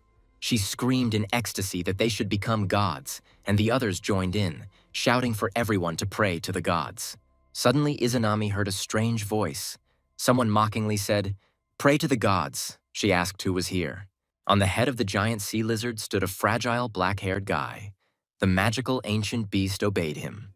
Looking at the assembled greats, the boy declared that they should pray to him, saying that his name was Chen Chu and that he was their new god. Surprised, Izanami ordered Inari to immediately analyze the information about this unusual youth. Obeying the Great One's command, Inari looked closely at Chen. At first, without magical power, the boy seemed so weak. She then put a magical mask on her face and used the gift of clairvoyance called Kojo's Divine Sight. Inari directed a piercing scanning gaze to understand who was in front of her and how strong this impudent man was. Chen felt that this girl was using sensory abilities such as observation haki, an interesting gift, but her abilities were much weaker than his similar talent, so the guy easily repelled the onslaught. Inari's magical mask cracked. She failed to fulfill the great Izanami's order. The boy turned out to be stronger than her. Chen's counterwave knocked the famous seer off her feet and she swam back, raising stones and muddy water from the bottom. Izanami and the demigods behind her were stunned with amazement. Never before had a mere mortal given them such a rebuff. Turning to Inari, the Great One asked what level of intelligence this man had and whether she could see it. Inari replied, the enemy had the same mystical ability of foresight. Her divine gaze was reflected. The great Izanami could not believe that such a thing was even possible, that anyone living on Earth could reflect the divine gaze. One of the demons addressed the Great One, saying that it did not matter what kind of magic a person used. He would destroy it with one blow. Susanoo immediately rushed to attack the rebellious man, growling for the insolent freak to die right then and there. Chen dodged, and the surprised demon missed, the guy asked. So the enemy dared to attack first? Then there will be no mercy. The demon suddenly felt that this boy dared to attack him, the great and fearless legendary warrior. Chu actually struck the demon that attacked him, sending it crashing into the sharp coral peaks growing nearby. But one of the demigods protected his brother. Reflecting Chen's blow, he stopped Susanoo from falling onto the peaks by changing the force of gravity. The demon stopped right in front of the razor-sharp peaks. He was saved, and having come to his senses, he could continue the fight. Chen watched Daikakuten's actions with interest. He had never seen anything like this before. He wondered what kind of talent this was. The guy was genuinely amazed. This was gravity control, very beautiful and undoubtedly useful in any situation. But instead of gratitude, Susanoo growled at Daikokuten to stay away from him if he didn't want to die a terrible death. Daikokuten chuckled. Susanoo had always been an extremely arrogant, hot-tempered, and ungrateful demon. He weakened the power of reflection he had used, and the demon fell hard to the bottom among the sharp peaks, but received no damage. Now Daikokuten went on the attack against Chen. The guy grinned. Well, now it was his turn to feel pierced. Daikokuten placed his hands on the bottom and increased the gravity many times over. Stones fell on Chen from above, and he himself seemed to be glued to the bottom. Gravity increased so much that the bottom under the guy's feet began to crack, preparing to swallow him into its abyss. In response to this attack, Chen used fire and electricity at the same time, and everyone saw a bright flash and scattered stones. Raising his head, Daikokuten frowned. He was shocked. Even gravity, the strongest of forces, did not affect this man. The stunned demons and demigods saw Chen hovering over a huge pit, surrounded by powerful electrical discharges. Inari said in surprise, "This unusual person neutralizes absolutely all of their divine powers. He is unusually strong." Daikokuten was shaking with rage. What the hell, this little human can suppress divine power, it's unheard of. Susanoo clenched his fists angrily. This boy dared to insult him, a great warrior, so he would pay for it with blood. The demon rushed at the guy again. This time he decided to use the divine technique Iron Cannon of Nur. Chen was surprised that this horned one really wanted to defeat him with physical technique, but that was just stupid. Shu blocked Susanoo's divine technique by simply stopping his fist with his palm. The onlookers' mouths dropped open. The incredible force of the divine strike caused boulders to emerge from the ground behind Chen, and a warlike energy raged around him. Susanoo clenched his teeth. How was this possible? This wasn't a man. This was a real monster, the likes of which the world had never seen. But the demon was looked at by a handsome guy, a student at an ordinary university. He was a strong man, not a deity. After pushing away the demon that attacked him, Chen twisted its arm, breaking the bones, a technique he learned as a child, training with his father. Having neutralized the enemy, the guy threw him away from himself. Susanoo fell to the seabed with a crash. The attack was repelled. Now it was Chen's turn to attack the enemy. He rushed towards the demon. Susanoo was terrified. He would not be able to repel this attack and would die. But then Daikokuten intervened in the battle. He could not allow a man to kill one of them and again used the force of gravity. The wounded Susanoo was saved. The power of Daikokuten threw him aside, and Chen was supposed to fall into a gravity trap. Enraged, Susanoo landed at a safe distance from the enemy. The battlefield was covered with muddy water and streams of stones. When the rocks fell and the mud settled, everyone saw Chen increasing his powers, scarlet lightning dancing around him. The guy realized that he couldn't handle them all at once, So he called for help from an explosion of scarlet blood flame. The great Izanami ordered the gods of Takamagahara to unite their forces to defeat the enemy, and everyone immediately prepared for battle. The first to enter the battle was Ibis, who commanded water and the earth's crust. At his command, huge hands began to rise from the bottom. Chen, gray-haired from the explosion of blood, silently watched as a huge number of giant earthen hands reached out to him. Ibis laughed. He was one of the strongest in the retinue of the great Izanami, and he was confident that he could defeat the man. The demon clenched his hands, calling on the hard stones for help. He used the invincible shackles of the god, the stone iron shackles. Stone rods were compressed around Chen. They rose from the ground and surrounded the boy with a dense wall. Chu watched calmly. The stones had already surrounded Chen in a dense cocoon. Another second, and the last crack would close. Ibis had bound the boy with the shackles of a god. The Ibis was pleased. The captive could not escape from his trap. The stones, strengthened by divine power, were even stronger than iron. Even if the prisoner has exceptional abilities, he will suffocate in the stone prison of Ibis as soon as the air runs out. Suddenly, Inari said in a trembling voice, "This terrifyingly strong man melts stones from the inside with incredible heat." And indeed, the stones became hot, and soon Chen broke through the unbreakable shackles of the god Ibis with his hand, and the prison was destroyed. A calm Chen Chu appeared in the window, fused with the highest temperatures, and looked at the divine opponents. Susanoo said to Ibis with a grin, "It seems his stone shell is as soft as stretchy natto. It seems Ibis is useless." But Ibis did not agree with the quarrelsome and scandalous Susanoo. One layer was simply not enough. A new one had to be added. Silver pillars began to appear from the ground around the stone cocoon. Ibis used the silver rods of the god's shackles. Fearing that the prisoner would be able to melt the silver, Ibis decided that 2 layers were not enough and that a third had to be added immediately. From the seabed emerged gold nuggets of enormous size. These were the shackles of the god of heaven, the golden palace. Ibis fell to his knees, exhausted, having strained himself too much in his attempt to finish off the arrogant mortal man. He said with a sigh, this triple bind had used up all his divine powers. He was no longer able to fight. Susanoo chuckled.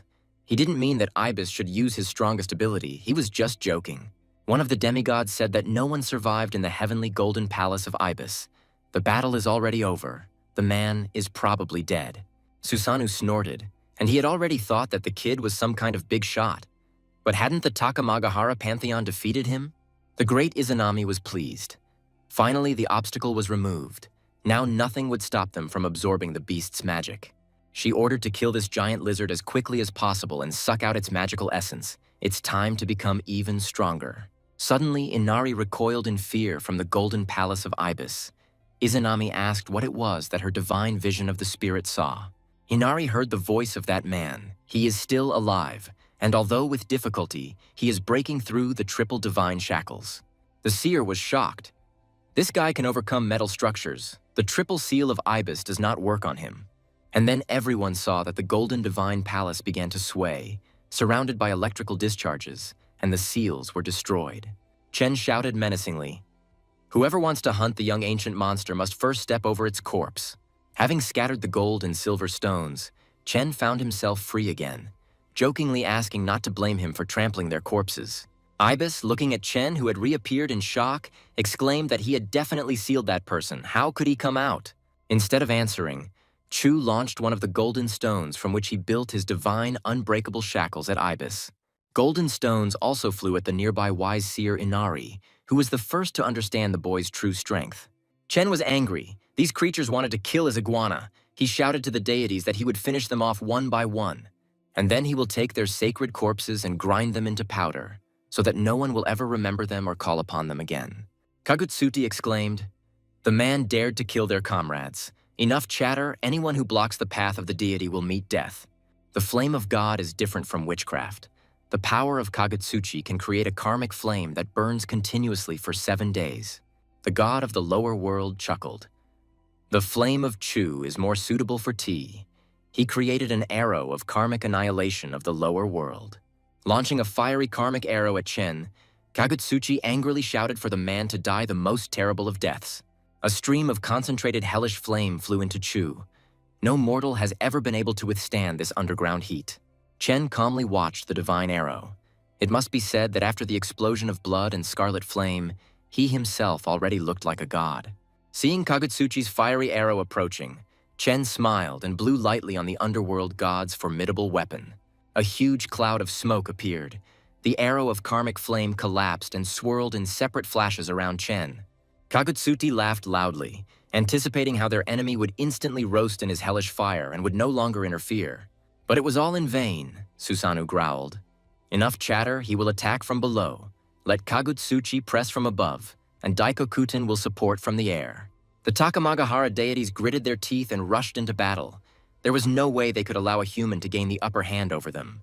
The great Izanami could not believe that a mortal could fight 3 deities at once and win. Benton also decided to join the battle. She asked who else would go into battle, who would help her defeat this demon. Susanoo used his most powerful fist-fighting technique, the rage of the Raksha cannon. No one could stand against it. But Chen lightly hit the attacking, quarrelsome, and pugnacious god of the Takamagahara pantheon, and he flew off, hitting the rocks. Kagutsuchi released a whole stream of hellfire, but Chen's defense worked this time too. The flames swirled around him but did no harm. Seeing that Daikokuten was about to sink to the bottom, Inari warned him that there was a mark there that sealed the dragon. But it was too late. Daikokuten had sunk low enough for Chen's trap to work, and he could no longer rise. Daikokuten screamed. Golden chains instantly wrapped around his entire body, sucking divine energy out of him. Despite the deafening scream, Daikokuten was brutally stretched by the chains and the dragon seals. Chen captured him. Inari said in fear that this was magic of a higher order than the ibis seal. No wonder the man was able to escape. Benton said it was time for them to mentally unite and act. Izanami asked her what she was going to do. In an instant, the pretty Benton changed. The girl began to turn into a terrifying monster with glowing eyes. She told Chen that even if the devil's physical body was strong, it would not be able to repel her psychological attack. Benton said, "This voice comes from Yomi. Hear and fall. This is Yomi Kotodama." Surprised, Chen released Kagutsuchi from his hands. The guy froze and silently listened to the transformed Benten. The magical attack this time captured and paralyzed him. Chen released the half-strangled fire god from his hands. Benton continued, "Having defiled Yomi in this body, he will bind his soul." Benton twisted her long, predatory tongue and said, "Listen, I am the sacred law of death, like a mother's embrace, like a child's grip."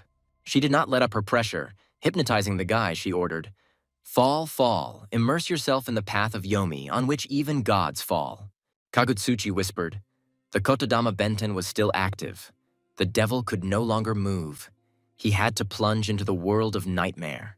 Chen felt very strange, as if he was in a dream.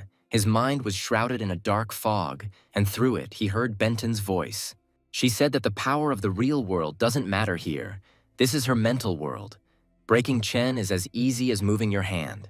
Benton told Chen that his physical magic was useless and he couldn't use witchcraft. It was as if Chu was frozen in a block of ice. Having pierced the guy with an arrow, Benton said that this was a solitary arena for spiritual struggle, and he would not be able to win in this arena. Chen felt that he was seriously injured. A stream of blood gushed from his mouth.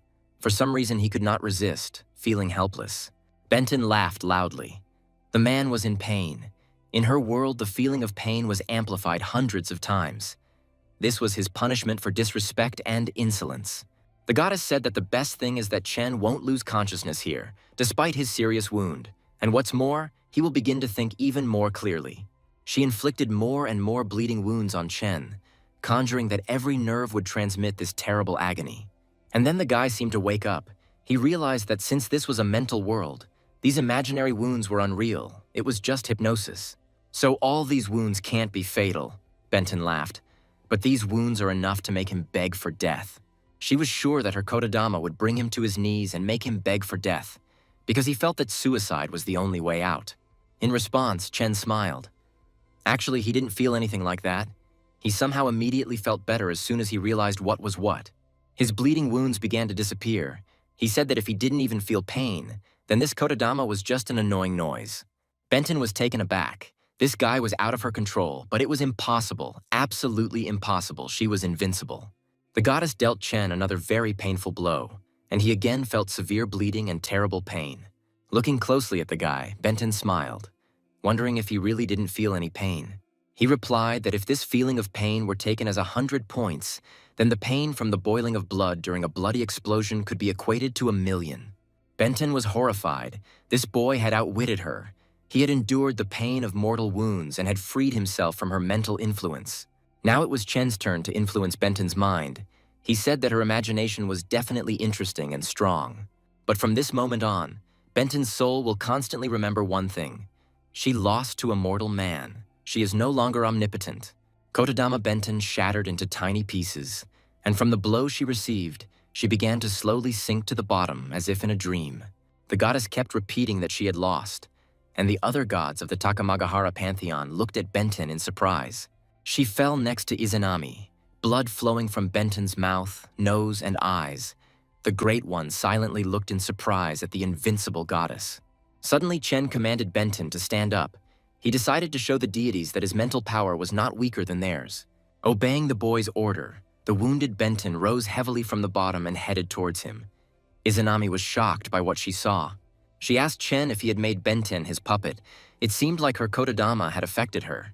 Taking up her sword, Benton told the great Izanami that they needed to get out of here. This place was ominous. They would lose this battle. Izanami clenched her teeth in anger. This was betrayal. Now Benton was trained to kill her own master. It was unbelievable. Chen said that today's battle is over. They can remove Benton from here. His control over the winner's aura will wear off on its own in 3 days. Izanami asked if the man really thought that everything would end like this, that the one who dared to challenge the deity would pay with his blood.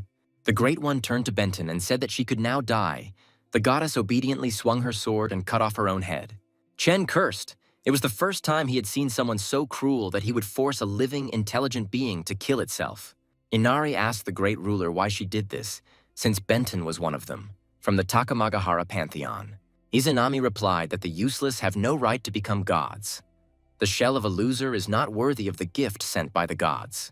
The Great One cried out, "The interweaving of light and darkness, the cycle of life and death, everything will return to oblivion. We must become gods." Everyone unanimously repeated after the ruler, "The interweaving of light and darkness, the cycle of life and death. This is the dance of Takamagahara's death." Chen realized that Izanami intended to attack him again. He lowered his head and activated a bloody explosion of crimson flames. At that very second, the guy changed almost beyond recognition, and flames swirled around him and powerful discharges of electricity crackled. The Great One realized that something was wrong. Chen's original power and the lizard behind him were so similar that it actually connected the guy to her. Without answering, Chen rushed into battle against the great ruler of the underworld, Izanami, and her servants. The goddess retreated in fear. There was so much aggression and hatred in the guy's gaze that the Great One instinctively covered herself with her hand. Chen's blow missed its target. Izanami was covered in time by the long-nosed mountain demon Tengu with his large wings. Chen launched blow after blow at the mountain demon's incredibly strong wings, but was unable to penetrate its defense. Taking advantage of the opportunity, the warlike Tengu struck back at the boy, throwing him away from the great ruler. Izanami quickly created a sacred mirror to use divine light to stun the man who attacked them. Chen felt a very strong pressure. It almost knocked him off his feet, but he still tried to break through to the Great One and kill her. But the sacred mirror burned him unbearably, not letting him get close to Izanami. It seems the gods have a lot of different skills in reserve. Chu felt like his whole body was cracking, causing him unbearable pain, and he knew he had to do something about it. The Great One smiled. "This is Shinsho Yokarin, capable of piercing the shields of demonic animals. It is impossible to defend against it." It was like microwaves destroying the enemy from the inside. Indeed, Chen's whole body seemed to be cut up. Blood came out of his mouth. Chen summoned his blood sword and created a powerful energy shield against the streams of rays from the sacred mirror that were destroying him. The boy drew a line on the sandy seabed with his sword, and along that line a bloody shield began to rise in front of him. Now the rays of the sacred mirror could not touch Chen, no matter how hard his enemies tried, but it was dangerous to go beyond the shield. Behind Chu, in his shadow, lurked an enemy with the unique skill of Shadow Eater, another deity of Takamagahara. Using Kagekui Shungoku Satsu, the shadow god rushed towards Chen with his sword, ready to commit a mad, hellish murder on the enemy. The shadow warrior struck Chen in the back with his sword, confident that it would instantly kill the enemy. But other than the blow, the sword did no damage. The god of shadows of the underworld opened his mouth in surprise. Maybe this is not a man at all. What is his body made of? The guy's body was immediately covered in the armor of the demon emperor. Piercing it with a sword, even a divine one, was not so easy. Chen didn't want to deal with this small-time shadow assassin right now, so he simply hit him and told him to get lost. The fire strike he received caused the shadow warrior's body to disintegrate, and Chen thought he had dealt with his enemy so quickly. But Izanami chuckled. It was useless. Where there is light, there is also shadow, and as long as shadows exist, Tsukuyomi is immortal. And indeed, Yomi's body began to revive in a matter of seconds in the shadow of his enemy Chen Chu. Another minute and he will come to life. The shadow assassin frowned, the scarlet sword gleaming in his hand again, looking for his enemy's weak spot to attack again. Tsukuyomi struck Chen, but Chu used the shadow destruction moon-slash skill, striking the shadow warrior with moonlight. Yomi's sword didn't even scratch Chen's armor, but now his entire body emitted a moonlit glow, dispersing the shadows around him. Tsukuyomi was surprised by the amazing defensive power of this demon. It would not be easy to kill him, but there must be a way. Seeing that the shadow god was unable to do anything, an old, powerful warrior, the mountain demon Tengu, decided to join the battle. The warrior demon gritted his teeth and charged at Chen using his favorite skill, Night Sparrow. The winged, long-nosed old warrior Tengu struck Chen's armor with his powerful wing, trying to destroy the defense. Chen was surprised. Cracks appeared on his super-strong armor, and this winged old man turned out to be stronger than many young ones. Izanami said that Tengu's attacks could destroy an enemy's defense. Even the strongest shield would be destroyed by a single breath of the demon. Chu stood between two enemies, with Tsukuyomi sneaking up on one side and the old winged Tengu preparing to attack on the other.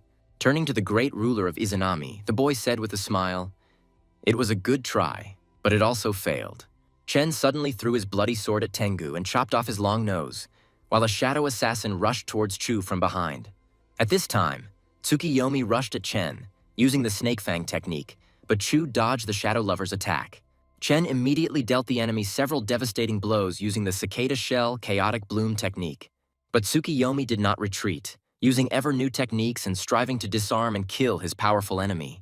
Finally, Chen got fed up with it all, called the god of shadows of the underworld trash, cut his sword in half and inflicted a huge wound on him. And then Chen remembered that Tsukuyomi could not be killed while the shadow existed. He would immediately be reborn as soon as he fell into the shadow. In that case, the guy would simply evaporate the shadows along with him.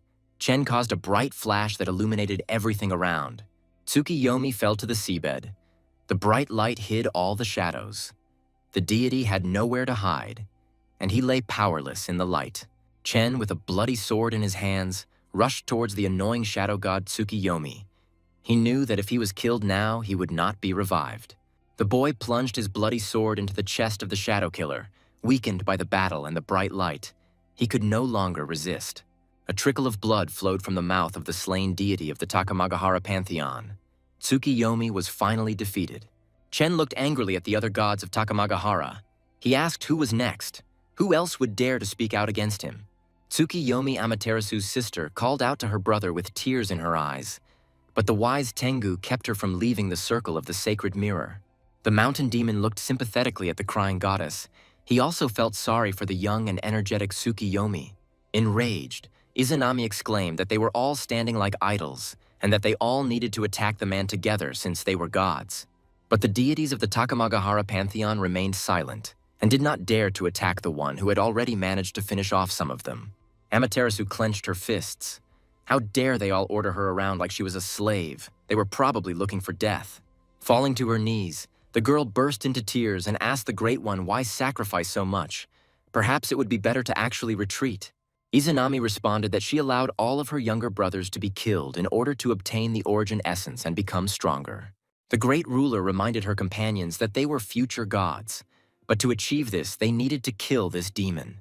Amaterasu said with a sob, "Then they will get enough essence to become stronger, but she doesn't want to become stronger." Izanami grabbed the girl by the throat and lifted her up, and she opened her mouth in surprise, something the Great One had never allowed herself to do before. After shaking Amaterasu, Izanami said that she just wanted to be a normal person, to be a good older sister, but she chickened out. Amaterasu betrayed the Yaki clan's oath. This is a grave crime. They are the heirs of the myth. They are constantly evolving. Every day they become stronger and stronger, until one day they can touch the divine world the girl unexpectedly sent her. Izanami ordered Tengu to kill this traitor. Her heart wavers. She is unworthy of the divine ship. But Tengu silently shook his head. He had no intention of killing any of his own, despite the order of the great ruler. Izanami cursed. It seemed that all her companions were out of her control. They were scared and did not intend to kill that man. Chen stuck his sword into the ground and watched what was happening with interest. He still couldn't figure out who was in front of him. He said that he had no intention of fighting them to the death.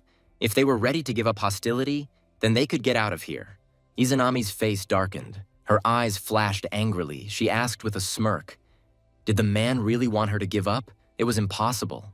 Suddenly, Izanami's body grew larger and became covered in snakeskin, and her hair turned into a swarm of snakes, like that of the Gorgon Medusa. One of the snakes opened its mouth wide and approached the half-strangled Amaterasu, intending to swallow the girl. Now half of the unfortunate woman's body has disappeared into the monster's mouth. Izanami said that every drop of the essence of origin will be her food. A huge snake swallowed the girl whole, and everyone else looked at this terrible picture, mesmerized. The snake that had swallowed Amaterasu coughed. Choking on the solar energy, the Great One exclaimed, "All their powers will become hers." In confirmation of this, Izanami's giant snakes began to attack the rest of her companions and instantly swallow them. Several people nearby have already found themselves in the toothy jaws of the great ruler's poisonous snakes. She also did not disdain to swallow the body of Tsukiyomi, who was killed by Chen, absorbing the power and magical energy contained within. Inari said in fear, she was absorbing the abilities of their Yaki clan, which meant she saw them all only as food for herself. Izanami confirmed, "That's right, the Yaki clan. How funny. They're nothing more than reservoirs for cultivating the essence of origin." The snake-like Izanami declared that only she was worthy of becoming a god here. The others were too weak and too cowardly. Chen said in surprise, "Well, this is an unexpected turn of events. It seems his opponents have problems within their own ranks." Susanoo told him that even though he couldn't stand him, it was a personal matter for the Yaki clan. If the guy didn't want to die, he should get out. The strong man lifted a huge piece of rock and threw it at their former great ruler, who began to devour them all. He shouted to Chen that this was a battle for survival. If they didn't defeat Izanami now, she would kill them all and take away their powers. But the stones were no longer scary to her. With the help of Kagutsuri's fire, she quickly melted the rock fragments flying at her.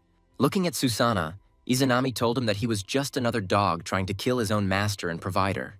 Several Izanami snakes have already received the powers of the people they absorbed, and with each companion they absorbed, they became stronger.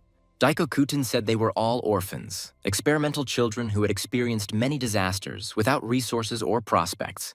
One day, Izanami came to them and offered the children to absorb spiritual crystals. They did not understand what this would lead to. Izanami tempted the boys with the idea that by becoming gods, they would be able to escape the suffering of mortals and become strong and invincible. Enticed by promises of a better life, power, and wealth, the children unhesitatingly absorbed the spiritual crystals, undergoing mutation. As a result of the experiment, most of the children died in terrible agony, but a few survived and evolved. A pleased Izanami told them that from that day on, they were the Yaki clan, future gods, and to do that, they had to become the strongest. Daikokuten said that from the very beginning, the children gathered and became the Yaki clan for one reason: to live on. The Great One looked at one of her students, who had used gravity to suspend stones above her, but did not dare to lower them. Suddenly, a bright light flashed around Izanami, and all the stones circling above her scattered in different directions. Flying up to Daikokuten, she said that she had already received the powers of light and darkness, so the boy was wrong to think that he was able to defeat her. Izanami smiled and sent her powerful poisonous minions at the impudent boy to suck all his strength out of him.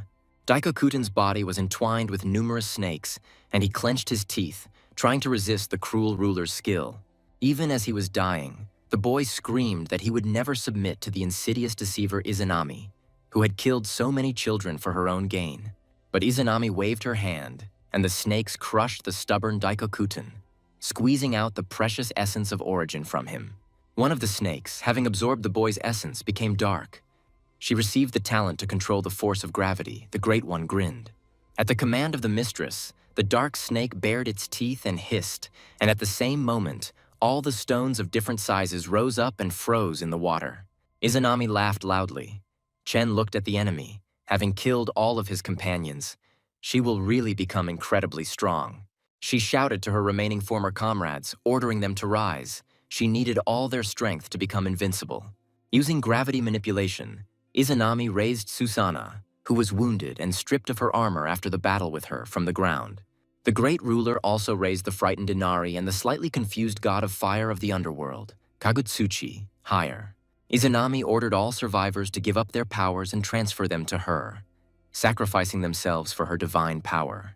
Suddenly, Chen grabbed the floating Inari's leg and pulled her towards him. An idea came to him on how to stop the great Izanami. Inari was very surprised that the guy had really decided to help her. But why, since they had tried to kill him several times with their powers? Kagutsuchi exclaimed that he would never give up or give up his strength. He would fight Izanami until his death. Susanoo echoed his sworn brother.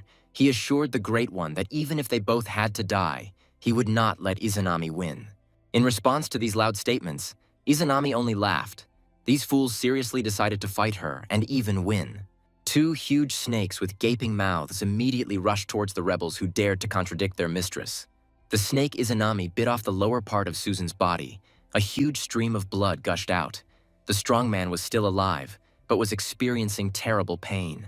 Kagutsuchi, who witnessed this terrible scene, shouted that even if he could not give a worthy rebuff, he would drag Izanami along with him.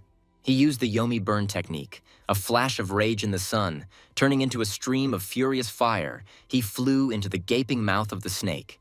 The snake slammed its toothy mouth shut, but soon a huge ball of fire formed inside the snake's body. The snake's body could not withstand the heat. There was a deafening explosion. This solar flame tore apart from the inside the snake that had swallowed the fiery Kagutsuchi. Looking at the torn body of the snake, Izanami smirked. Kagutsuchi was ready to destroy himself rather than let it swallow him. The snake of the great ruler took the crystal that fell from the dead body of the god of fire in its teeth and obediently brought the prey to its mistress. Izanami laughed. Kagutsuchi was too naive a youth. His body was just a vessel for the essence of origin. Even if he kills himself, the miraculous crystal of origin essence inside the body will not dissipate. It can be taken away.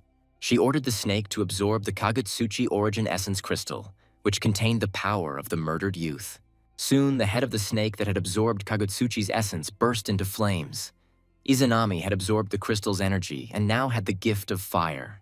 She reveled in the new and powerful powers that had appeared within her, almost as if all the powers of the Takamagahara pantheon were flowing through her blood. The torn body of the strongman Susanoo lay on the seabed. The snake that had swallowed his crystal had become surprisingly muscular and strong. Smiling bloodthirstily, Izanami said that she had already absorbed 7 bears of divine powers, leaving only 2 left. She aimed at the seer Inari, who stood timidly next to Chen, not knowing what to do. All of her friends were already dead. Inari was clutching a long knife in her hand, but she already understood that killing herself was useless. Was there really no way out?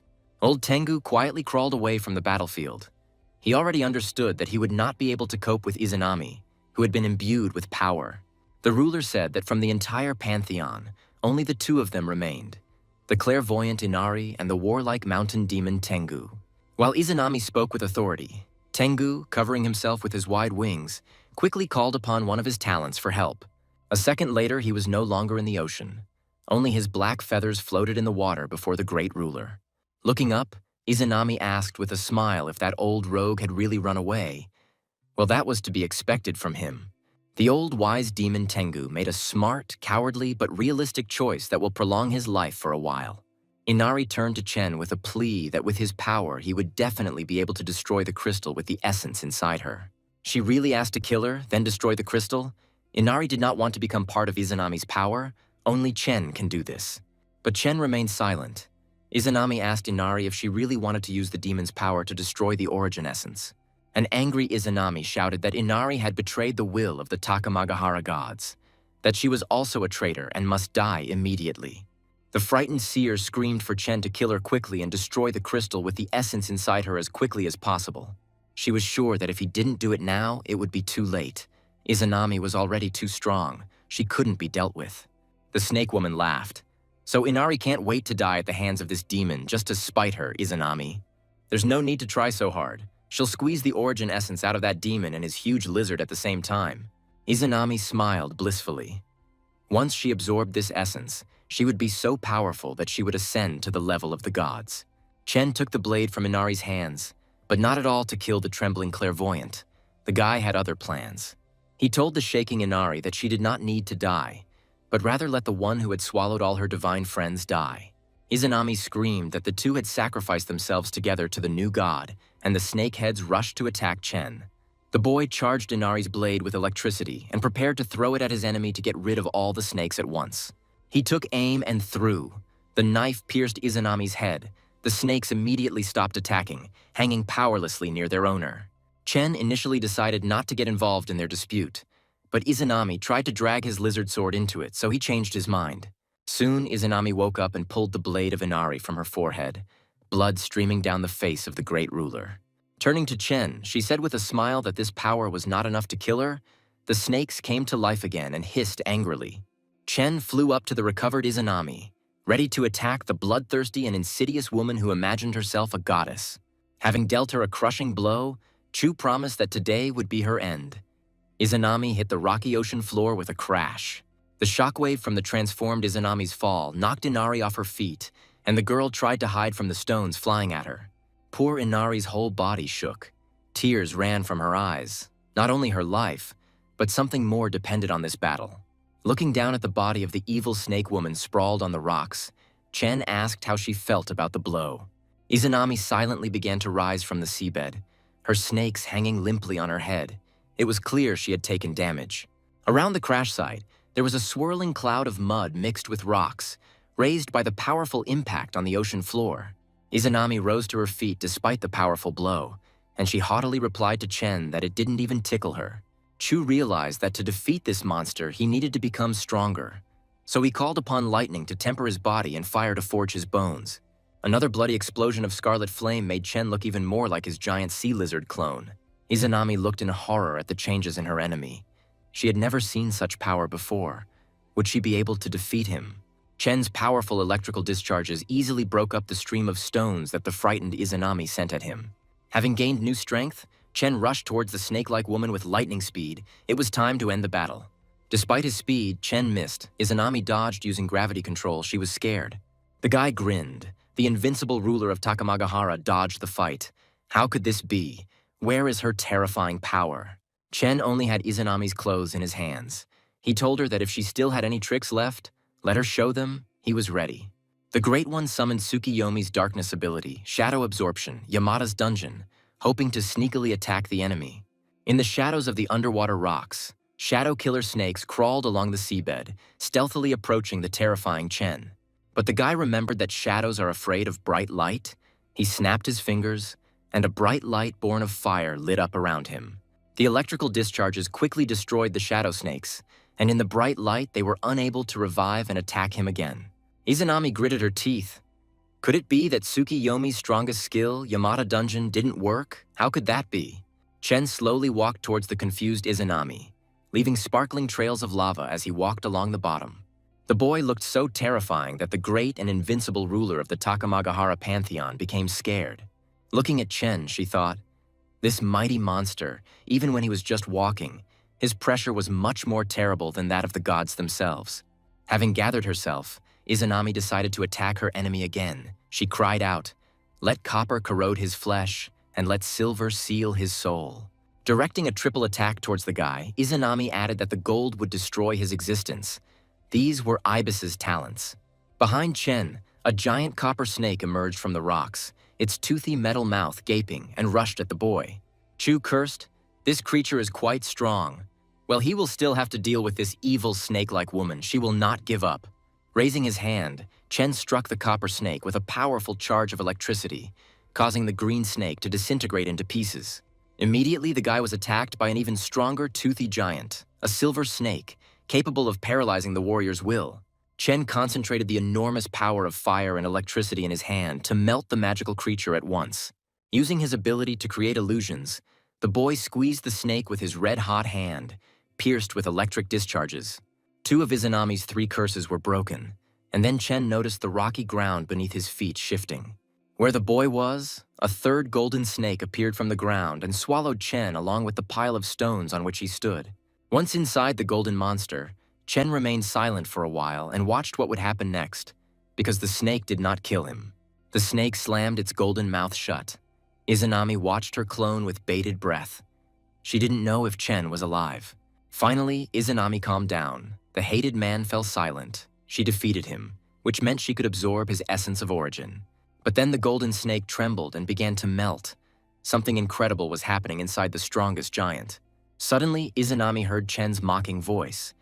The guy said that he simply had no words for how self-confident she was. The shining body of the golden serpent was cut in half in an instant by Chu's powerful bloody sword. The boy was unharmed. Izanami was shocked. Everyone who had previously fallen into the snake's mouths died almost immediately, but this one was able to kill the snake from the inside. The half-melted, severed head of the golden snake fell to the seabed with a crash. Another Izanami clone was dead.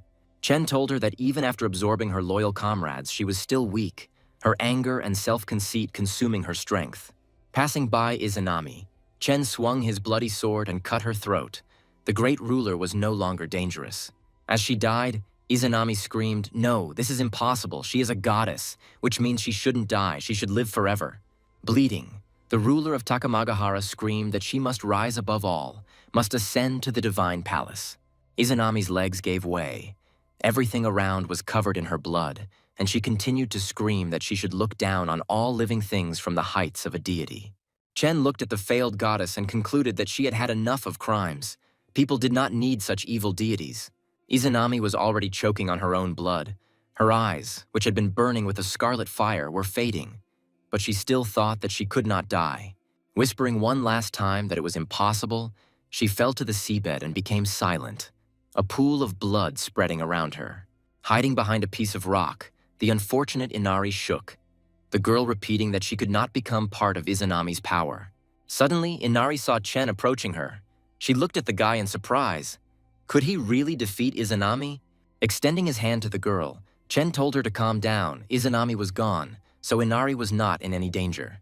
Taking the weakened girl in his arms, Chen flew to the surface of the ocean, hurrying to get her to a safe place on land. The sailors of the transport ship were surprised to see the water next to their ship swell, as if it had been lifted from below. A guy with a girl in his arms jumped out of the water onto the deck of the ship, and the stunned sailors asked where these two had come from. Looking at the sailors, Chen thought that they seemed to be foreigners, but there was nothing to be done. Inari lost consciousness from the shock she had experienced. The guy explained to the sailors as best he could with signs that the girl was in very bad shape and needed urgent medical attention. Pointing to the shore, he asked them to take Inari there and send her to the nearest hospital for diagnosis and treatment. Having explained everything as clearly as possible, Chen asked if they would agree to do all this and help save the sick girl. The guys silently threw up their hands. Chu didn't understand what this meant.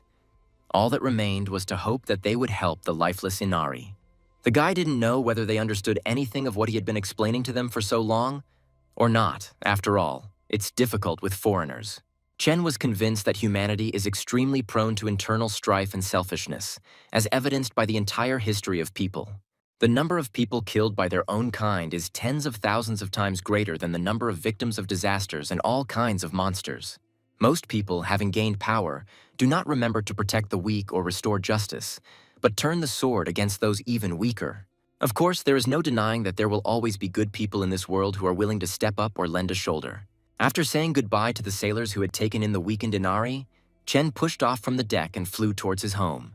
The fishermen silently watched their unusual guest.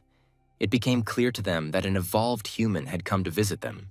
Chen believed that human nature was evil, so he did not hesitate to assume the worst about anyone who might threaten him.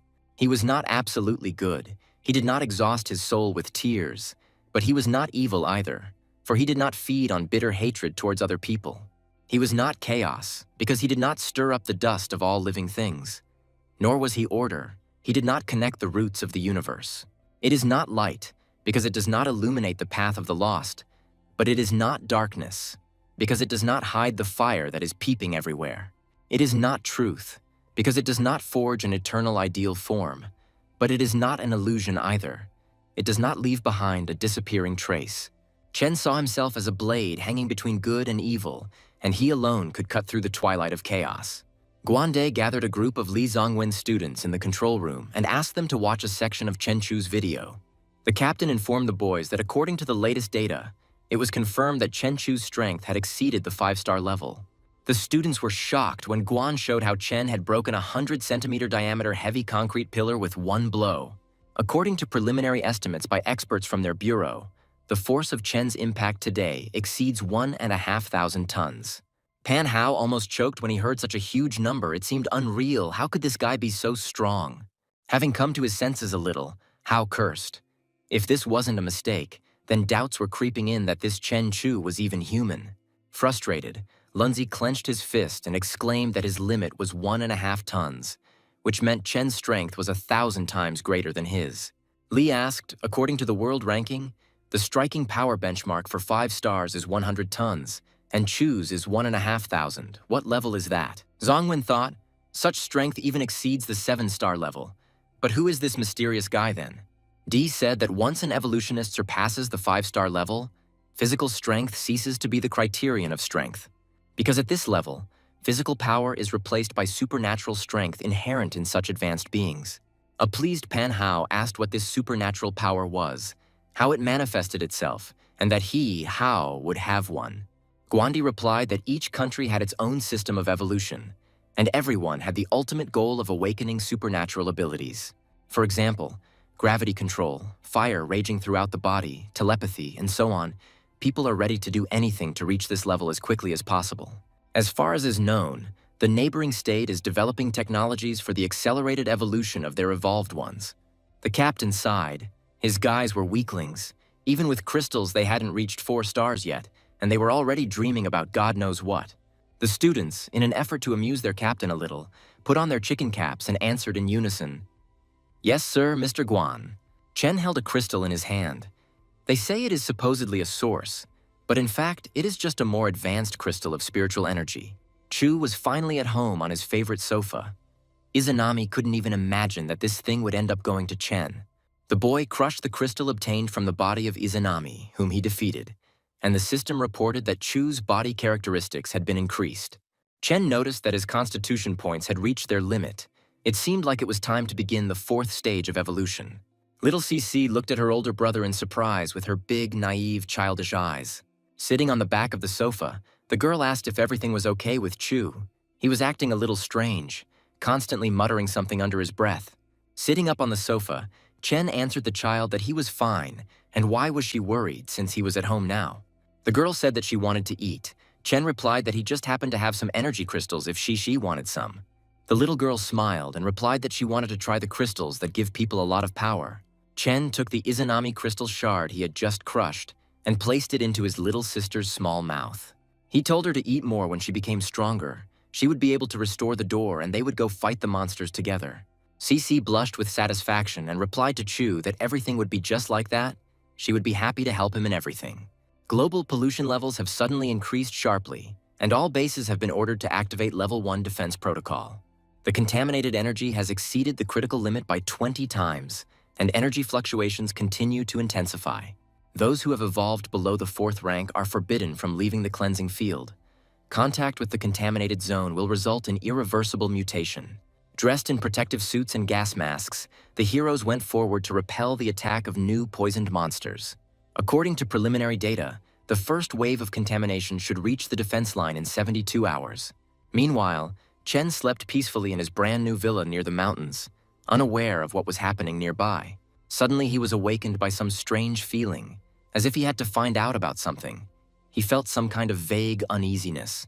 The guy grabbed his head, wondering what this was. Maybe one of the talents from the recently absorbed crystal was manifesting. Chen had a feeling that some kind of major catastrophe was approaching, and it was already very close. At that moment, the guy heard the roar of Huangfu Jian's bike engine. Early in the morning, the girl again rolled up to Chu's villa. He didn't understand what this rich, spoiled girl wanted from him. She probably had a dime a dozen suitors, and yet she kept coming here. Looking out the window, Chen saw Jian calmly waiting for him to leave the house, with a box on the back of his motorcycle.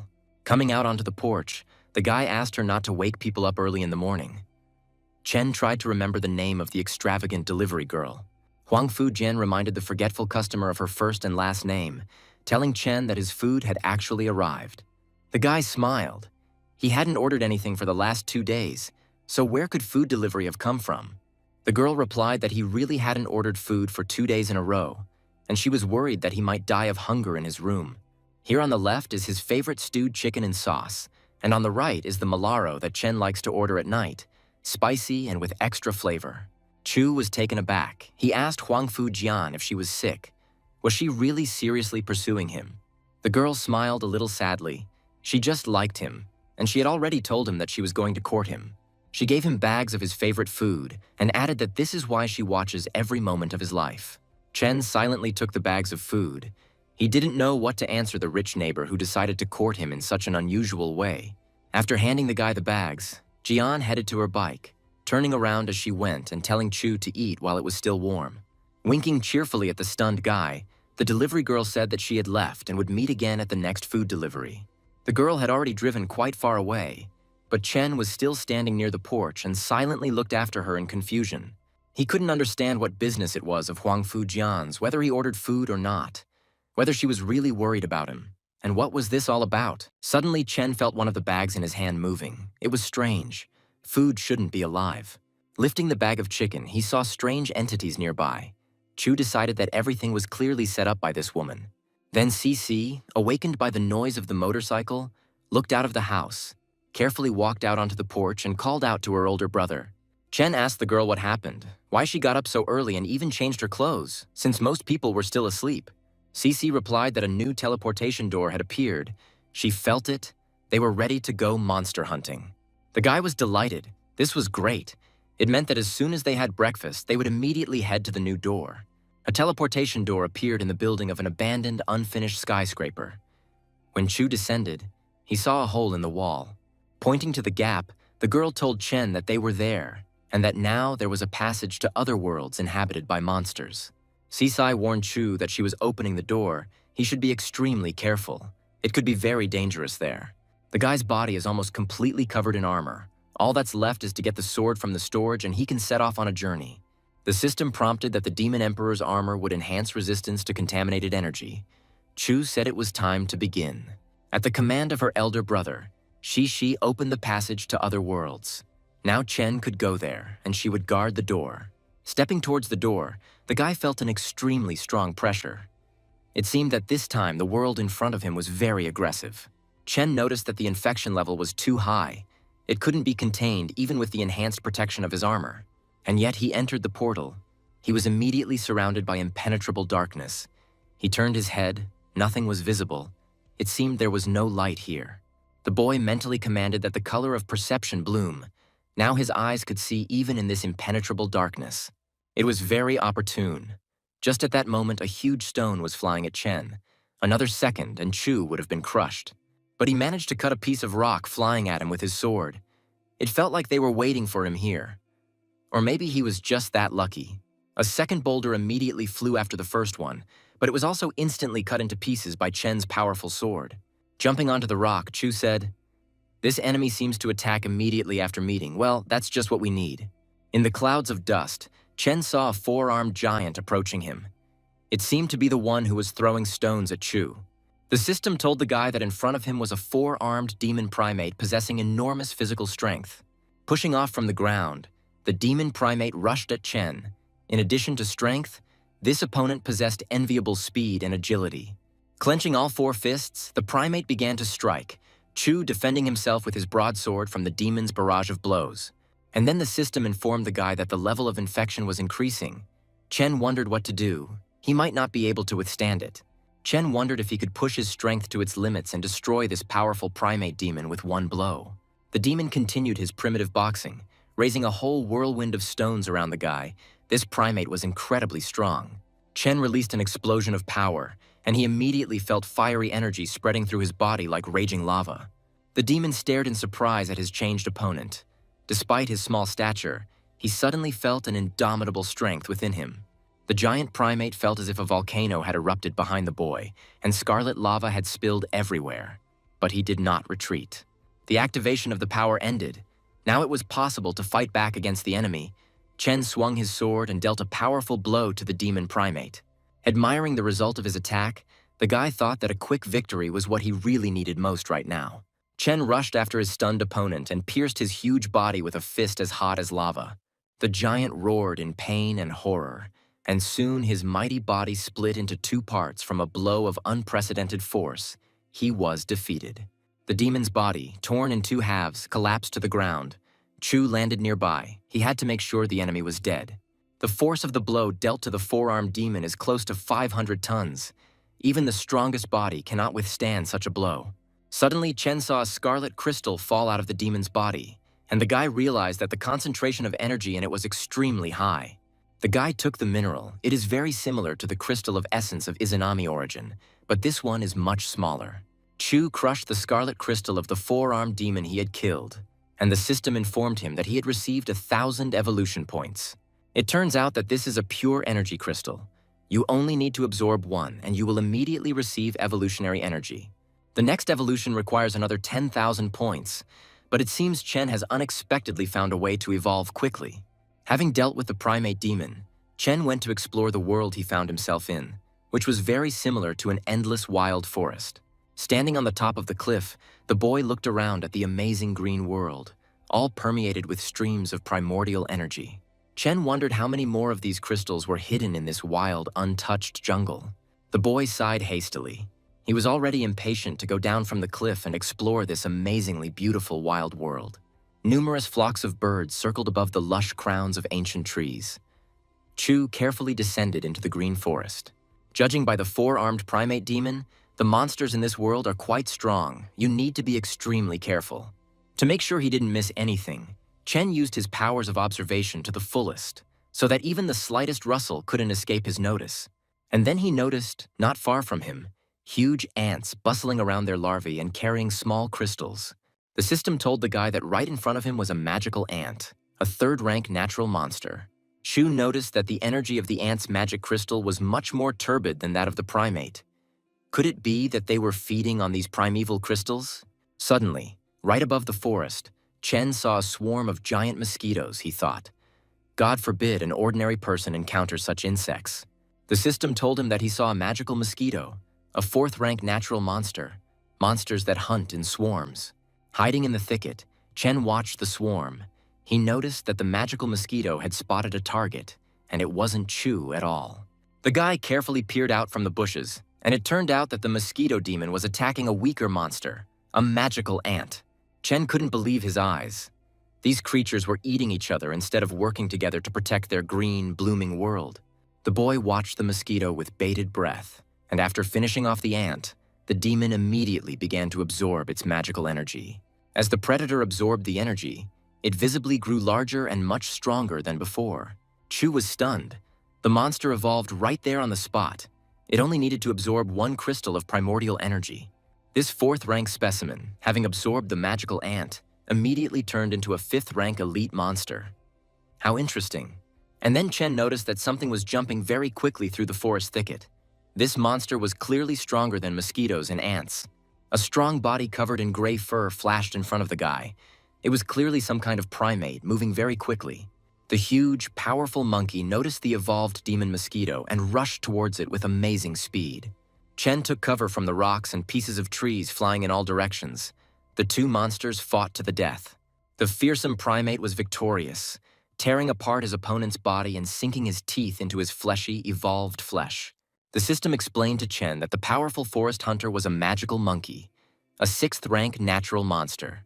Chu realized that every hunt, every evolution, step by step, purified this raw, primordial energy, making it stronger and stronger. But one day, the supreme monsters, such as the four-armed demon primate, come to the end of their life's journey. Then they all, as one, return to the foot of the tree of life, to the sanctuary entwined with its roots, and there they die, having given up their strength. There, in this sanctuary, the bodies of demons slowly disintegrate, releasing the power and enormous energy they had absorbed. The magical essence forged by their entire lives returns to the roots of the great tree, becoming nourishment for its eternal existence. The enormous tree of life remains silent.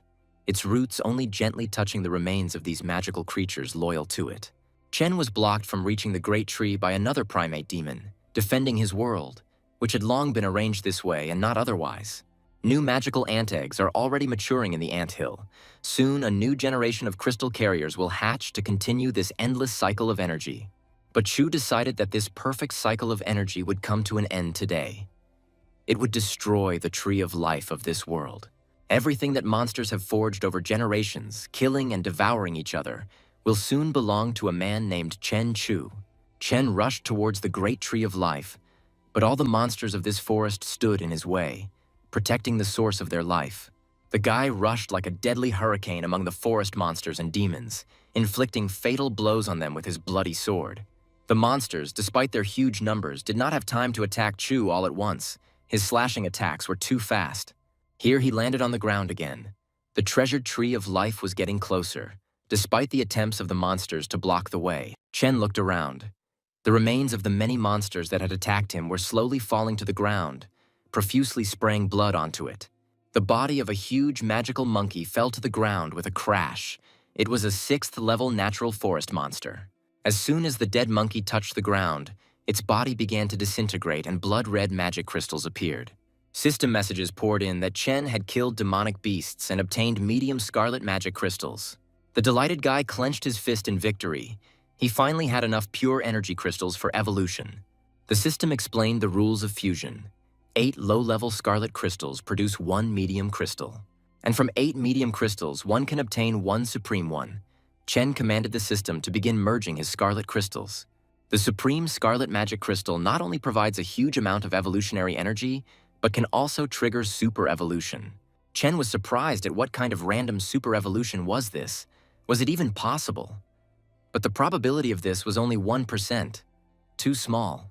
If this attempt at evolution does not result in super evolution, then this rare scarlet crystal will simply be wasted. The guy decided not to rush into absorbing the supreme scarlet magic crystal and headed back to the Tree of Life. He was sure that there must be something higher and more effective than the supreme scarlet magic crystal.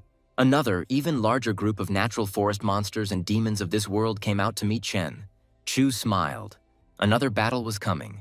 There were more monsters this time. They were stronger, which meant there would be even more crystals. He rushed into battle with the monsters of the primeval forest, dealing deadly blows left and right and killing his enemies. Soon, the entire forest clearing was strewn with the bodies of slain monsters. But they still remained. New monsters took the place of the dead. Finally, Chen exhaled. Almost all the demonic animals were killed. Messages poured in from the system that was counting the crystals. The system again told Chen that 8 high-grade scarlet crystals could be fused to produce 1 medium blue crystal. The guy thought, so that's what it is. It turns out that scarlet crystals evolve into blue ones. How interesting it all is. He ordered the system to perform a fusion of his higher scarlet crystals. I wonder what properties the blue crystal will have. The medium blue magic crystal sparkled in Chen's hand, and the probability of super evolution had now increased to 10%. But Chu considered even this probability too small. He needed 100% and nothing less. The closer Chen got to the Tree of Life, the stronger the resistance became. It seemed like all the demonic beasts had come out to fight. The guy was breathing heavily. He had already fought off several massive attacks from natural forest monsters, and the crystals were growing in number. He asked the system what would be the end result if he merged the crystals of all the demonic creatures in this magical forest. Chen signaled the system to begin merging all of the medium blue crystals he had into one and watched with interest. Soon, the system informed the guy that a large, supreme blue magic crystal had been successfully created from his crystals. This crystal allows the owner to activate their super evolution with 100% probability. Chen reached for the crystal, he finally got it, used it, and he was guaranteed to get a random super evolution effect. But before Chu could take the crystal, a mighty and furious winged lion swooped down from the sky, aiming for the blue crystal. The huge monster threw the boy away from his supreme blue magic crystal, preventing him from taking the treasure. Chen immediately pulled out the sword from the storage. He had never encountered such a powerful pressure of the king's will. The aura of this monster was truly terrifying. Poisonous energy enveloped everything around the magical king of the forest beasts. The winged lion hid near the blue crystal. Chen noticed that the beast's aura was capable of distorting even the surrounding environment. The guy understood that this was beyond the capabilities of ordinary monsters. which meant that the monster in front of him was of a much higher level. Chen chuckled. He had exterminated all the monsters of the wild forest to create this crystal, and the winged lion wanted to profit from the finished product. The monster growled menacingly. The system warned Chu. Before him was a 9th-rank magical creature, the Lord of Chimeras. And then it dawned on Chen. But it would be even better if the monster absorbed the highest blue crystal, thereby improving it even more. The guy smiled. Everything was going perfectly. He needed to let this winged cat eat the blue crystal. He took a few steps towards the Lord of the Chimeras, and the more Chen thought about it, the more he realized that he was right. Since these are the rules of the Forest of Death, then he will allow the winged lion to complete the final tempering of the crystal for him. Chen stood in the clearing and silently looked at the Lord of the Chimeras, then at the large, supreme blue crystal shining in front of the monster.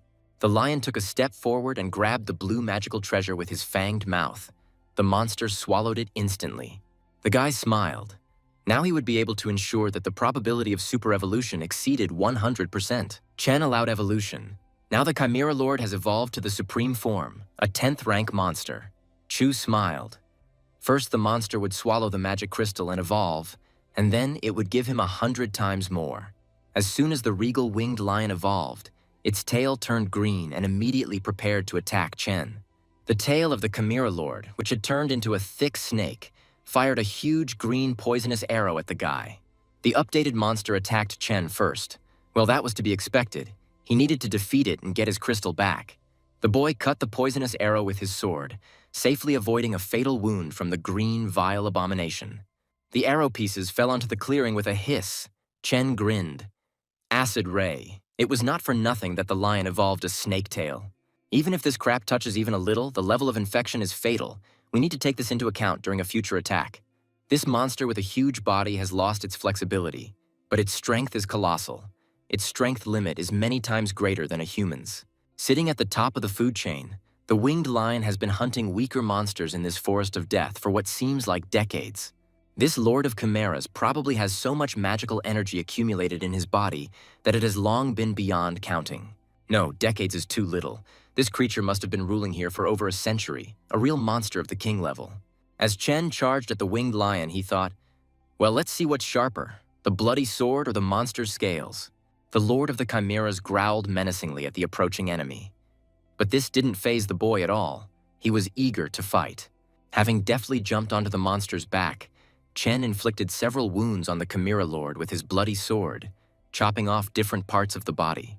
Having successfully carried out the first attack, the guy breathed a sigh of satisfaction. Now he needed to see the enemy's reaction.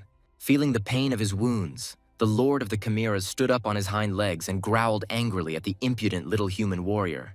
The wave of anger from the winged monster threw Chen back, and he was surprised at how powerful the royal aura of this beast was. Suddenly, Chen saw that the wounds on the giant's wings, which he had just inflicted with his sword, were healing right before his eyes. The guy was stunned. What an amazing ability to regenerate, so there was definitely no point in hitting the wings. The enraged demon flapped his wings, which had recovered from his wounds, and called upon one of his attack skills. A blue magic circle began to swirl above the forest clearing. The night sky was suddenly covered with clouds, and the Lord of the Chimeras laughed loudly. Chen didn't immediately understand what was going on, but when he raised his head, he realized that the demon was summoning lightning. Did he really possess thunder magic? Before he had time to think about it, the sky lit up with numerous flashes, and the clearing became as bright as day. Lightning bolts flew straight at Chen. The guy deftly dodged, spinning around the clearing, each lightning strike causing a rockfall. The winged king of the forest growled angrily. Why was this impudent fellow still alive? None of his royal attacks could finish him off. Summoning the powers of fire and electricity, Chen launched an attack on the powerful Lord of the Chimeras in the wild forest.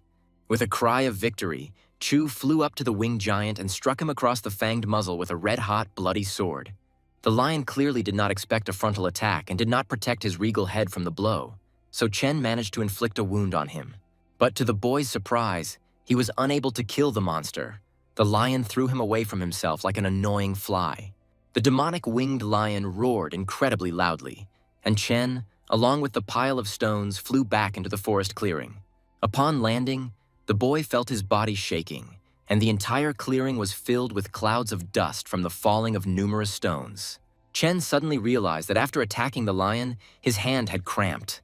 The body of this monster was harder than iron, and it wasn't so easy to break through it.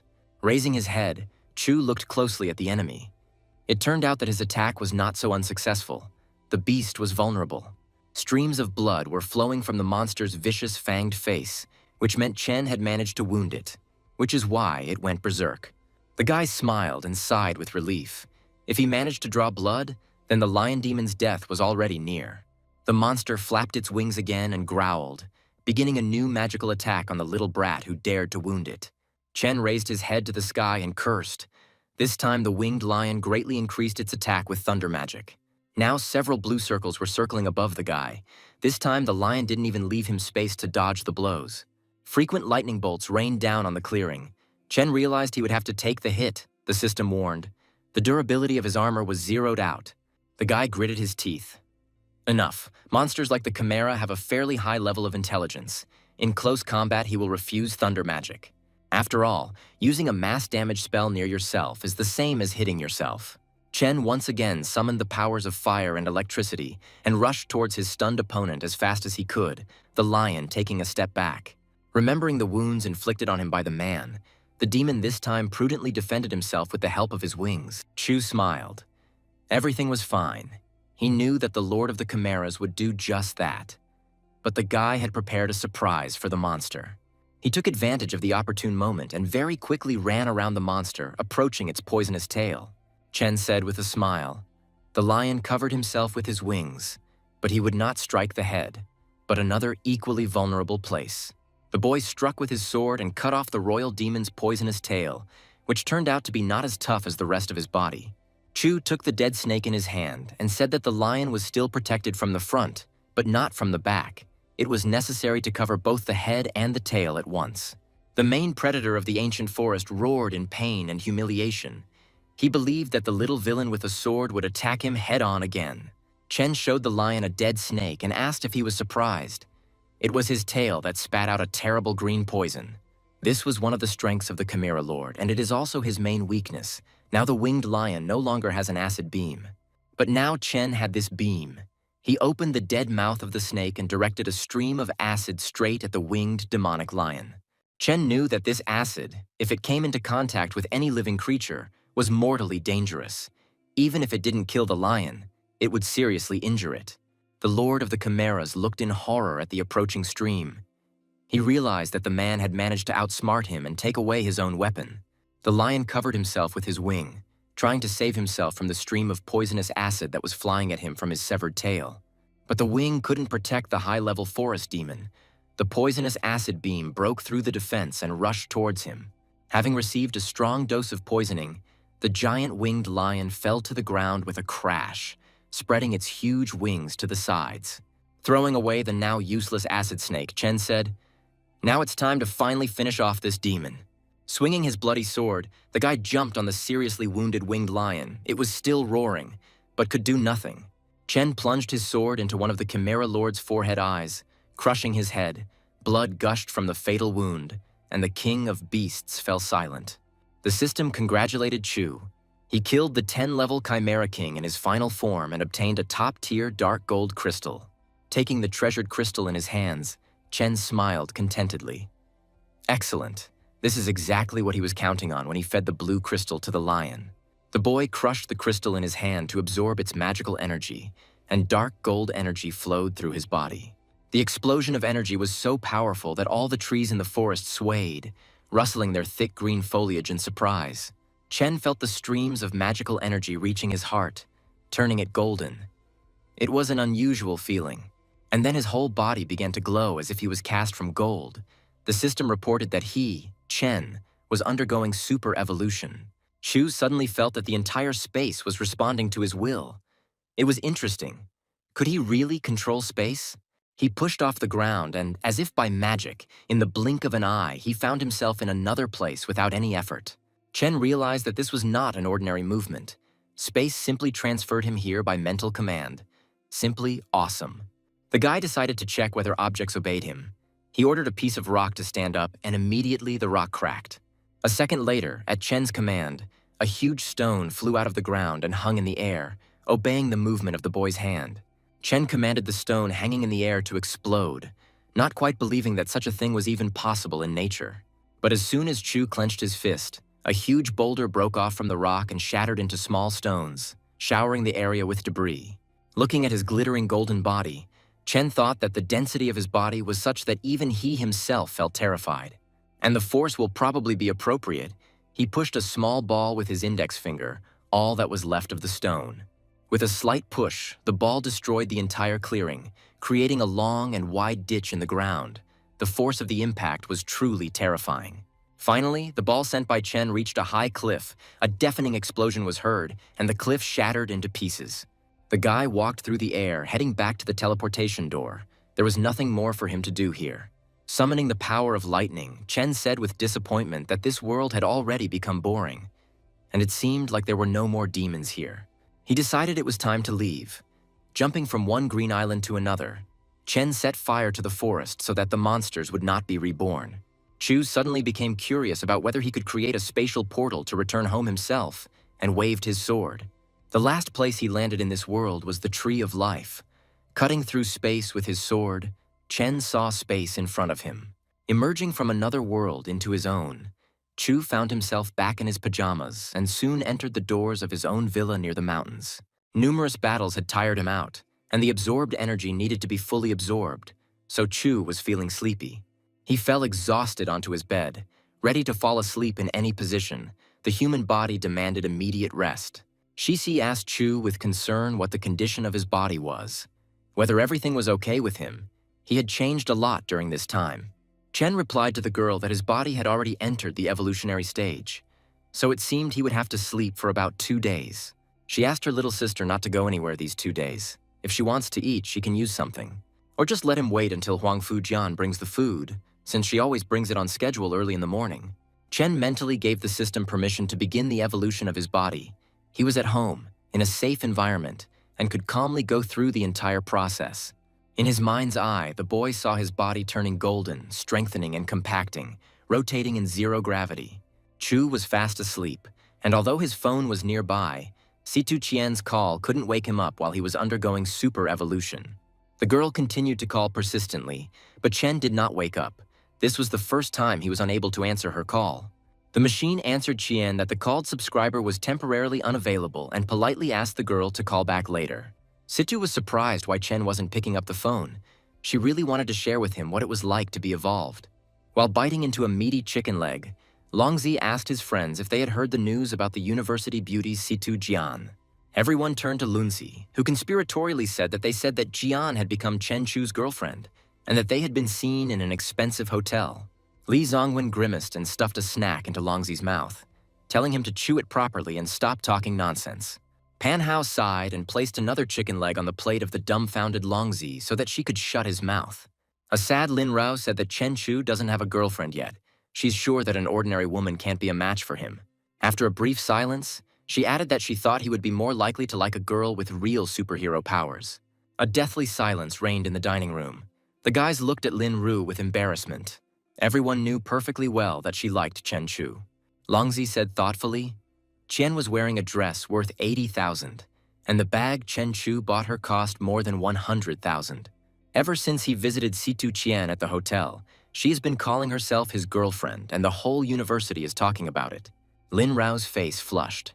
She pushed her chair back with a bang and blurted out that she was already full, and the three of them could continue.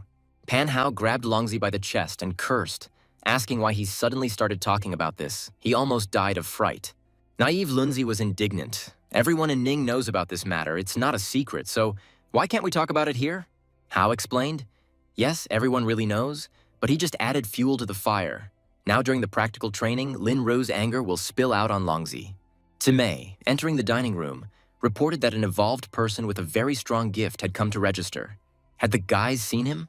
The guys unanimously answered that they didn't know anything, and the girl asked in bewilderment what those two fools had just discussed. Zongwen pointed at the angry Lin Ru and said that they were just discussing her and Chen Chu's infatuation with the beautiful Situ Qian. At this time, Qian was walking towards Ro. Li said to the guys, "Look, these two beauties are about to clash with each other." The captain's assistant, seeing Lin Ru, greeted the girl and decided to introduce her to Situ Qian, who had come to register. The woman told Situ that this was her elder Lin Ru, now an evolved fighter in a special bureau in fighting monsters. Turning to Ro, the assistant introduced the younger Situ Qian, who, right in class today, her whole body flared up and she woke up. Ro congratulated her sister Sita on her awakening. Now she too has evolved and gained the strength to fight. Qian replied that she was just lucky. Situ felt that her interlocutor hated her and guessed that it was because of Chen. Situ added that compared to the elder Lin, who was immediately noticed by official structures and made into an evolved one, she had nothing to say. Panhao grabbed his head. He was lost. The situation had become so tense that one spark would be enough to start a fire. Guan intervened in the conversation and told Situ that before registering, her data needed to be tested to determine her level. The captain offered the girl to take the test of the evolved strength right now if she had free time. Situ Qian replied to Guande that there was no problem. She was ready to test her strength. She was very interested in it herself. But Lin Ro told the captain that she and Situ studied at the same university and asked permission to take her for the test. Guandi agreed. Lin Ru knew this process better than anyone, so he entrusted the new evolved one to her.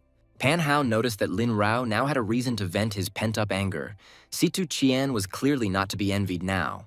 Ro explained that the strength test is very simple. The girl needs to hit the impact zone of the testing device with all her strength. After the strike, the machine will give a numerical result of Situ's strength, Chen concentrated. You just need to strike with all your strength in a circle. Concentrating, Situ clenched her fists and punched the punching bag hanging in the testing room with all her might in the striking area. The device showed an impact force of 4,700 kilograms. Lin Ru frowned. This girl is not that simple. Ro praised the younger one. Very good. Her strength has reached 3-star evolved. Few are so strong. Panhao cursed and asked how she did it. For a girl at the very start, this was simply incredible strength. Lunzi remembered when he first woke up. His strike was just over 1,000, and hers was almost 5, which was close to the 4th star. Next was a speed test. After listening to Lin Rao's instructions, Situ ran a short distance as fast as she could. Ro recorded the result, a speed of 68 meters per second, also the limit of a 3-star evolved one. The boys watching Situ's tests instinctively closed off from the explosion of energy during the 3rd test. Lin stated that the supernatural power of fire has a high temperature and the ability to condense and explode. Materialization of force. A plastic explosive fireball, throwing range 20 meters, destructive power equal to a combat grenade. Lin Ro concluded, a comprehensive assessment of the 3-star supernatural evolved at the peak of its powers. Hao was stunned. She had just awakened and had already reached the limit of the 3-star level. Situ's talent was very high from the very beginning. Lunzi confirmed that they had clearly encountered another great gift, and they themselves had only just reached the 3 stars today. Wuchime clarified that they, like herself, had broken through to the 3 stars with the help of Captain Guande's spiritual crystal. Lunzi thought about it, but they had said from above that the test had shown that it was the 5 of them who had the highest talent in all of Nina. And now it turns out that first Chen Chu showed unprecedented talent. Then Situ Qian? How the hell could that even happen? Li told the boys that talent only determines the starting point, but how far you go depends on your personal efforts. Moreover, their development is a natural process. It should not happen in leaps and bounds. Otherwise, the body will not be able to prepare. But for some, it seems, outside forces intervened and they took a shortcut. So who is stronger and who is weaker is still unknown. After looking at the results, the captain said thoughtfully, 3-star evolved and almost on the way to the 4th star. Guandi asked the girl what her plans were for the future. Situ was not prepared for this question and was a little confused. Pulling herself together, Qian replied that she hadn't decided what she would do yet, but she really wanted to finish university. Capital said that Situ's talent was no weaker than Lin Rao's, and she would soon be able to break through to the 4th star and even become an awakened being. Guanda saw great potential in her and asked if she would consider joining their special bureau. Seeing the girl's doubts, the captain will ask Qian again if she would like to join the special administration to serve for the good of the country. He pushed a non-disclosure agreement towards her, saying that the package of documents for her to join them was already completely ready. Guan said that official resources will help her spend less energy and quickly increase her strength level and develop. The captain frowned and seriously asked Qian what she thought about this proposal, whether she was ready to serve her country. Situ politely thanked Guangde for his trust and offer, but she would like to consult with Chen Chu about this matter. The captain was surprised. If she was going to join the special department, then why consult with Chen? It was her personal business. The girl was a little embarrassed and replied that she was going to consult with him because Chen Chu was her boyfriend and she couldn't do otherwise. Guandi smiled. So that means the one who suddenly evolved with a special talent is his girlfriend. How interesting. Situ said that Chen Chu might not want her to join the special department, so she couldn't give a definitive answer right now. The captain understood everything. He said that there was nothing to worry about. It was voluntary. Everyone decided for themselves whether to join them. The documentation department has already prepared an evolved certificate for Sita. She can take it and go about her business. The delighted girl thanked the captain. She felt a little uneasy under his intense and attentive gaze. She took hold of the ID card, but Guande was in no hurry to let him go. Qian looked questioningly at the policeman. He asked the girl to tell Chen Chu that the case with the Hangzhou Trade Guild had already been successfully closed. The 3 corporations involved were completely destroyed. Guan is very grateful to Chu for the valuable information he provided. Situ Qian promised Captain Guangda that she would definitely convey everything to Chen as soon as they met. Watching the girl leave, the captain sighed heavily. It seemed that Situ Qian would not be joining the special administration, which was a pity. She had talent. Meanwhile, Cici watched her sleeping older brother with concern. Such a long sleep made the girl anxious. She noticed that Chu's body temperature had noticeably increased in his sleep. It was very strange. What was happening to him? Carefully touching the boy's forehead, the girl felt that Chen was literally burning, as if he was lying in a feverish state. Cici flew around the room thoughtfully, not knowing what to do. She couldn't interrupt evolution, but how could she help her brother? Suddenly she saw Chen smiling in his sleep. Her heart felt a little lighter, which meant everything was fine with her older brother. At this time, Chu's body was undergoing a profound super-evolution. The structure of muscles and bones, ligaments and tendons was changing. The most complex transformation took place at the genetic level. Now the very structure of the guy's DNA has become completely different. Cici, watching Chen's expression change, asked in confusion, Chu must be having a very interesting and good dream. Chen had been sleeping for 3 days already, and there were only 6 days left until the end of the world. The news channels were broadcasting terrifying news. Residents of towns and villages near the gates of the apocalypse were forced to move to nearby cities, with the promise of returning them later. During the period of the disaster, the authorities also introduced centralized management of grain and other vital resources. People were indignant, asking where they would live and what they would eat. And besides, getting to another city wasn't that easy. They weren't welcome there. The herald explained that the choice of city for evacuation was voluntary. The authorities were not forcing anyone. Those who wished could remain here. But if they agree to take refuge in the city, the government will provide them with housing and clean water, and will also try to give them food. Even if someone decides to stay and a monster invasion occurs, the authorities will still try to send help. Ning Naik Singh snorted. They will try. They are not going to abandon anyone. Only a fool would believe these stupid empty promises. Official forces are no longer sufficient. Now the authorities have to gather people in one place, and it is still unknown what and how will happen there. Su Len reassured Ning that since their boss was there was nothing to be afraid of. He had arranged everything, built a shelter with the rich people, and they could take refuge there. Len put a box on the table. The boss sent it in the morning by courier. He told each of the company's employees to take one. The girls looked into the box, where several beautiful blue crystals were displayed, just the right size for the number of their workers. The secretary asked in surprise what it was. Did the boss himself really send it to them? But why? Maybe he explained something to Len. Chen's personal assistant took one crystal and examined it carefully. It looked like a mineral, probably some kind of stone. Suddenly, the crystal in Len's hands shattered into small pieces, and scarlet flashes of unusual energy danced around his hand. Soon, Su Len's entire body was engulfed in streams of scarlet energy, lifting her up, and the frightened Ning asked her friend what was wrong with her. Len was perplexed. It seemed that this was the power of the evolved. She literally felt an explosion of power inside. When the transformation was over, the girl sank back to the floor, and the bright flashes around her disappeared. Everything seemed to calm down. Chen's assistant decided to test her guess. Seeing a knife sticking out of the apple, she extended her hand and called him to her. At that very second, the table knife flew out of the apple and, spinning, obediently flew towards Su Len, as if it were being attracted by a magnet. A satisfied Len caught the knife. Ning's legs buckled in surprise, and she asked her friend how she could do it. Chen's pretty secretary glanced sideways at the mysterious box, wondering if all this had happened to Su Len because of the crystal. Su threw the knife at the high ceiling of the office. It sank into the concrete with astonishing force, cracking the surrounding area. Len said this is a gift that the boss prepared for them. You just need to use one crystal and you can instantly evolve. Now they can become strong. To survive the apocalypse, you need to be able to protect yourself. Now they can.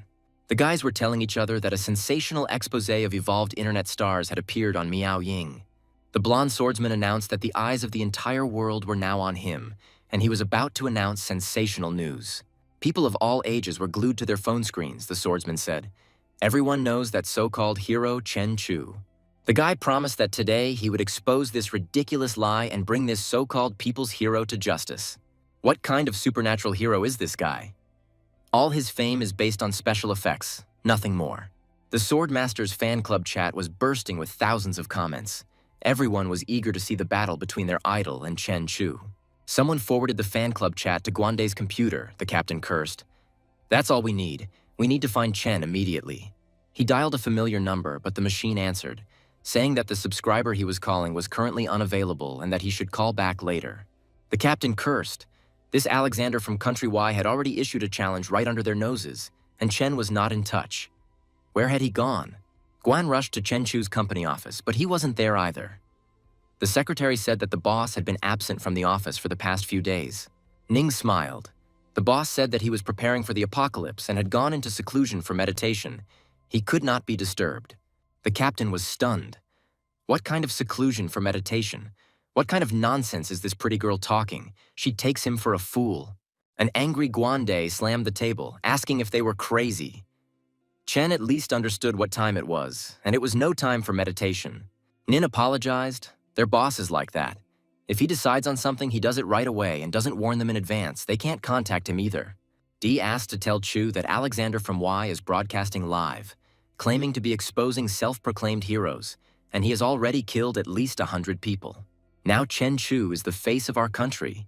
If he does not respond to the challenge, the country will lose face in international public opinion. In the face of an apocalypse, the loss of public trust would be a catastrophe for the country and its people. Chen must understand this. Suddenly everyone heard Chu's voice. He said, "Since this blogger wants war, let there be war. Alexander can set the time of the duel." Guandi opened his mouth in surprise. He asked Chen in confusion if it was him. The captain hardly recognized him. He had changed so much. Chu smiled. Since the apocalypse is only a few days away, it's time to update his online image. Doesn't Dai like it? 10 minutes before, Huang Fujian had brought food to Chen's villa. Shi timidly peeked out from the gate, recognizing the familiar sound of a bike.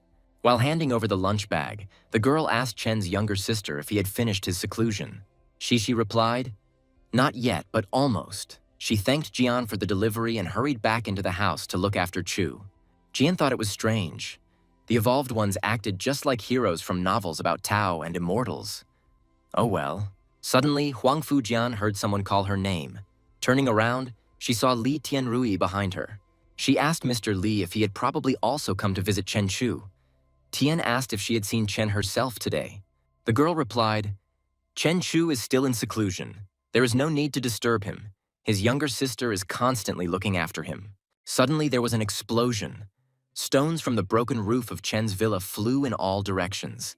Li and Huang Fu covered themselves with their hands in fear.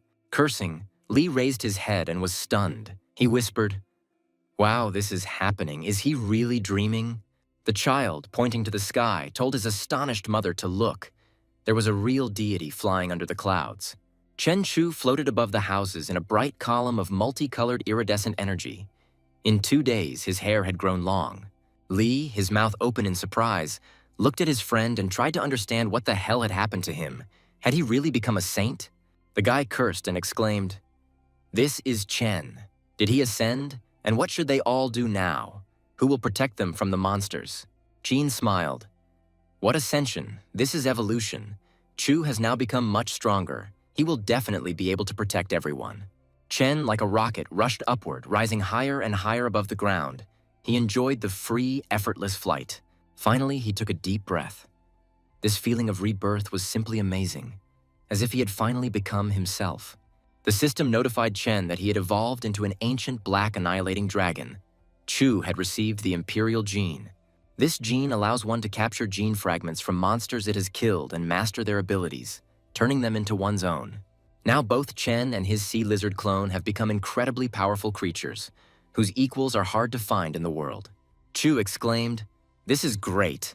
Now I need to test this new body after completing the miraculous transformation into a hero." Well, since the opportunity arose to fight some idiot making a name for himself in the apocalypse, Chen decided not to refuse. Guanda warned Chu, "Swordmaster Alexander is the star of the International Alliance of Evolved, not some kind of jester. If Chen were to make a mistake during this fight, it would bring shame on their entire Special Affairs Bureau and become an international scandal." But the guy asked the captain not to worry. It was all nonsense. Chen was confident that he could easily defeat this arrogant guy. Guanda laughed.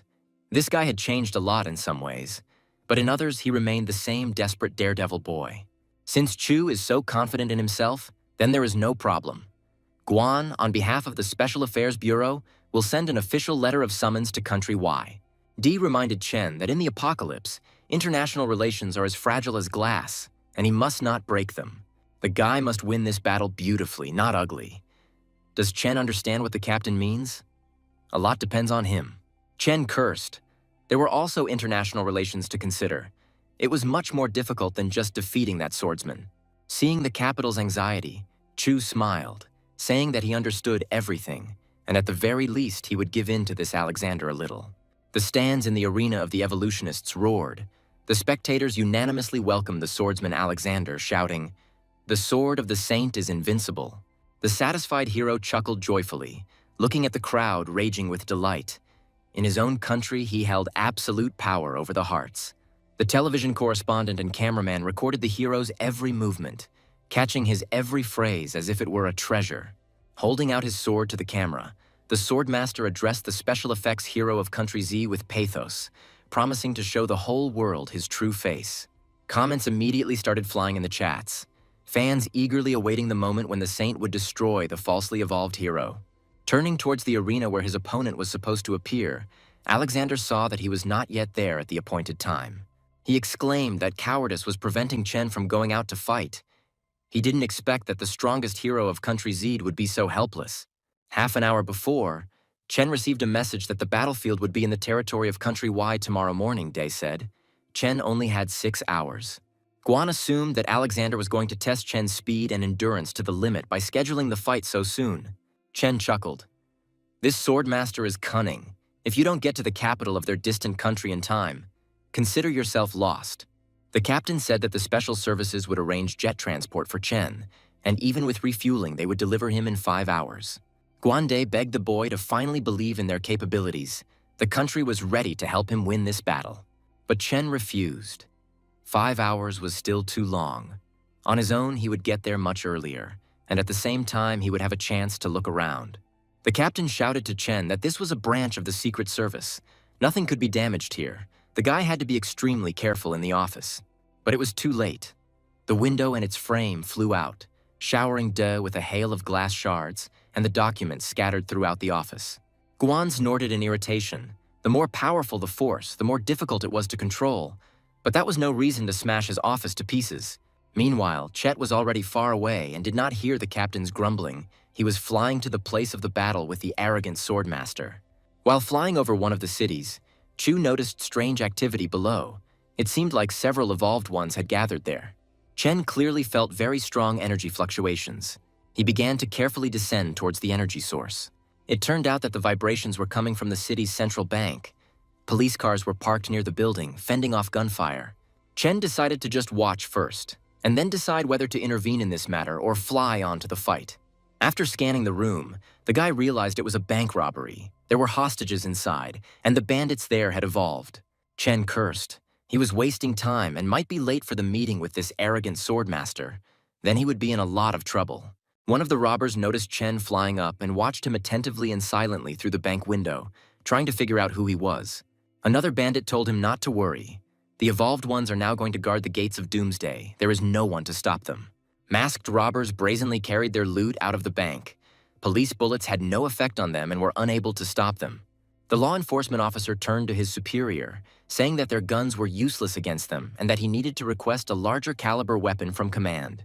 And the evolved bandits, laughing calmly, carried the money, protected from the hail of bullets by a shield put up by one of them. But suddenly the shield disappeared. Someone rushed past the robbers at great speed. No one even had time to see him. The bandits were confused. The criminals' complacency gave way to horror as they saw lightning strikes nearby. But no one could understand what it was. Someone very fast and strong blocked the bandits' path, breaking their defenses with the power of electrical energy. One of the robbers recognized Chen. The man whispered that the evolved guy had returned after all. A powerful bolt of lightning struck the large square directly in front of the bandits laden with money, shattering the stone pavement. Chen Chu stood among the clouds of dust. He said that at first he didn't want to get involved in this matter, but then he changed his mind and decided to stretch his legs. Having thrown down the cases with money, the robbers took out their weapons, and the leader ordered them to open fire on the suddenly appeared obstacle. Bullets whistled. The criminals emptied more than one clip into Chen, but he continued to stand calmly, blocking their path.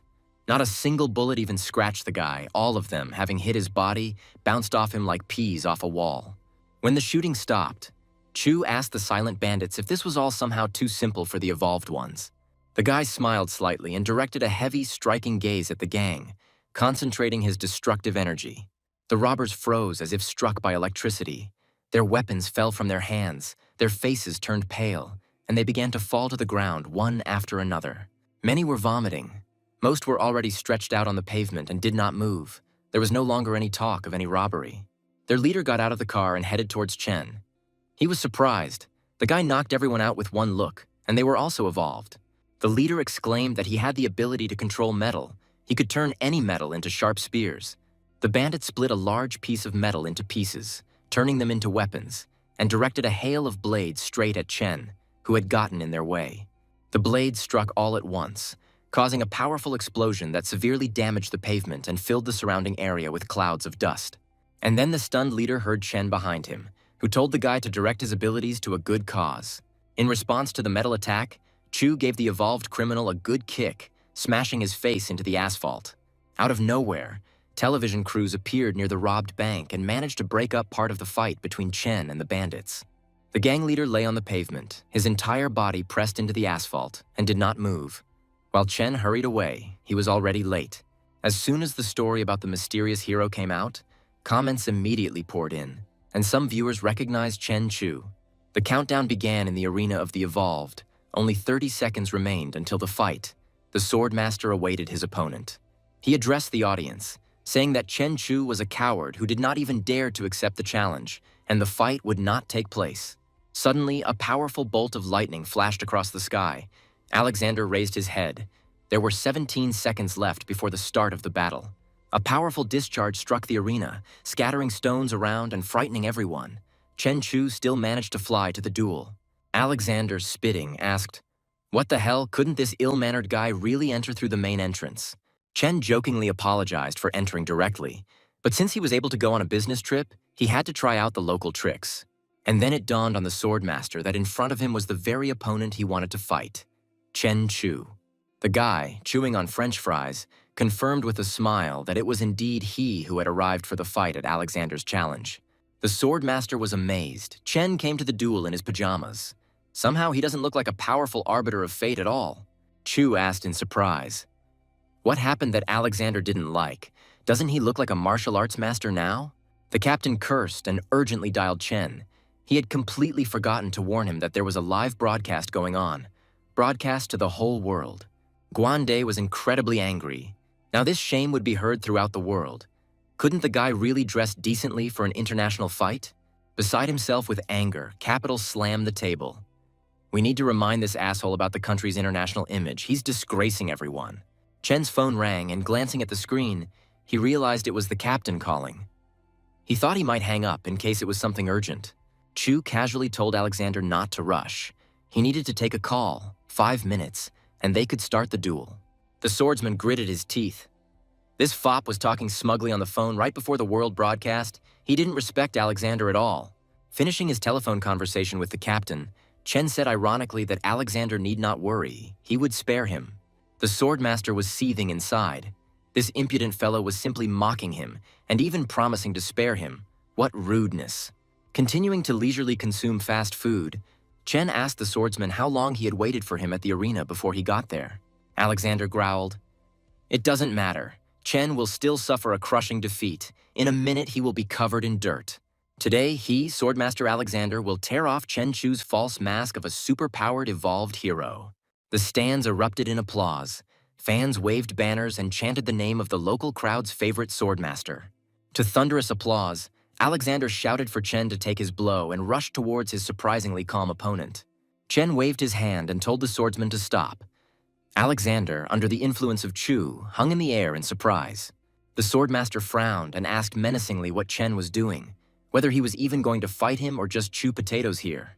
Chu calmly asked Alexander, "Because his sword has electrical properties, this can be seen from the discharges running through it." The swordsman asked that Chen was already scared, but his sword had that property, and a huge number of enemies had already died from it. Chen calmly warned his opponent not to use electricity, as it would backfire on him. Alexander grimaced in irritation and replied to Chen that one also needed to know how to show off, and not just talk nonsense. It is well known that in order to cause the opposite effect of a property, one must exceed the strength of its bearer in the same property by at least 100 times. Chen chuckled. He wasn't particularly knowledgeable about theoretical calculations, but he was quite observant, so that's why he was warning. If Alexander hits Chen with this sword, Chu will be fine, but the swordsman could easily die from the recoil. For a second, the swordmaster was silent. This surprising calm of his opponent slightly frightened him, as if Chen had simply dropped in for tea.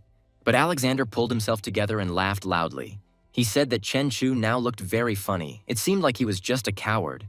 Alexander swung his sword and charged, saying that he would not give Chen any chance to show off. He would kill him now. In response, Chu didn't even draw his sword. Looking at the enraged swordmaster, Chen quietly said, "Lagan, that was enough."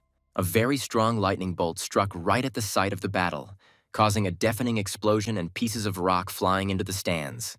When the clouds of dust settled, all spectators saw that the swordmaster Alexander lay lifeless among the rubble. The stands became noisy. Fans shouted at the swordmaster to get up.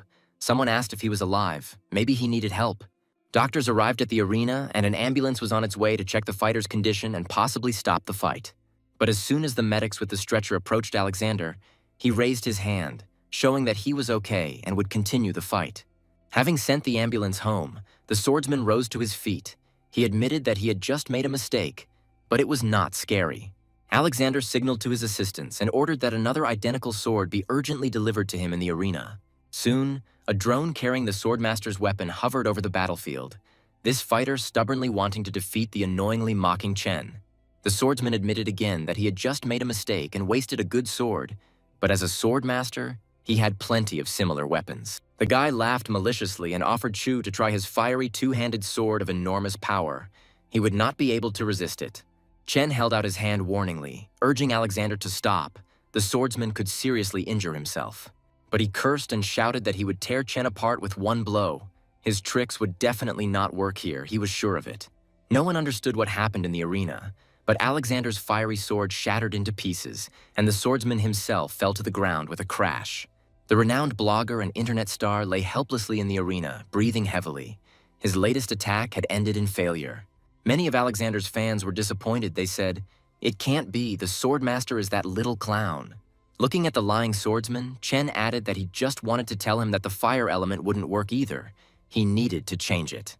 Alexander, getting up, cursed. His consciousness was beginning to cloud over. Apparently, he had just hit something very hard with a blade. Seeing that the fire sword was also broken, the swordmaster's assistants sent him drones with 2 more new blades for the fight.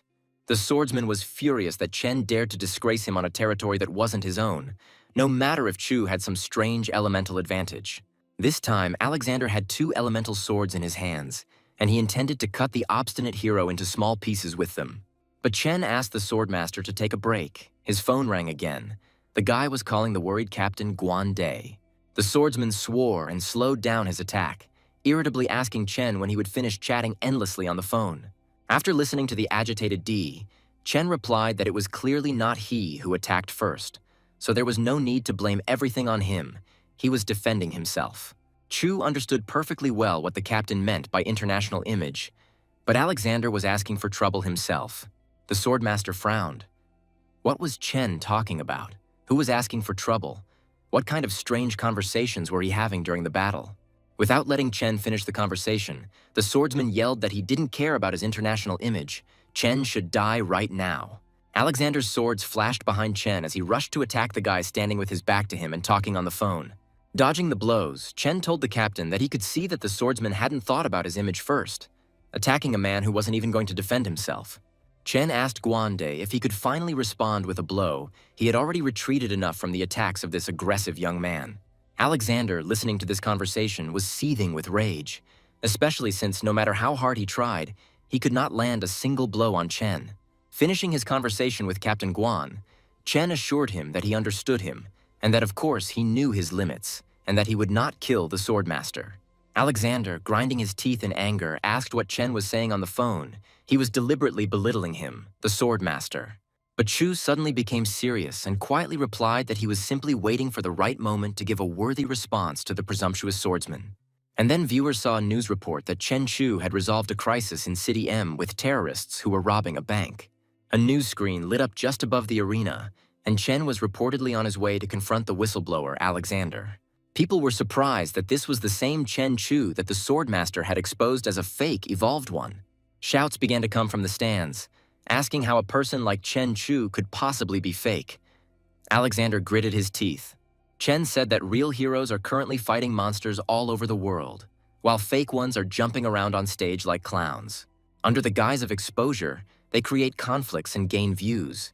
So who really needs to be exposed here? Perhaps the swordmaster has exposed so many evolved ones that he is actually the weakest among them. People started shouting from the stands that the swordmaster was a fake. Alexander yelled that Chen was a fake, and the real clown here was Chu. In response to the hysteria, Chen gave the swordsman a loud slap on the forehead, and he immediately fell silent and began to quietly fall to the ground, losing consciousness. As a result, the world-famous whistleblower fell into the arena with 2 swords in his hands, having received only a slap to the forehead. Swordmaster Alexander lay on the ground and did not rise again, an expression of surprise frozen on his arrogant face. The stands enthusiastically welcomed Chen Chu, and the guy spoke on the phone again. He said the fight was over, he would be back soon. Chen appealed to people that the end of the world is not a show, it is a bloody reality, but someone is using the disaster to gain views. Chu asked fans who would be the real hero when the shadow of the apocalypse fell upon the world, and who they would turn to. Chu sees those who quietly bring food to the ruins teeming with monsters, the old people and children who cover the entrance to the shelter with their bodies. No one will definitely give them a so-called like, but it is these people who are keeping the last flame of human civilization alive. Their right to be called true heroes was never determined by some ridiculous ranking list of fighting strength. Chen asked people from what position can one judge their authenticity. Will it really be determined by people like Alexander? People from the stands shouted that Chen was right, and more spectators became disillusioned with their favorite swordsman of yesterday. The captain listened to Chen Chu's speech and smiled contentedly. Well done, guy. He won fairly and even gave that whistleblower a hard time. Corsa asked Catherine what this even meant. Were they really going to let everyone evolve? Did they even have the strength to do that? The girl replied that if evolution was that simple, there was no point in carrying out the ARC plan. Now was the time to check who was right. Low-quality Pure Land crystals will turn people into cannon fodder and attract a lot of monsters to the battlefield, which is great. Catherine said that when the end of the world gate weakens, they will defeat that monster while it is weakened, and they will have an arc. Corsa objected. No, soon they would have 2 whole arcs in case of an apocalypse, which would allow them to survive the catastrophe. The girl didn't understand what this meant. Corsa explained that they had registered a huge signal of primary energy within the boundaries. This signal is assessed as another apocalyptic object. It is located at the site of the exposure of the Sword Master Alexander. Catherine was very surprised that the power of the original source emanating from the monster had manifested itself in one of the evolved people. Corsa explained that according to the data, the one who appeared at the scene of Alexander's exposure was his clone. The real one was somewhere in the Atlantic Ocean. It's no wonder Alexander lost to him, because he's not human at all, so if that's the case, accidental losses are inevitable. Catherine ordered Corsa to destroy Chen Chu at any cost, even with the use of a tactical nuclear missile upon discovery. After finishing the fight with the whistleblower, Chen went home. He happily flew over the sea, enjoying the flight. Sensing Chen's presence, his clone, a giant black sea lizard that had grown to an incredible size, swam to the surface of the water. The lizard jumped out of the water, greeting Chu. After all, at one time it was just the young man's pet marine iguana. The guy's phone rang again. It was his personal assistant Su Len on the line. Apparently, his employees had gone into hiding. Su informed the boss that they were there. Chen said to come in. They would meet in a minute in the courtyard of his villa. Chu increased his speed and rushed faster than the wind towards his home. It was not worth keeping his employees waiting for him. Soon, some townspeople noticed an unusual purple lightning in the sky. It was the trace of Chen's extremely fast flight. Chen's company employees watched with bated breath as their famous and extremely strong boss descended from the sky. His secretary, her eyes sparkling, told the boss she had heard that he had finally finished his final training session. Ning Naixing asked the boss in surprise why his hair had suddenly grown so long. She had never seen anything like it before. The secretary sighed in admiration and blushed. The boss's long hair is so beautiful, she really likes Chu's new look. Chen explained that when the skill level increases, the hair grows back on its own. Ning was stunned. Could hair really grow from training? Chu turned to his personal assistant. He congratulated Su Len on becoming an evolved person. This is really great. The other girls asked in surprise when Len had managed to evolve and what powers and abilities she now had. Len herself didn't really know anything about this ability. The day before yesterday, she accidentally crushed the boss's crystal and the evolution occurred. Chen asked his assistant to demonstrate her new abilities. Su Len reached out to the fruit table and called for a knife. The table knife rose from the plate and rattled. Responding to Len's call, everyone watched the experiment in amazement. Then the knife flew and ended up in the hand of Chen's assistant. She explained that this is how she could do it. The other girls looked at Su in surprise. Chen took the small fruit knife that flew from the table to his assistant's hands. He understood Len's ability. He explained that she had developed a talent for controlling various weapons, and the girl asked in surprise what this ability was. The guy smiled. This is a control ability. He just met someone who evolved with a similar gift yesterday. Chen remembered the leader of the bank robbery gang who threatened to destroy Chu with his powerful and unusual gift. He explained to his assistant that she could freely control anything she recognized as a weapon, and it didn't necessarily have to be a knife. Chu remembered the bandit who, in the blink of an eye, transformed a piece of metal into a huge number of menacing spears and pointed them at him. Chen added that the evolved one with the gift of control that he encountered could control metal in any form. More precisely, that man controlled iron atoms, transforming some objects into others at his will and manipulating them. Su Len sighed sadly. It was still too weak, although it was certainly much more powerful than the abilities of ordinary people. But still, compared to those who wield the powers of ice, fire, or lightning, this is simply insignificant and is unlikely to help save oneself. Even on the battlefield, compared to those who easily exchange attacks from a distance using supernatural power, it's nothing. Su was sure that her ability to control a kitchen knife seemed simply useless and was not comparable to the power of heroes. Chen thought about it. The fruit knife did not obey either spiritual power or telekinesis in flight. There were no energy fluctuations, but when Su Len took the knife in her hand, a power similar to the one Chu used appeared, enhancing the sharpness of his blood sword. As soon as the knife was in the girl's hand, its power instantly increased hundreds of times. Su actually has a very cool talent. Chen told Lan, "This ability only seems weak because the control item is unsuitable, but it is not Su's fault." He threw up his hands. After all, other than this fruit knife, there was nothing here that could be called a real weapon. But if Chen takes out his blood sword or some other supernatural weapon, the effect will be completely different. Taking out his sword from the storage, Chen told Lan that this would allow her weapon control ability to instantly increase in strength. The boy thrust his broad, invincible sword into the floor of the villa's courtyard, his aura instantly enveloping the entire surrounding area.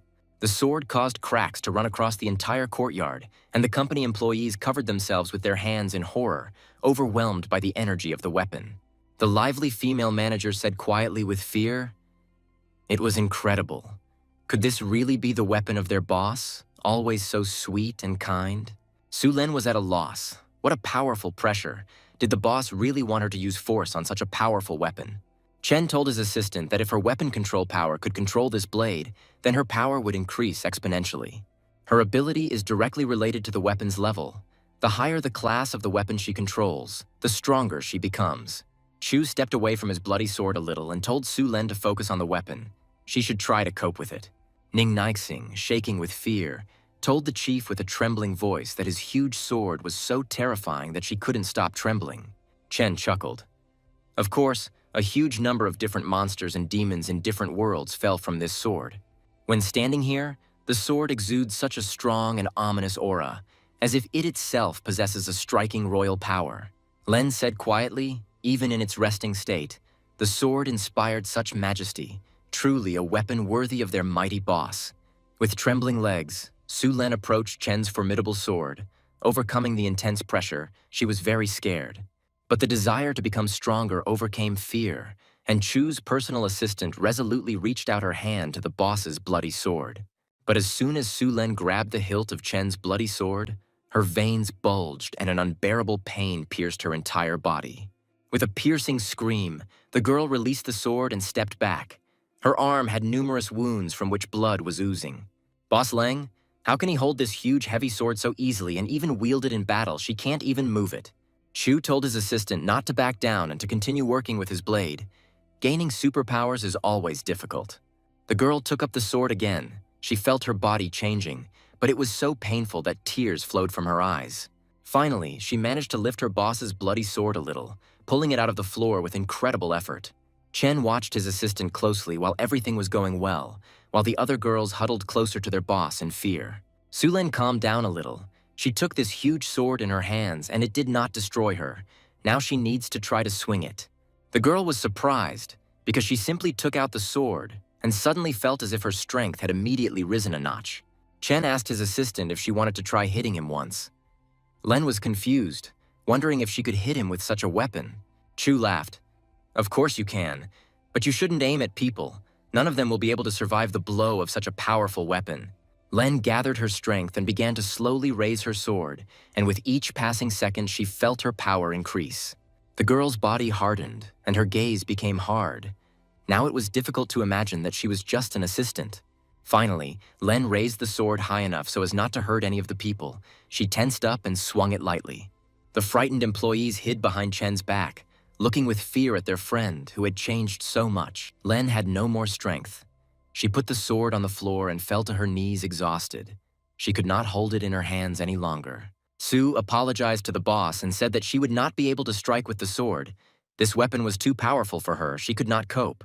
Chu countered, Su Len did a great job. Even one blow, no matter how weak, could cause a huge destructive effect. And then everyone heard the indignant cry of the owner of the neighboring villa. He swore and asked who dared to tear off the roof of his house in the middle of the day. The girl was amazed. Was it really her blow? She was able to do that? It's simply amazing. It's good that she didn't kill anyone. Chen explained that Lan simply lacked experience yet. She needed a supernatural weapon that would be suitable specifically for her. But that's not the point now. He invited everyone to his house and promised to treat everyone to a big feast at dinner.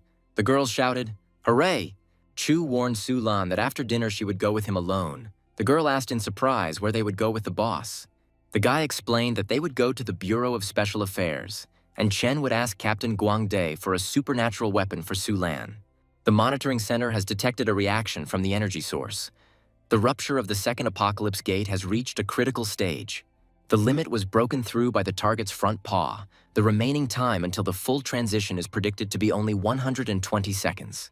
The troops opened heavy fire on the monster's emerging paw, trying to drive the beast of the apocalypse back into its world. There was a powerful explosion. The paw of the emerging monster was wounded. People managed to delay the appearance of the monster for a while. The monitoring center reported that the monster's front paw was knocked off by artillery, but this did not prevent passage through the gate. The remaining time until the monster's complete transition to the human world is predicted to be only 90 seconds. The gigantic beast will be here soon. And now half of the monstrous body has crawled through the gates of the apocalypse. Only a few seconds remain before its entrance into our world. The monster's eyes blazed. He looked around and bared his toothy mouth angrily. There was military equipment and weapons all around. Seeing the approaching military helicopter, the monster released waves of unusual energy, and all signals in the area suddenly died out. The officer reported that one of the attack helicopters had stalled for some unknown reason. A shield had likely appeared that could cut off power to the engines. Catherine grinned, her eyes flashing. A powerful opponent. This time, an ancient, terrible creature of the monarchical level appeared. She ordered the abandonment of conventional tactical weapons and the immediate use of a tactical nuclear missile against the enemy. The officer, confused, reminded Colonel Catherine that there were our soldiers on the front lines, and they would die in such an attack. But Catherine barked at them to do as she said, and quickly, otherwise many more people might die. The monster was in a hurry to get out into the human world through the open gates, but a missile with a nuclear warhead was already flying towards him. Seeing the approaching danger, the monster raised its shield to get rid of the human weapons, turning them against them. The officer warned that if the tactical nuclear missile lost thrust, it would fall prematurely, burying the nearest city. But then Corsa appeared next to the rocket. This scenario had been foreseen in advance. He was ensuring the monster would be hit. Corsa kicked the missile, sending it straight towards the monster stuck in the gate.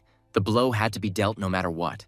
And now the rocket has reached its target. It has flown to the monster that appeared in the world of people and has hit it.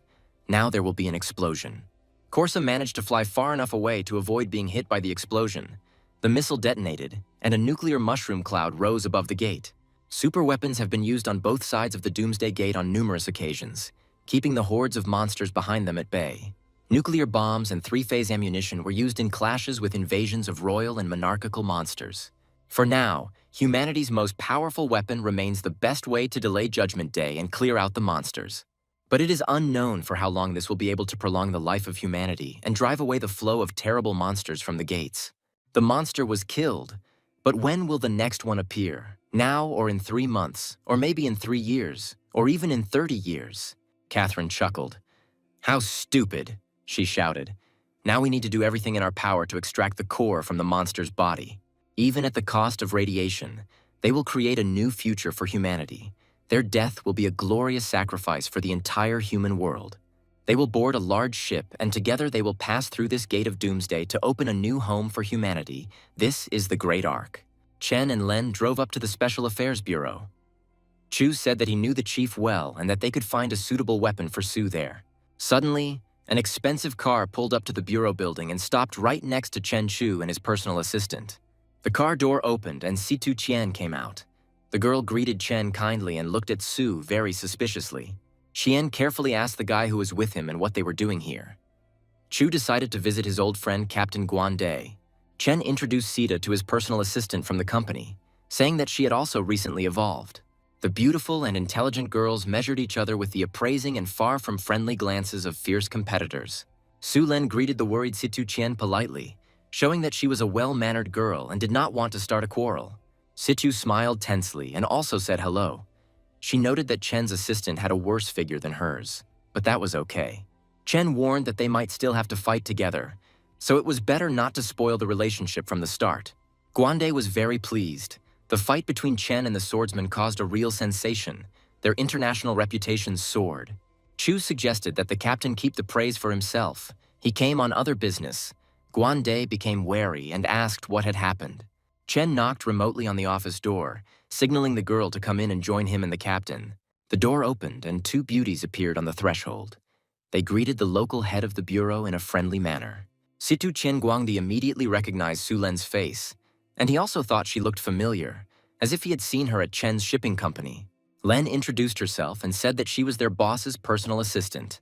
They had indeed met when the captain was looking for Chu. Di chuckled. Da Chu likes to have fun, but Chen cut him off. Enough of this nonsense. He came to register the status of the evolved. Guan said that there was no need for Chu to come in person. Situ Qian had already recently received her evolved person ID. But Chen objected. He was not talking about Situ, but about another girl. His assistant Su Lan also needed to go through such registration.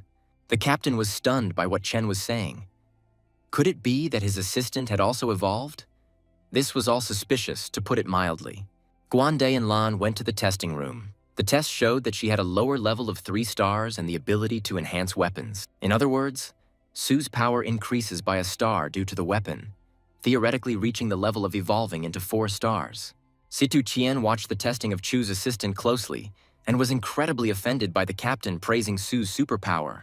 From everything Guande said, the girl realized that Len's overall strength was in no way inferior to hers, which made Qian very wary. The captain asked what Chu was hiding from him, and suddenly 2 evolved stars appeared next to him, both of them about 4 stars. Chen confirmed that there is a way to awaken evolution. It is similar to their energy crystals that they distribute through the department. Guandi's mouth dropped open in surprise. How did Chen know about Psi energy crystals? It was top-secret information. The guy grinned. It's hard to hide something from him. He has his own very reliable sources. He knows a lot. He reassured the captain that he wasn't interested in these crystals. Chen wanted to show Guangde something else, something better than their crystals. Chen pulled out a large scarlet magic crystal from the storage room and asked the captain if he recognized this beautiful thing. Guandi immediately felt the infected energy. He even stood up in surprise. It was a magic crystal, and a large one at that. Chen confirmed that the captain was absolutely right. In front of him was a medium-sized scarlet magic crystal of pure energy of good quality. Di carefully reached for the extremely valuable crystal. He asked Chu where he got it, that it was simply incredibly rare. Chen winked at the bureau's branch chief and cheerfully said that he had found it. Doesn't the captain believe him? It's the absolute truth. Da knew how much power a magical creature needed to form even a tiny crystal, and this one was almost the size of a chicken egg. The guy asked if it was really that precious. Di chuckled. That's putting it mildly. It's literally a treasure. To be honest, the energy crystals they give out are created by cleansing such magical crystals. Today, in the 5 worlds beyond the apocalypse, the most valuable resource is precisely such magical crystals. But this is the first time Day has seen such high purity. But the level of contamination is too great. Even being near it is dangerous. Chen said that he had a lot of them. Guan asked him not to take out any more. He didn't want the whole bureau to go to hell.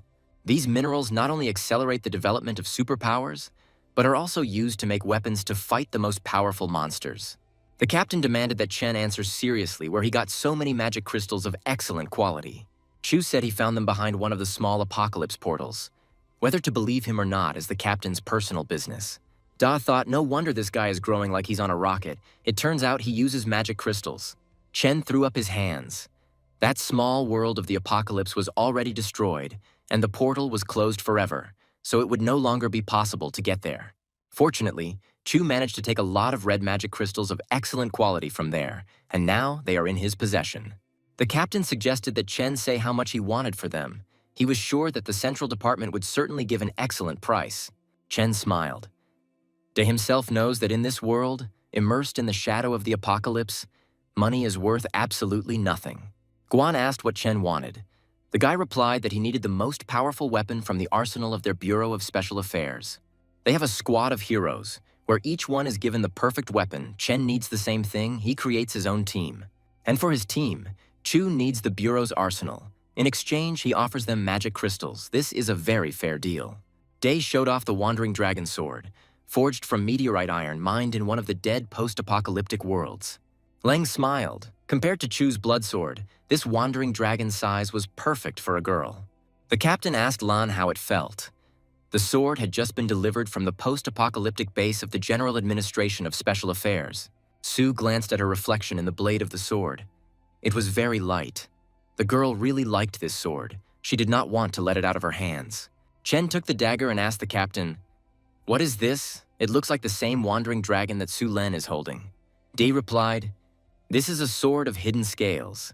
It was forged from scraps of meteorite iron that were left over after the creation of the dragon."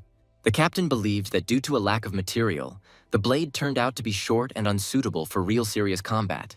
But Chen felt some kind of energetic response between the wandering dragon and the hidden scales. They were clearly connected. Perhaps because they are born from the same element and the same metal. The wandering dragon and the hidden scale, one obvious, the other hidden. Chu said that he would take this scale too, and the captain was surprised that one wandering dragon was not enough for him. He tossed a dagger to his personal assistant, suggesting that they try working both blades together. The girl took the hidden scales. Chu told the captain that he was in control and did not understand how to use this weapon correctly. Wandering dragon and hidden scale must be used together to fully utilize their power. Lan told the boss with a smile that she really felt a resonance between the two blades. It was clearly a dual weapon. Since Chen was able to notice this, let it be a set of 2 for the price of 1. But Chu objected. He would pay full price for the blades. The main thing is that the management does not skimp on the best weapons for monster fighters like them, because soon they will have to fight. Chen's attention was drawn to a very interesting bracelet. At first glance, it didn't look like a weapon at all, but rather like jewelry. The boy was surprised at how powerful his fire energy was, but the object was shrouded in a layer of polluted, poisonous aura. Guan said, "These are purple phoenix wings, a support-type item. They cannot cause harm by themselves, but they can enhance the owner's fire abilities, even creating wings of flame and temporarily granting the ability to fly." Chen told the captain that he was taking this thing too. Guande grimaced. "This guy chooses the most powerful items in the arsenal." The guy approached Sita and asked her if she had the ability to control the fire element, and she thoughtfully confirmed it. The captain shouted, "This is different equipment. It was found in one of the destroyed worlds. It still has strong contaminated energy on it." Dee warned that until the contamination was removed, a normal evolved being could not wear it. It was too dangerous. Chen calmly snapped his fingers and called little Shi to him. Everyone stared at the guy in amazement, not understanding what he was doing. Suddenly, little Cici appeared next to Chu and said that she was hungry. The captain asked in shock where the child came from. Chen asked Guande not to be surprised. She is his little sister. She is immune to polluted energy, and she can feed on it. Having absorbed all the polluted energy from the bracelet, the girl sighed with satisfaction and said that she was full. Dee was shocked. Wow, their research center spent 500 million on the installation, but it works worse than that girl near Chu. Looking at the guy's back, the captain thought about how much more this Chen Chu was hiding. For some reason, he didn't trust almost anyone. Situ Qian tried on the purple phoenix wings bracelet. The item looked amazing on her thin, graceful hand. Chen told the girl that this bracelet suits her perfectly. Situ admired it. "It's amazing how beautiful it is. You can't take your eyes off it." Suddenly, the hand with the bracelet was engulfed in flames. Qian exclaimed that it hurt. It was very hot. Panic flashed in the girl's eyes. The captain shouted, "Situ's evolution level is too low. She won't be able to withstand it. The phoenix bracelet must be removed from her hand immediately." But the guy didn't panic. He calmly told Qian that she could handle this subject. He had absolute confidence in her. He told the girl to use her strength and tame this furious beast. She is close to the element of fire, and she will not harm Sita. The girl clenched her teeth. She must not betray Chen's trust. He had endowed her with the power of fire, and she would definitely cope with the bracelet. Hearing the alarm, firefighters ran into the room, but the captain said that everything was fine here. They could go down. Chen said that Situ had an innate fire compatibility. Not only would she not get burned, but she could also be healed by this fire. And then the fire around the girl's body began to become orderly. She calmed down, the fear passed, the elements began to obey her. And then everyone saw that two golden fiery wings appeared behind Chen's back. The girl sighed. It seemed she had gotten used to the fire. Day was amazed at how powerful it was. He couldn't even imagine that a 4-star could subjugate a 6-star equipment. Chen and his companions left the Special Affairs Bureau building, and he told the girls that from now on they would be his strongest assistants. Lin Rao was just approaching the office and saw their company. She jealously looked at the two beauties accompanying the guy. Ro overheard Chen telling Su Len and Situ Qian that they were now the first members of the Supernatural Warrior Squad. Lin wondered what kind of supernatural squad this was, and why these women were so close to him, why he didn't invite her to join the squad. Lunzi asked the girl what she was looking at so intently, clenching her fists, and whether something bad had happened today. Lin Rao lowered her head and angrily repeated, "Chu has a group of heroes, but they are just a pathetic team that is of no use." Lunzi asked the girl in surprise what was wrong with her. She had probably been eating gunpowder since early morning and was about to explode. Wu Qimei called Longzi an idiot. Lin Ru is furious because Chen Chu was just here accompanied by two beautiful girls. The astonished townspeople raised their eyes to the sky and looked in confusion at the strange, previously unseen celestial phenomena. An alarm was sounded at one of the apocalypse bases. An apocalypse wave began, and a powerful wave of poisoning burst out of the gates. People ran in panic. A general alarm was declared. The second wave of the apocalypse began. Monsters would appear now. Wu Qimei turned on the TV. All the news channels were showing the disasters and calamities that had happened all over the world. The girl, sitting in the hero's lounge, asked with a sigh, "Where are her superhero cartoons? There's a continuous apocalypse everywhere. Everyone says that after the apocalypse wave begins, ordinary people should stay at home, but there's not even a TV signal, so how can you endure it?" Pan Hao, dressed in armor, announced that their squad of heroes would soon be heading out to the districts to protect citizens from the monsters that had appeared. Hao suddenly became serious. He told Kime that she should stop thinking about her cartoons. The girl did not answer. Suddenly the door opened and Captain Guande entered the room. He asked if everyone was ready to go out to fight the attacking monsters. The boys unanimously confirmed their readiness, although in reality, each of them was a little afraid of whether they would be able to withstand it. The captain was very serious. He looked at yesterday's students and said that now it was their time to show themselves. In addition to the activation of the main apocalypse gates, secondary ones also formed. There are not many monsters, but they are different. The guys have reached 4 stars and should be able to deal with regular 3rd-level monsters without any problems. However, according to intelligence, several 4th-level monsters have appeared, which are very dangerous and cause large-scale destruction. Lee said that even the weakest of them had reached the level of 4 stars, and now they could handle even 4th-level monsters. A frightened Lunzi, the weakest in their group of heroes, asked Lee not to say such things out loud. He was very scared. Guande concluded that there was no problem with their strength. He had raised them all himself. They were promising seedlings, the saviors of humanity. During this wave of apocalypse, they need to train their powers even harder and strive to reach the 5-star level. The boys told the captain that they would live up to his expectations and would not disgrace the glorious name of the Bureau of Special Affairs in the upcoming battle. Lin Rao said thoughtfully, Chen Chu had promised to help in the event of a large number of strong monsters invading the city. The captain replied to the girl that this guy, Chen Chu, would most likely also participate in clearing the city of the monster invasion. The gate of Chen's villa rang. No one opened, but a small, almost childish hand persistently tormented the house bell. A teenage girl with a large backpack on her shoulders stood at the gate, giggling cheerfully and continuing to ring the doorbell. Meanwhile, Chen watched the girls. He thought that the two of them were doing a pretty good job of setting up their new equipment. Little Cece quietly approached her brother and told Chu that they had a guest, some girl. The boy was surprised. What kind of girl? When the door opened, the girl cheerfully asked, Is he Mr. Chen Chu? Yes, she recognized him. It really is that same guy. Chen looked at the guest in surprise. She was almost a child, and on her head was a magical mask of Inari. He immediately recognized her. The guy asked, so she was one of the 8 deities of the Takamagahara pantheon, which Izanami commanded. What was her name?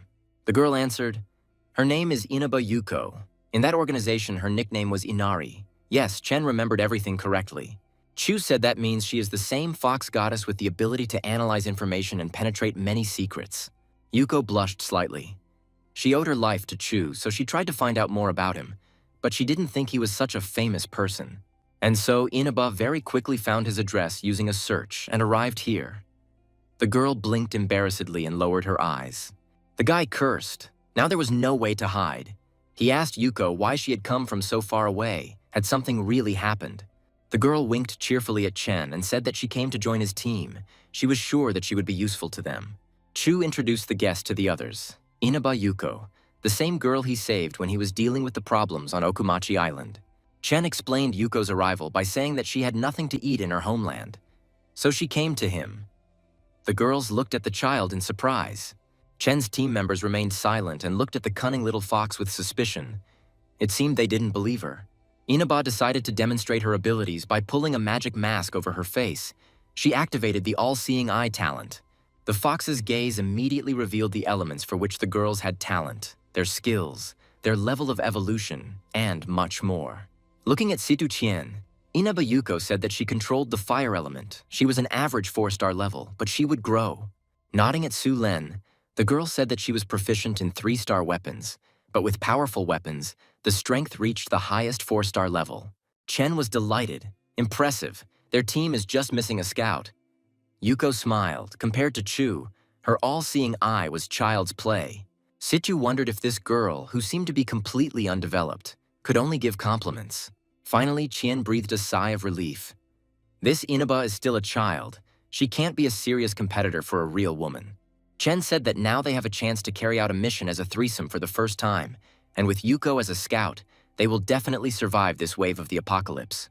Situ asked in surprise, Wouldn't Chen stay here to resist the monster invasion and save people? Chen waved his hand at the girls and replied that he had a more important task. CC flew up and reported to Chu that the door had opened. Len was at a loss, but they had just evolved. How could they handle such a difficult task as attacking monsters? Chen smiled. There are 3 of them now. They are strong. The 3 of them are enough to save the world. They just have to believe in their own strength. As soon as the guy disappeared behind the door, Inaba Yuko turned to the girls. smiling and asking them to teach her a lot. There was a battle going on in the square near the People's Shopping Center. A monster broke through there and the townspeople ran away in terror. Everyone tried to hide as quickly as possible, realizing that there was no way for ordinary people to stand against the monsters. The commander told the Special Forces soldiers that no matter what happened, they had to contain the monster to give people a chance to escape. The fighter asked in confusion what the hell had appeared, and a blue giant jumped out onto the square. It was the horror monster. The officer ordered to shoot to kill and protect the citizens, but it turned out that ordinary weapons had no effect on this monster. Horror twitched its spiked paw, its blue spines rattling, generating a multitude of metal spears. The monster swung its long paw, and blue spears made of an unknown metal flew at the Special Forces squad. The soldiers had nowhere to even take cover. But then Lunzi jumped down from somewhere above them. Landing next to the fighters, the guy ordered the spiritual shield to open. Lunzi stood in front of the soldiers and held a shield. The spears thrown by Horror hit the shield and fell onto the pavement. The squad was saved. The guy told the Special Forces to retreat along with the civilians, and a squad of heroes would deal with the monster here. The officer sighed with relief. The team of heroes from the Special Department had finally arrived. This was great. Everyone was relying only on them. Lee Zongwen said that the instruments showed heavy pollution in the area. The secondary apocalypse gate should be somewhere nearby. The group commander notified the Special Department that a horror monster had been detected in People's Square, with a threat level of approximately 4 stars. Lee gave his squad of heroes the order to clean up the pollution in the square and close the secondary apocalypse gate. As always, Pan Hao was the first to rush to the monster, offering to first test the monster's techniques and see what it was capable of. Flying up, Hao attacked Horror with his long spear, which the boy sincerely considered the best weapon for fighting monsters.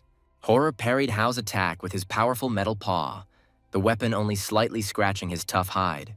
Gritting his teeth, Pan Hao cursed, "This monster's defense is very strong. The spiritual spear does not penetrate it. This is very bad."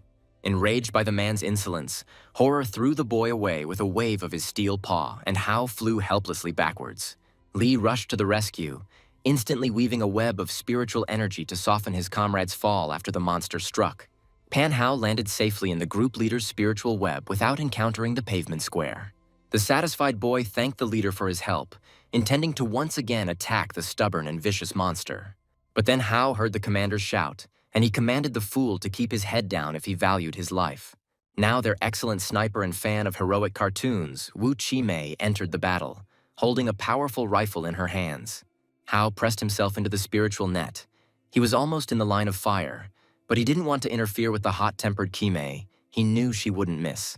And indeed, the girl's blast hit Horror right in the face and he staggered, barely able to stay on his huge paws. But the monster was still intact. He angrily shook his head and growled threateningly. These little people were not afraid of him. The Horror at all. Looking closely, Pan Hao noticed that where Ki-mei had hit, cracks had appeared on the Horror's tough shell. The guy stared at the monster with wide eyes. Everything inside him trembled, so that meant Horror was still vulnerable, and they could finish him off. Once on the ground, Pan Hao told the girl that her sniper rifle could penetrate his defense. A crack had already appeared there. Ti-mei was delighted. If so, then it would be possible to hit the monster's vulnerable spot with one shot and then it would be defeated. The sniper immediately fired at the Horror again, but this time the monster was ready to attack. He deflected the shot and the charge hit the building. Wu Chi-mei stared at the monster in surprise, wondering how he was able to make the charge hit not him, but somewhere else entirely, like a ricochet. Hao said that if the girl destroys public property on her own, it will be deducted from her salary, Ki-mei snapped. Lee stopped the argument. Horror probably has the ability to spatially shift. Precision ballistics are ineffective against it. Sniper Saimei smiled. So that means the monster needs inaccurate ballistics. That can be arranged too. There are no problems with that. She said that if he created many imprecise trajectories at once, he wouldn't have enough time to shift each one individually. Lee sternly reminded Wu Chi-mei that he was the group's leader and she should listen to his commands and not act on her own. Last time, the captain scolded them for their poor coordination. Until they found the Horror's true weakness, there was no point in rushing into attack. Ti-mei suggested that Lunzi distract the monster while she got closer and hit him, if not with one blow, then with two. Lee told Lin Ru to cover Kai-mei's flank. Terror's weak point was the back of his head, and an explosion close by would damage his true body. Lin Rao took out her sword and replied to the group leader that she understood her task. Wu Qimei could work in peace. The commander ordered that Lunzi and Pan Hao bundle a shield and spear. They should distract horror from the front. The guys unanimously answered yes. Li Zongwen himself uses his favorite spiritual fetters to bind the horror and limit its mobility during the attack. Now that everyone understood their tasks and interactions, the guys dispersed, and the commander ordered the detachment of heroes to begin the operation. Suspecting something was wrong, Horror opened his toothy mouth completely and rushed to attack the people who dared to attack him. The monster rushed at full speed towards the group of heroes. The armed girls ran around the horror, trying to get behind it. Finding the right moment, Li Zongwen began to weave spiritual bonds to stop the dangerous enemy's advance. Suddenly, Horror felt that he could not move any further. His hind legs were wrapped in Li's bonds and literally pinned to the pavement. By moving the spiritual threads, the squad leader activated the strangling vine skill, making it easier for his soldiers to attack the monster.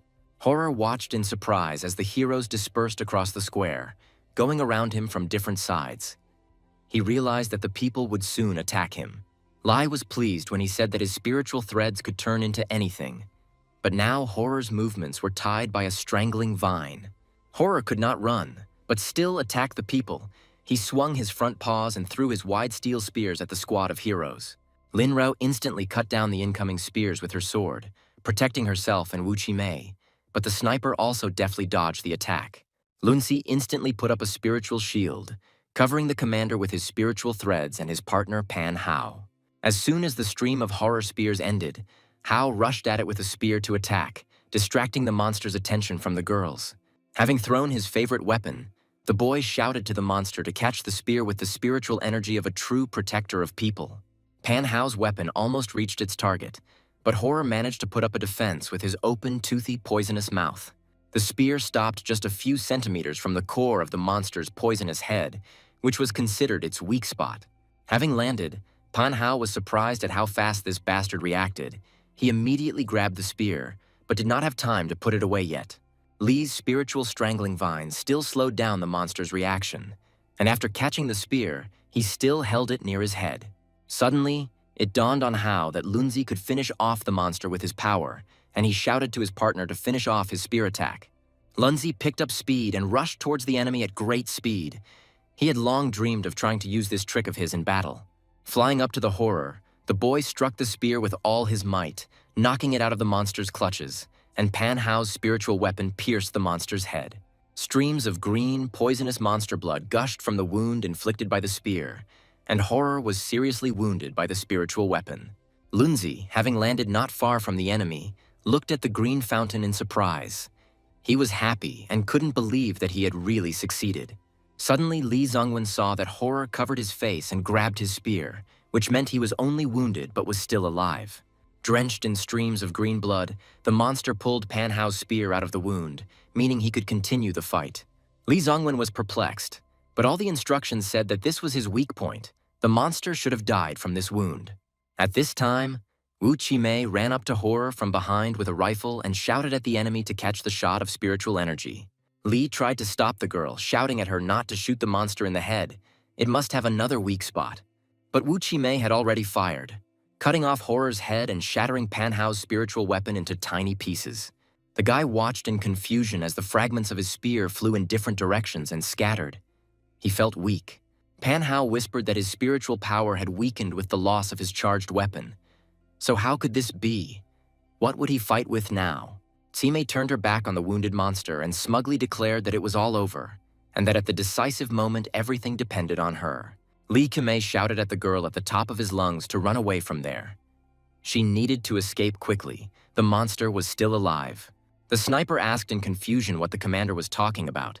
At that moment, Horror had already raised his poisonous spike over the girl. The swift Lin Rao rushed to her friend's aid, flying towards the evil enemy with lightning speed. Pushing aside the confused Qimei, Lin Rao put up a defense, covering the sniper's back with her own small shield. Suddenly, Wu Qimei felt her friend's warm, scarlet blood pouring onto her. While covering the sniper, Lin Rao herself was wounded. Lin Rao's shield was too weak. The monster shattered it into small pieces and wounded the girl. Blood gushed from her mouth. Wu Qimei looked up and saw with horror that the monster had pierced Lin Ru's body with its steel appendage. The sniper stood next to the monster, confused, looking at her wounded friend, whom horror was lifting higher and higher above the ground. Tears gushed out from Kime's eyes as she whispered what she had done. Her entire face and neck were covered in Lin Ru's blood. The headless horror raised the lifeless body of a bleeding girl above the square, and all the members of the squad froze. Ro Longzi, who was in love with Lin, shouted, "What have they done? They need to save the girl immediately, otherwise she will simply bleed to death." The boy activated his talent again, shouting at the monster, "How dare he hurt Lin Ru? He will tear the monster apart now." Gritting his teeth in anger, Lunzi resolutely rushed to the rescue of his beloved girl. He didn't think about anything. The main thing was to save Ro from death. All this time, Wu Qimei stood nearby, frozen in confusion and horror, not even thinking that she could become the next victim. Seeing Lunzi flying towards him, horror threw Lin Ru's body at him, realizing that the guy was running after her. The girl's body hit Lunzi's energy. The boy was also hit, and the two of them, losing consciousness, began to fall onto the pavement. Li realized that Any More and his friends would suffer further injuries because they would not be able to land properly. The commander instantly created a network of spiritual threads to bind the bodies and prevent them from crashing onto the stone square. Zhongwen's move worked, and Lin Ru and Longzi fell into the spiritual net he had woven without receiving any further injuries. The squad leader breathed a sigh of relief. He was able to cope with this. Now he needed to think about how to destroy the monster. Suddenly, Li saw that his strangling vine on Horror's paws had weakened. Just a little more, and the monster would be able to pounce on them. The squad leader was frantically trying to figure out what to do. 2 of his fighters had already been knocked out, leaving only 3 left.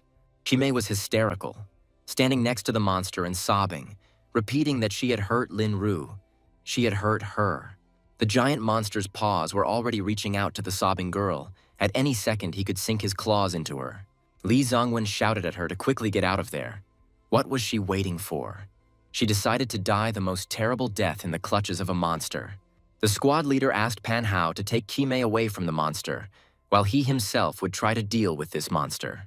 But Hao replied that without his spear, which was powered by spiritual energy, he would have died the moment he rushed to attack. He could not go.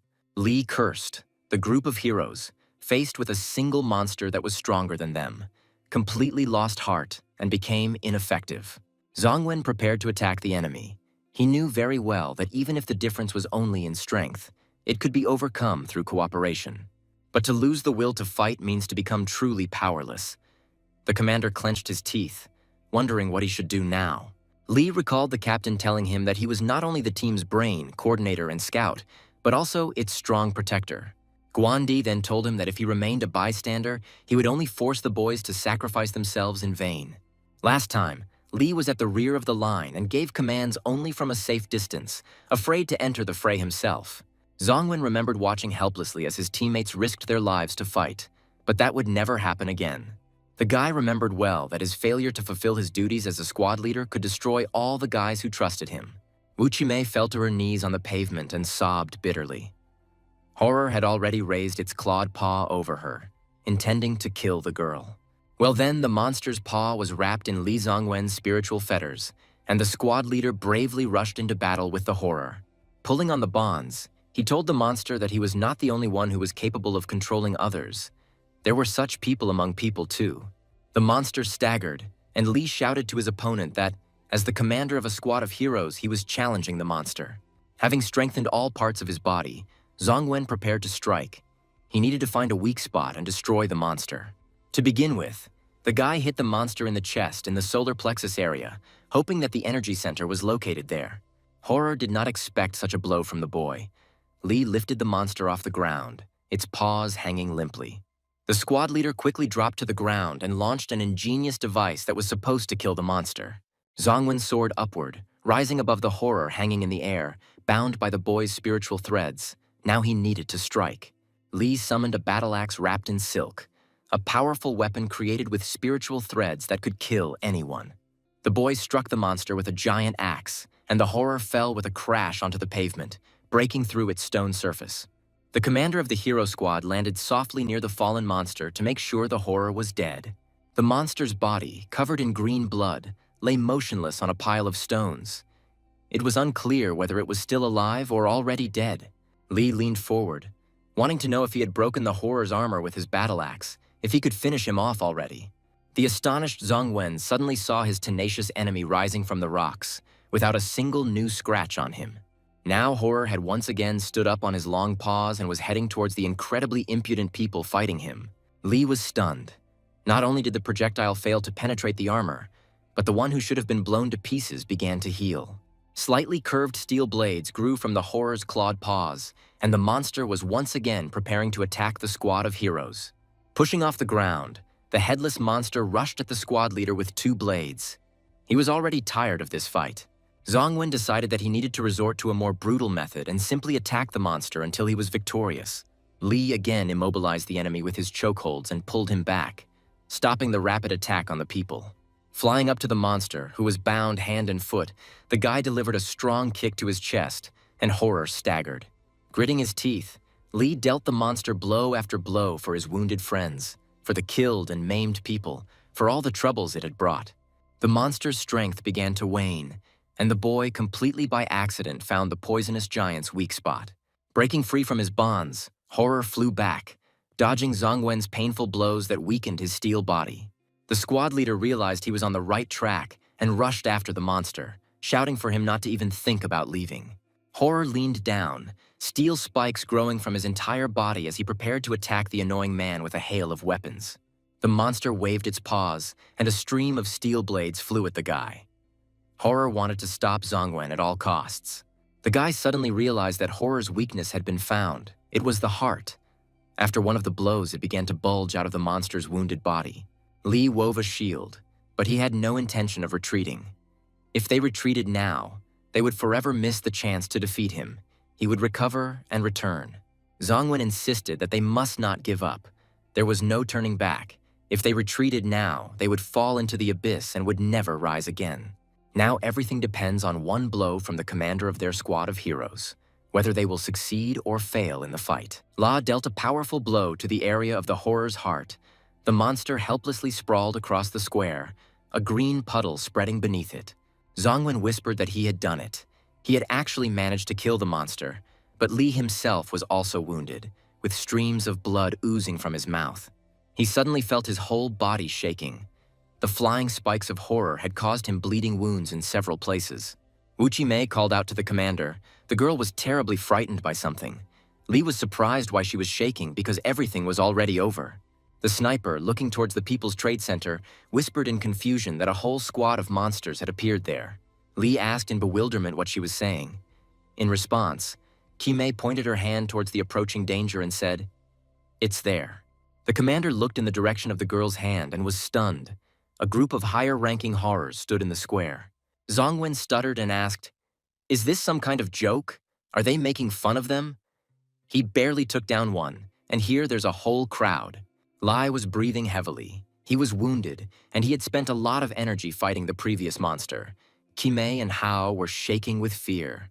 Pan Hao fell to his knees and muttered that he was too weak, the boy told the commander.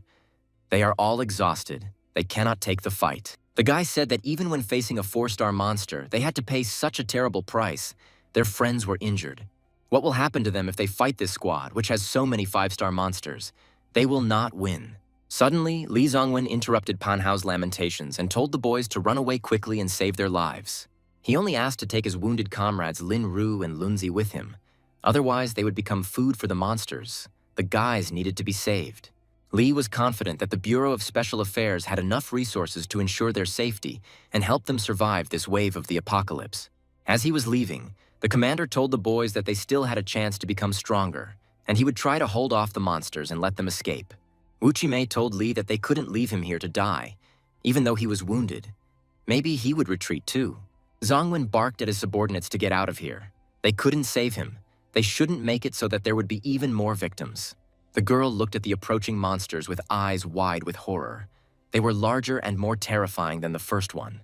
Li shouted, "The commander is responsible for his teammates. This highest principle was taught to him by their captain and mentor, Guande." The monster approached the boys and grabbed Li by the head with its clawed claw, and blood gushed from the mouth of the wounded squad leader. He shouted to Mei. His main task as a commander was to have his soldiers engage in bloody combat and leave the battlefield alive. Zhongwen yelled at them to leave him and get out of here immediately, otherwise his death would be in vain. Everyone would die. Suddenly, everyone heard Chen's mocking voice.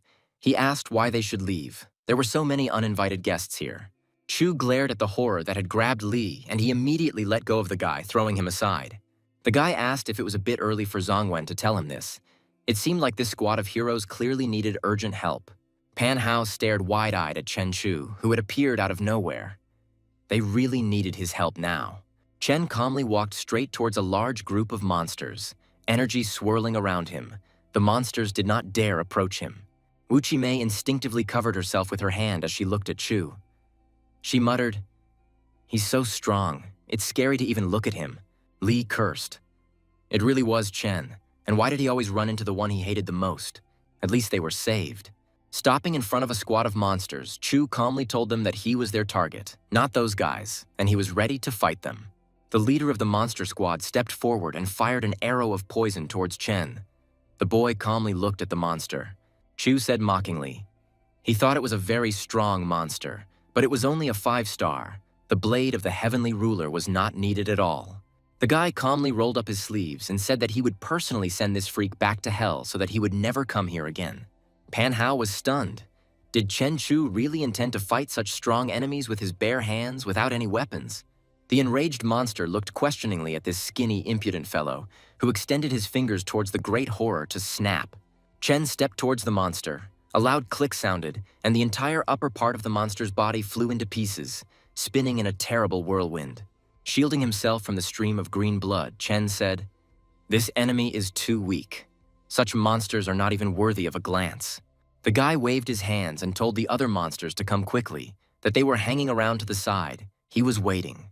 Pan Hao, dumbfounded, looked at Chen and muttered, "He is so strong that he destroyed a 5-star terror demon with one click." Achieving such a result would require the coordinated work of all 5 members of a squad of 4-star fighters. Wu Qimei told Pan Hao not to stand there and save people, and Li asked him not to worry about him but to help Lin Ru and Longzi. The monsters, seeing the death of their fellow, grinned angrily, but were in no hurry to approach Chu. He was too strong. Chen asked the monsters with a grin if they were really afraid to approach a person, since they came here to kill people. Suddenly, bluish lightning bolts began to dance around Chu. He was tired of waiting for the monsters to start attacking him. He shouted to them that if they doubted, then he would have to take the initiative into his own hands and attack the human enemies first. The guy, like a rocket, soared into the sky. The confused monsters circled around in bewilderment, not knowing where to expect the blow from.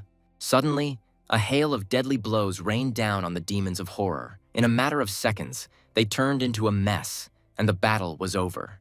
Li muttered in confusion. This was contrary to common sense. He didn't see anything, but then what did he do to defeat everyone? Crawling away from the battlefield in horror, the commander of the hero squad thought, "Fortunately, Chen Chu is not their enemy. It is simply impossible to fight him."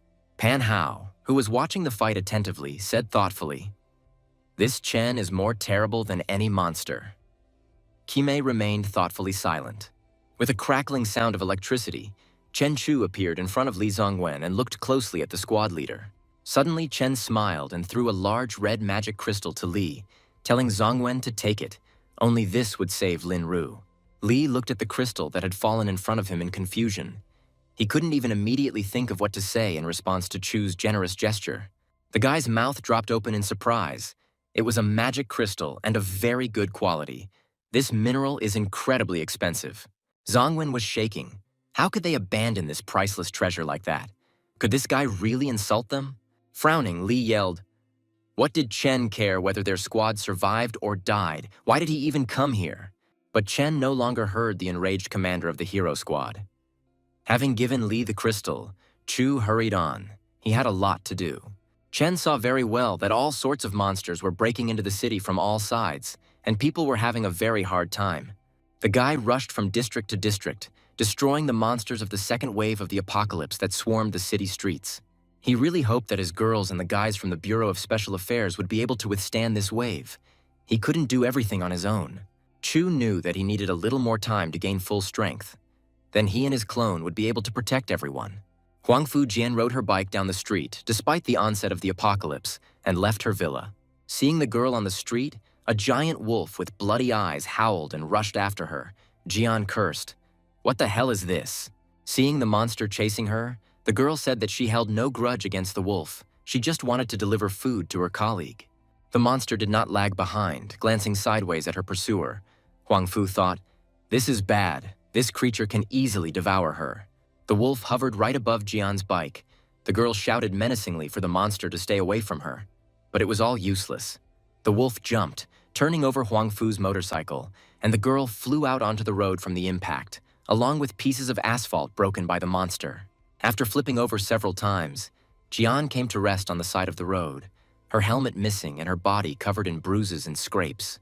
The wolf's eyes flashed and he growled when he saw the girl. The monster headed towards her. Huang Fu looked at the huge, toothy mouth in horror. Compared to this monster, Jian was so fragile and defenseless, she definitely couldn't cope with such an enemy. She sighed. Only Chen Chu could deal with this giant wolf, but where is he? Why isn't he protecting his neighbors? Huang Fu remembered her father's angry words.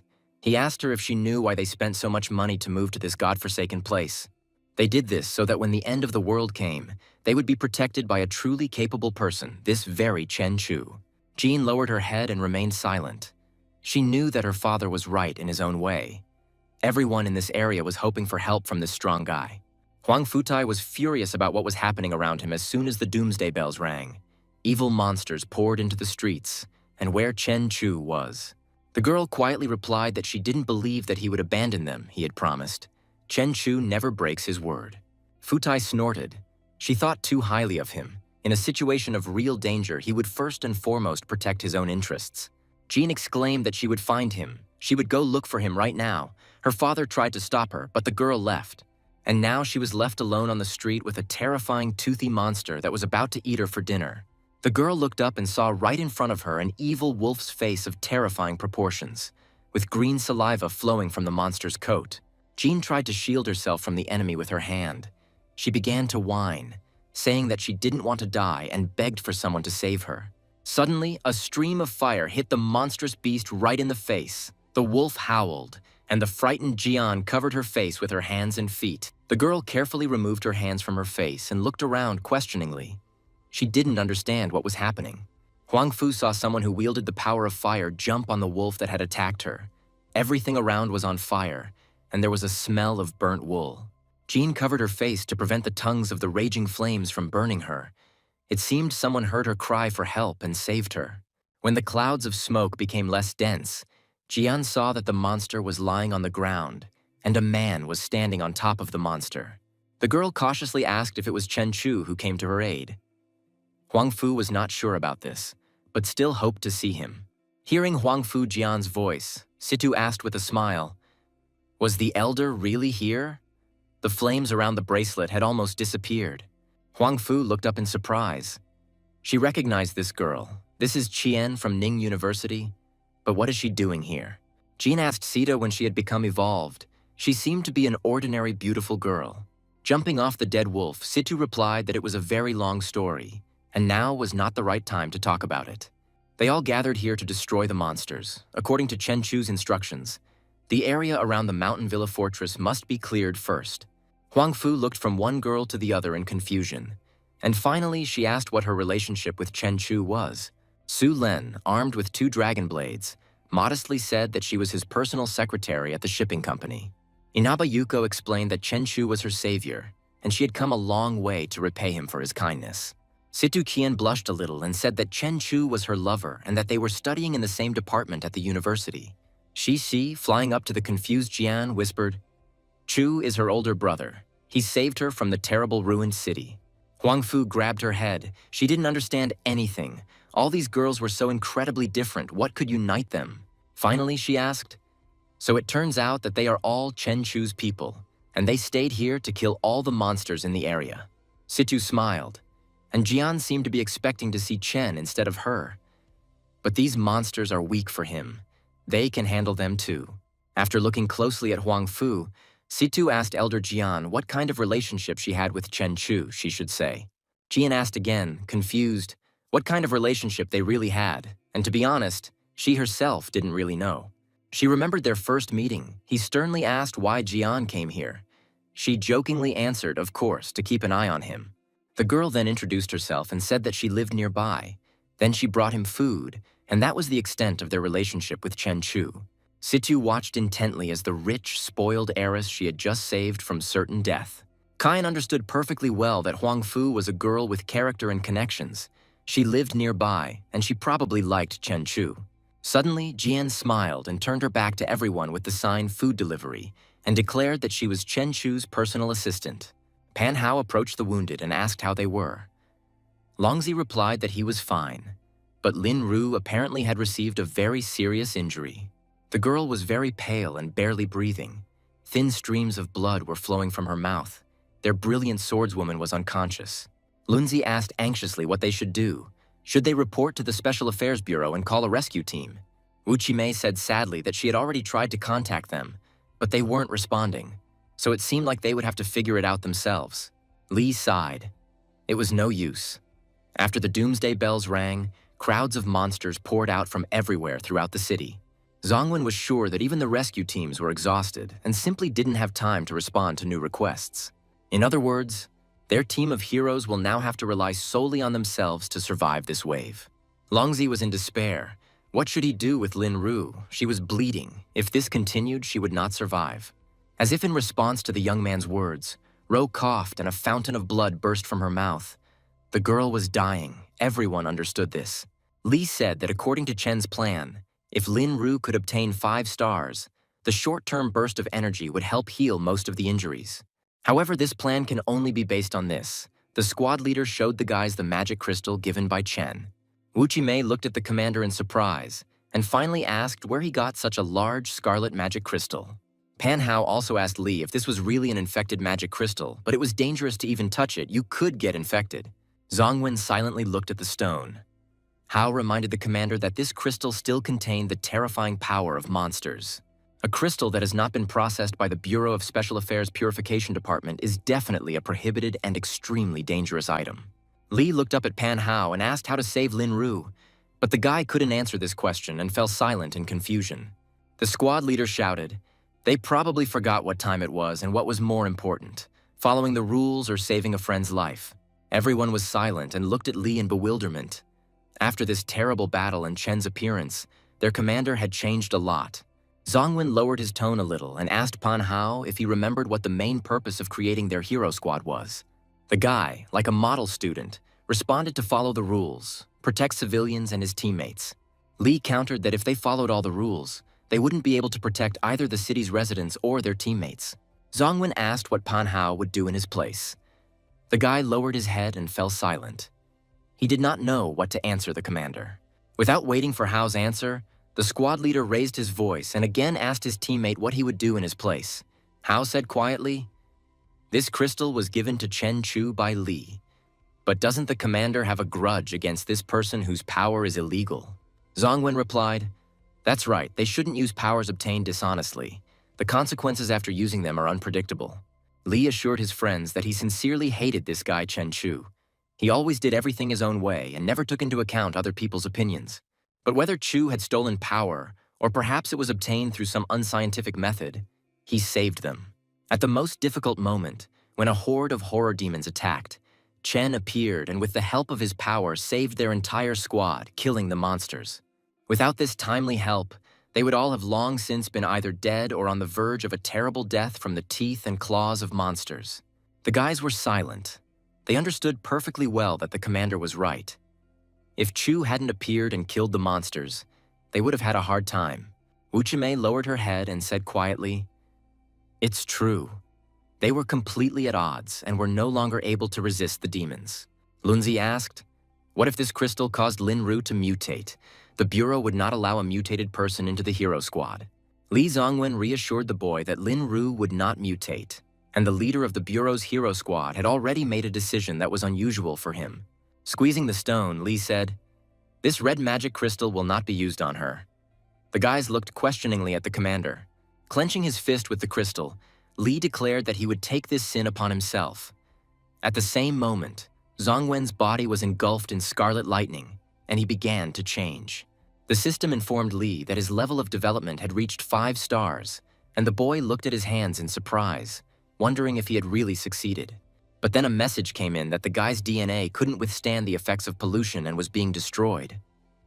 Li clenched his teeth in pain. Zhongwen shouted to the guys to stay away from him. The squad members were terrified and asked the commander what was wrong with him.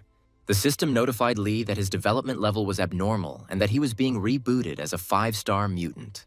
Chimay pointed the gun at Li with trembling hands. She didn't know what to do. But at the Bureau, they were trained to kill mutated people. Mutants are fallen beings who follow a completely opposite path of development compared to the evolved ones.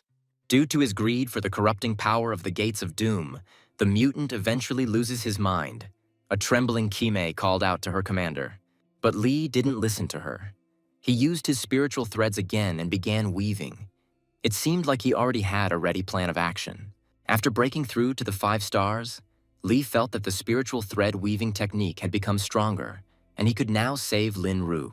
Wu Chimay looked at her friend in surprise. Lin Ru's wound had actually healed, becoming stronger. Zhongwen was able to cure her. Now the only reminder of the serious injury was a hole in the protective suit. The blood on the girl's face had also disappeared. She was simply sleeping. The sniper asked the commander in confusion what they would do now after everything that had happened, what they should do next. Lai replied that from today on he was no longer their commander. His goal was to catch up with Chen Shu in strength at all costs and become his successor. And they will become stronger. They no longer need Zhongwen's support. At this point, their paths diverge. They remain a squad, and he is on his own. Having said this, Li flew up into the sky. Hao sighed. The captain had become a mutant. He could no longer stand next to their squad of heroes. But on the main point, Pan Hao agreed with the former squad leader. Without strength, even following principles would be useless.